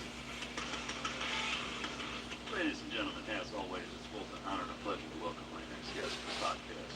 He spent 7 years on active duty in the SEAL teams of Team 7 Echo Platoon. As a JTAC and sniper, went to Yemen and Iraq. Then coincidentally transferred over into the French Foreign Legion and did a couple of deployments there with French Guyana. Estonia. He spent 4.5 years doing that, which, to my knowledge, you're the first team guy to go over there, or have you been on it?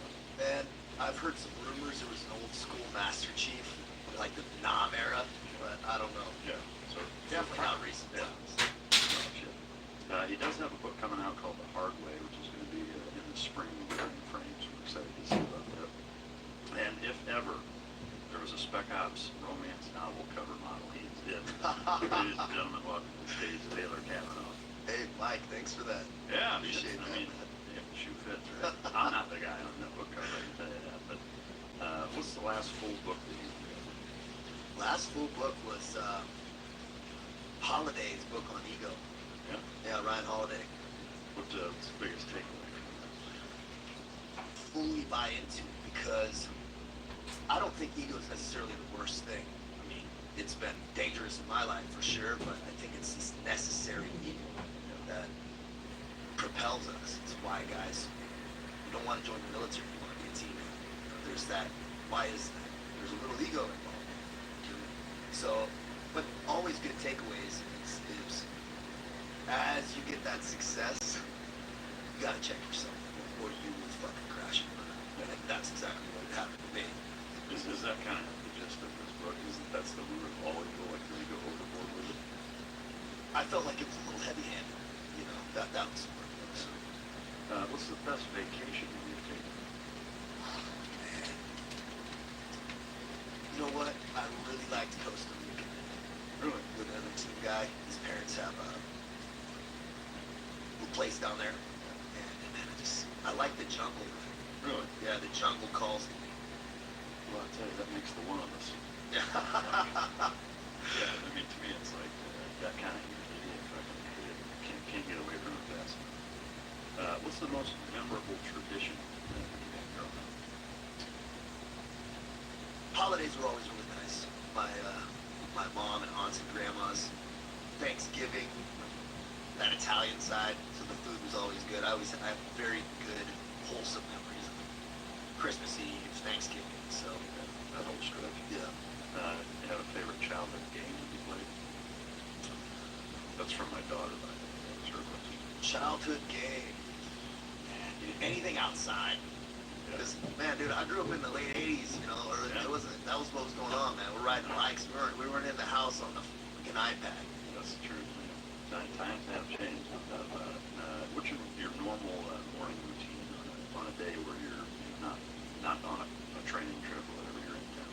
Man, my morning routine isn't even routine. I call it process. That's a huge thing I promote. Is I get up at 2:15 in the morning.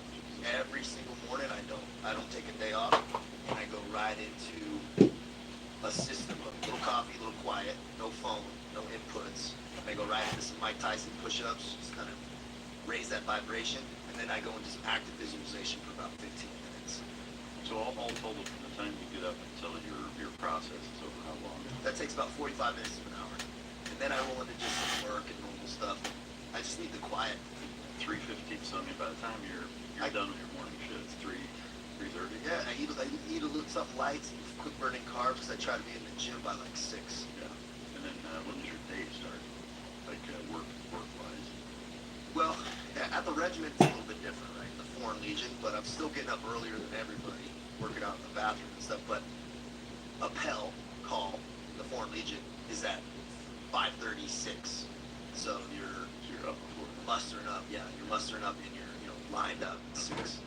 We're going to have fucking covers and all that. But, all right, so kind of going into your childhood growing up, you're born in Boston, but you're from San Diego. Yeah, I was born in like Beverly, Mass, but kind of Gloucester area is where my family's from. And then my pops was in the Marine Corps. Oh, So he was, there was an old Chinook base in like Tustin area, Orange. And so we lived on that Marine base in the late 80s. And I think it's condos now.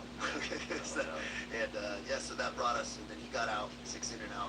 We stayed in San Diego. Yeah. How old were you when you moved from Boston to San Diego? Man, I mean, all my kindergarten through high school, I was in San Diego. Are you half Irish, half Italian? Yeah.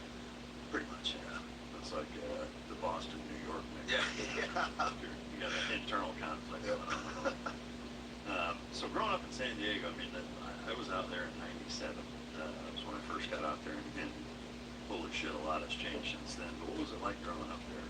Man, it was cool because I grew up right near the stadium, in Jack Murphy Stadium up on the hill, and we used to ride our bikes down to Mission Valley, and we would just ride jumps and stuff. There was no condos. They were just starting to build. There was like a little strip mall, but it was wild because you could go into crawdad fishing in the canyons and shit. It was just a little bit more spread out. It was great. Do you have siblings and parents still work together the whole time? Or? No, they had a tumultuous relationship. My dad, he'd be the first to admit, had some struggles with alcohol and things like that, and it was some explosive things. So he in and out, kind of. But they were married off and on for about 16 years, and then it kind of broke off later. And I have a younger sister. Okay, so just you and her. Yep. Did you play any sports growing up? I did, man. We were sports was the thing year round. So growing up, it was soccer, swimming. And then I got into American football and baseball. And then into high school, I just cut it to lacrosse and football. Really? I didn't realize. I mean, lacrosse, where I grew up, didn't exist. It probably still doesn't. We didn't have a soccer team. Yeah. When I was in high school, but was lacrosse and is lacrosse big in Southern California? No, you're from Iowa, right? You grew up. Yeah, they're just wrestling out there. Right? Yeah, I mean, wrestling and football, but wrestling for sure is the biggest sport. Yeah. Well, I went to Poway High School, and wrestling was what it was at that high school. But lacrosse was, it was the first year that it started to kind of get big and get formalized. So, I still don't get it, that sport. man, it's fucking violent. Yeah. It's fantastic. It's actually a great spectator sport too, if you kind of get, it's fluid. Yeah. Well, I wonder why it's not more popular. It's a good question. I don't know. Yeah. Football just kind of has everything by the balls in this country. Damn straight. Did you play football in high school? You said you played? Yeah, I did. Yeah. What did you play? Outside linebacker. Yeah, of course. Were you like in high school? Were you a bigger guy? Or Yeah, I was always about 200, about the same. in high school? Yeah. Jesus. And were you just fucking leveling people in football? And I laid the hat. They used to call me the hammer, bro. Yeah. What are the two key components for canine success? That's effective training and proper nutrition. Fueled by Team Dog brings those two components to your family and best friend with the perfect nutritional balance that results in a higher mental acuity, energy, overall vitality, and even an improved appearance. Every product you will find in my company's store was born from the battlefield and not from the boardroom. Let my life's work help you become your dog's hero. Did you ever have in terms of your thought process of post high school, were there ambitions to go play college football and go beyond that? Yeah. So that was the game plan, was to go play dual sport, because I actually had a lot more accolades from lacrosse. Oh, really? Yeah. And so I was getting some heavy looks coming out of junior year. Then I get kicked out of high school for marijuana possession and some fights and stuff right after. So that, all those opportunities kind of dissipated. But my whole thing was I was going to play in college, looking at Naval Academy and stuff before I looked that up. My grandfather was captain of the Navy, Naval Academy. But I was going to the military. I knew it. I wanted to be a Navy SEAL from the time I was 7. Well, what was the catalyst for that? I remember the moment it happened. I was 7 years old. It was 1992 in October. And I'm standing on this hill with my dad looking into the bay from Point Loma. And I saw glow lights in the bay. I asked him what it was, and he told me there's SEALs training in the bay. I know now as SQT students, you know, but from that moment on, it was, I mean, I could not get enough information. Really, men with green faces. I was in Blockbuster getting the VHS tapes, all that Vietnam era commando stuff really was like, you know, I couldn't get enough.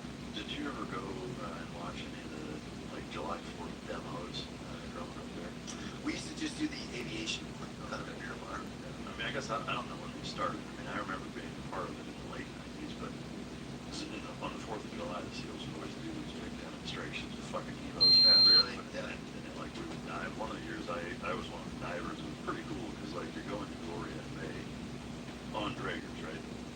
And you go in before everybody gets there, kind of thing, or you know, while people are kind of funneling in, we would dive in and just hang out in 4 feet of water, with this huge crowd. Had no idea we were there, and then all of a sudden, in the middle of the demo, that's what's up. Blowing up, and we just fucking come up out of the water. We'd be like, what the fuck? You know? That's some swag points. Yeah, it was pretty cool.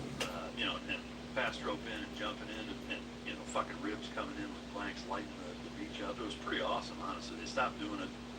Now, I think right after 9/11 for security concerns, they didn't want people, you know, coming up because it'd be a juicy fucking target, a bunch of team guys without real weapons, without loaded real weapons. But anyway, so all right, so back to that catalyst. Was there a conflict with deciding whether or not you wanted to be a SEAL or play football, or was that kind of the goal, was to go to the academy, play sports, and be a SEAL? It was just assumed college was the thing. It was, I looked at it as an extension of high school. And I lacked self-awareness on a massive scale. Like Iraq was kicking off and shit at this time, right? I was getting out in 03. And so I didn't even view the military as an option. It was college again. That's all it was. So the high school I went to in Poway, 99% of the kids went to college after, you know, so it was not really on my radar. I was like, okay, after. Yeah.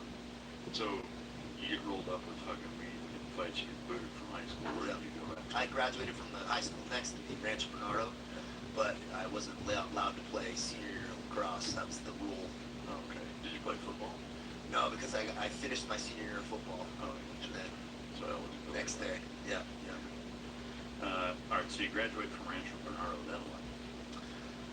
So I was kind of grabbing for straws. Small Division III school. I was like, hey, you can do sport here. It's in Orange County, in Chapman University. Went up there, failed out first semester.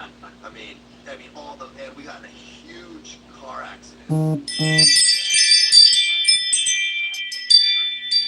the lifting Tundra, and I ejected out of one of the windows on the freeway.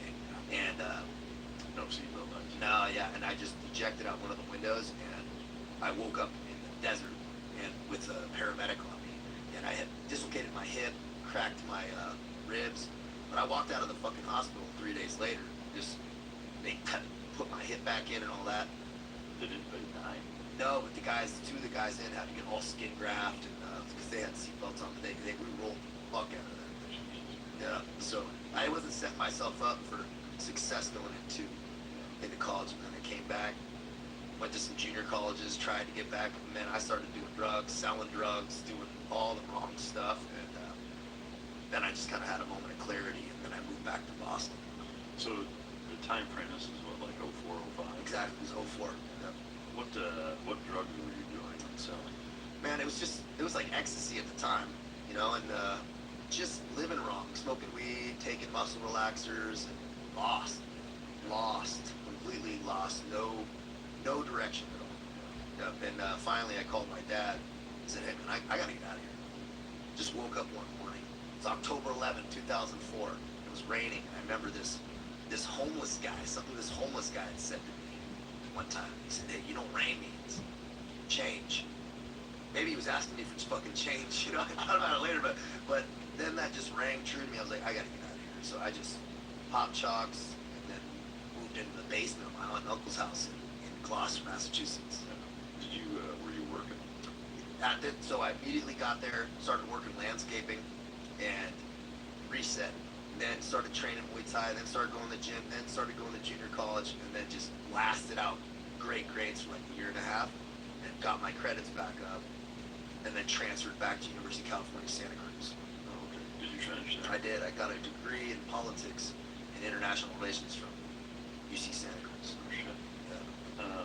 Could you, or did you play any sports there? Man, no, I probably could have, but I started doing jiu-jitsu and just got a subluxation of the patella, and it just destroyed my knee. Started taking painkillers, and then that whole period and all the discipline I had gained when I was back east, isolated, separated, all went away. And so I was arrested probably 8 or 9 times during that period of college when I was graduating. And so I had a mountain of administration to get, hurdles to get into the military. What were the arrests for? Nothing. It was being a knucklehead. It was drunk in public, disturbing the peace, fucking DUI, driving on a suspended, possession. It was all these small little things just stacked up. So once you graduated, at that point, were you still hell bent on becoming a team guy? Was that always 100%? Yeah, but it was. Looking back, the two things don't match up, right? Yeah. Fucking walk contradiction. Yeah. So you walk into a recruiter, where you're like, motherfucker, you got your work cut out for you. I walked into this is why I wanted to be a SEAL, but I was terrified of Hanks Ray Underwood. That was because I grew up in San Diego. I knew all-American wrestlers and shit. Nobody made it, and everybody was scraping barnacles in the Navy. And so I was like real scared, real terrified of that. So I went into the Marine recruiter first. I was like, they'll pick me gun at my knee. Charlie Mike, he's like, dude, you're on probation. And he's like, you have pending court cases. And I was like, oh, that's a thing? We can't just like sweep that under the rug? And that's when I have this moment where I go, oh, this is like a real life. I have to take care of this. So I ended up having to get a lawyer, get a judge, and I went to jail for 4 months in Santa Cruz County right when I graduated to commute my probation. He was like 180 days in jail. I was like, okay. But I ended up doing 120 the surgery. Yeah. How was that? Man, dude, I'll tell you what. County jail. Which is actually kind of, I didn't see the sun for 4 months because you don't get dark time and stuff. We were just lockdown facility. So it's sad, man, what drugs and alcohol and amphetamines specifically do to people's lives. And then I was having to small story in there. I had asked for a volunteer. And I go, okay, because if you volunteered, then the guards would let you go eat in their chow hall. You know, and they give you like a hamburger or something, you know. So I was always volunteering. And we go in and I have to clean this guy had painted shit all over this cell. And he's yelling about how gangster he is. He stole a car and this and that. And the guy I'm working with just getting pissed because he's gonna have to clean it with. He looks at the guy and bangs on the glass. He goes, "Hey, motherfucker, who paid me gangster?" I remember thinking, I'm like, man, I've made some mistakes. What am I doing here? But I mean, was it scary being in there in terms of like people fucking with you? Or? It was fine. I mean, it's like anywhere else. As long as you just set the tone, you're good. We had a couple little issues, but everybody was kind of on their own program. If you get on that good program, I was just doing push-ups and dips and just kind of like, and I volunteered to work for the jail, so I was gone 8 hours in the day doing jail laundry, and I could just write and read and kind of be about myself. It was actually right when Obama got, so you were getting out right at that same time. I remember sitting there when it happened. It was jail laundry that day. He got elected. Oh shit. Yeah. Yeah, that's wild. So all right, so you spent 4 months in jail. Once you got out, then did you go back to the Marine recruiter? I went right back to the Marine officer recruiter. I was shooting for the stars, and they said, okay, we got to take pictures of your tattoos. And I didn't have my arms and stuff. Really, I had a little bit on shoulders, but my whole back and some of my legs. And they took pictures, and they sent it up to some guy, and he came back, and he was like, no, not only no, you can't, we won't even take you into any Marine Corps. They put me on a hold nationwide. I couldn't even enlist. So I was like, okay, well, that Army will take me. I'll go Army or some special program. They did a background check on me, and they said, no way, you can't even enlist. That's when I was like, oh shit, well, what am I gonna do? Started kind of seeing the French Foreign Legion. That's where that started to come on my radar. But I had student loans with my mom and co-signed. I worked for about a day, and then that higher consciousness or whatever came in and he said, go to the Navy recruiter, write down what you have. It wasn't anything bad. All the dispositions were clear. It was just misdemeanors, but it was a lot of them. And I strategically, kind of put and the guy said, we can work with this, but you can be a SEAL if you pass all this shit, or turd wrangler. There's no in between jobs you can do. Yeah. Man, that's fucking wild. Well, so, I mean, as a 7-year-old, the SEAL team being kind of your big dream, why did that end up being the last choice? Fear. Yeah. Fear. Yeah, I didn't think I could make it. Because the running and stuff, I'm not a good runner. And coming out of jail, I was like 230. So I tried to do a run, and I couldn't even make a half mile. And I was like, man, this is going to be a mountain to climb up. And I was just really scared that I wasn't going to make it. I knew it was hard as shit. And it was. All right, so you go to the Navy, they end up taking you. Yeah. But it was not just like, hey, come in. I had to get a lot of waivers, and so I started in this. MEPS was stressful, to say the least. I had a lot of holes in my game. Strategic answers, not saying lie, but strategic answering. And then I could start taking that PST, getting racked on that. So I took it every week, man, for 9 months. I would go down to and then I started training at the Naval Amphibious Base with the boat crew there, with the retired lieutenant commander, and then an active duty senior chief. And that was massive, running in the mountain. I was puking every day, but I lost 40 pounds in like 6 weeks, just crushing it. And I just stayed going every day, and then my scores started to get elevated, and the next thing I know, I'm like racked at the top, and 9 months later, I get my contract. Oh shit. Yeah. How old are you first time? So I'm 23. So I was turned 24, like pretty much the day they gave me my SEAL Challenge contract to go to boot camp on that SEAL contract. So you go in. At that time, was boot camp all SEAL candidates? That was, yeah. So exactly, we had 100 guys that were just all on that SEAL Challenge contract. I mean, what was that like? Because when I came in, it wasn't that way. It was like there were of every division, there was a handful of people that that had their SEAL contracts mixed in with everybody else. It was like most of the fucking division we were with were going to do fucking who knows what. So obviously that's all you have to compare it to, but what was that like being a group of all dudes going? Man, it was great. Yeah. We had a good group. Just to kind of get 9 guys made it out of that 100. And 5 of those guys are still operating at the tip of the spear. No shit. Right now. So that was like, I think we had a particularly good group. And I was still friends with all those guys today. And I was grateful. But those petty officers, because they were just fleet guys, beat the shit out of us. And they're like, we got all these guys.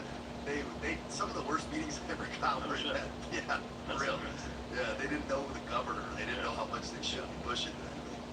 That's funny. That's a trip when I think about that, because, yeah, I mean, when I was going through, it was a fucking joke. But it was great because they trained us. So we were swimming every morning. We were actually working out pretty hard. Of the entire 100, how many actually made it to buds? Most of them? That's a good question. Probably about 40. Really? Yeah, 50. Not much attrition. Yeah, it just, you know, those nickel and dimes, just one guy leaves, one guy decides, and it was just, it's that short. Yeah. All right, so you show up, what class were you in? 2 buds, 284. Anything stick out in buds other than it was as hard as you thought it was going to be? Was there any other impactful moments that really stand out?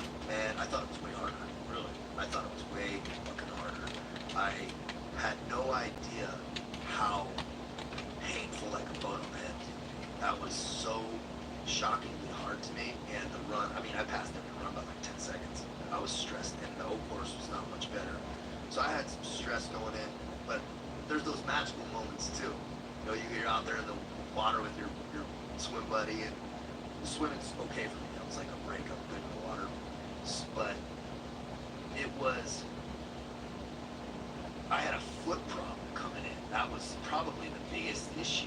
I had MRSA on my feet after the first week, and I couldn't get my feet in my boots. And I had a moment where I was like, I don't know what my boots. Like, I can't go to medical because that's one of the guys that quit go. And my buddy who's helping me over the classes said, you forgot to do that. He just kind of stopped me. And him saying that probably saved my whole career, who knows.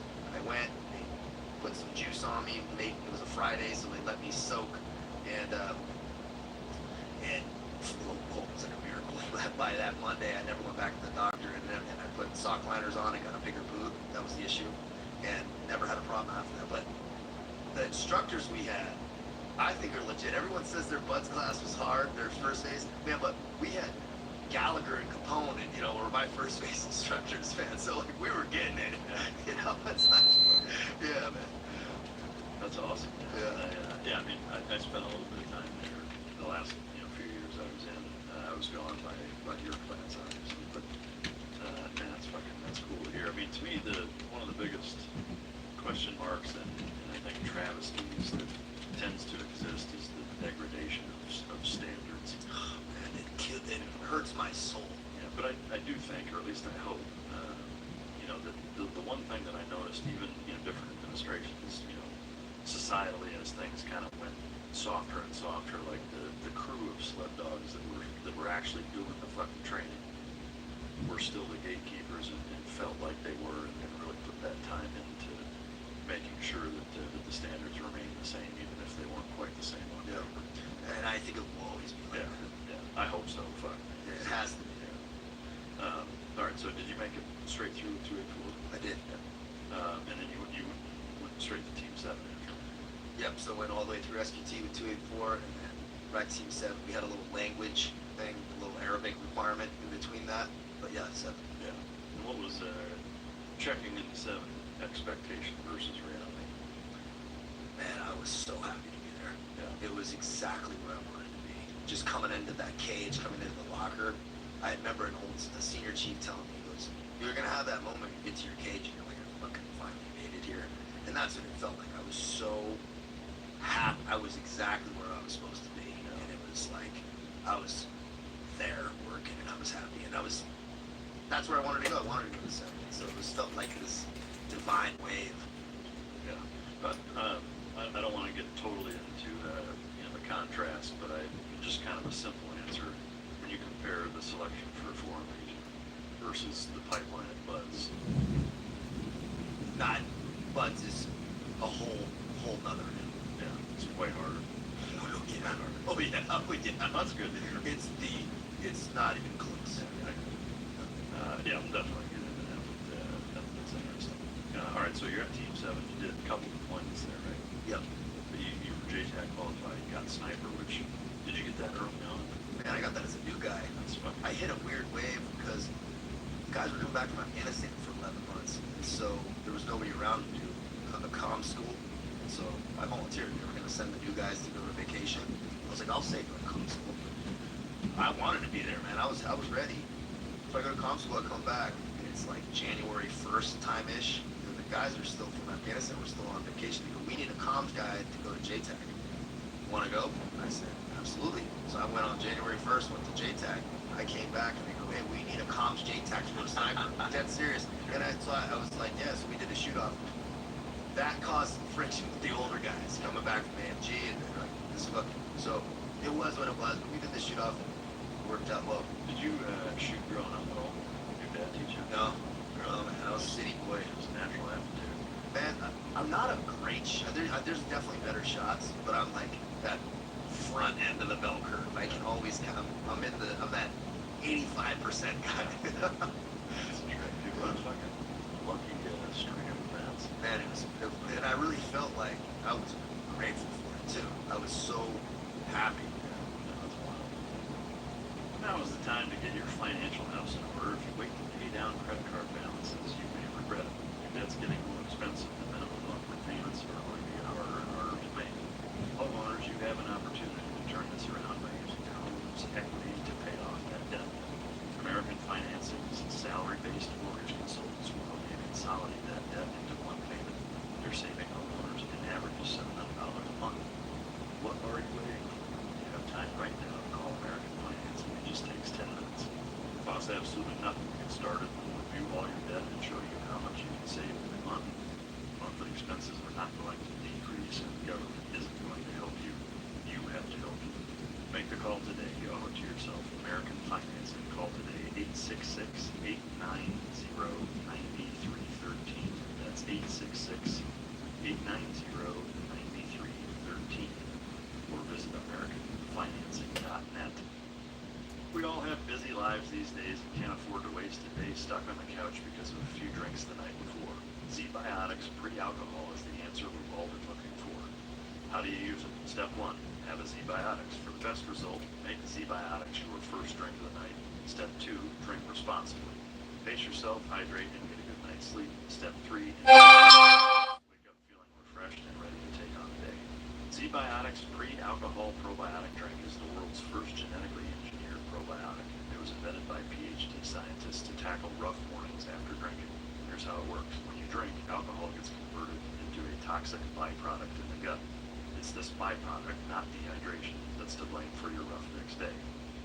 Z-Biotics pre-alcohol probiotic produces an enzyme to break this byproduct down. Just remember to make Z-Biotics pre-alcohol your first drink of the night. Drink responsibly, and you'll feel your best tomorrow. I don't drink a lot. In fact, I rarely do it. It's usually a special occasion. Because of that, it usually affects me pretty negatively, with the exception of using this. This is why I'm a big fan of this product.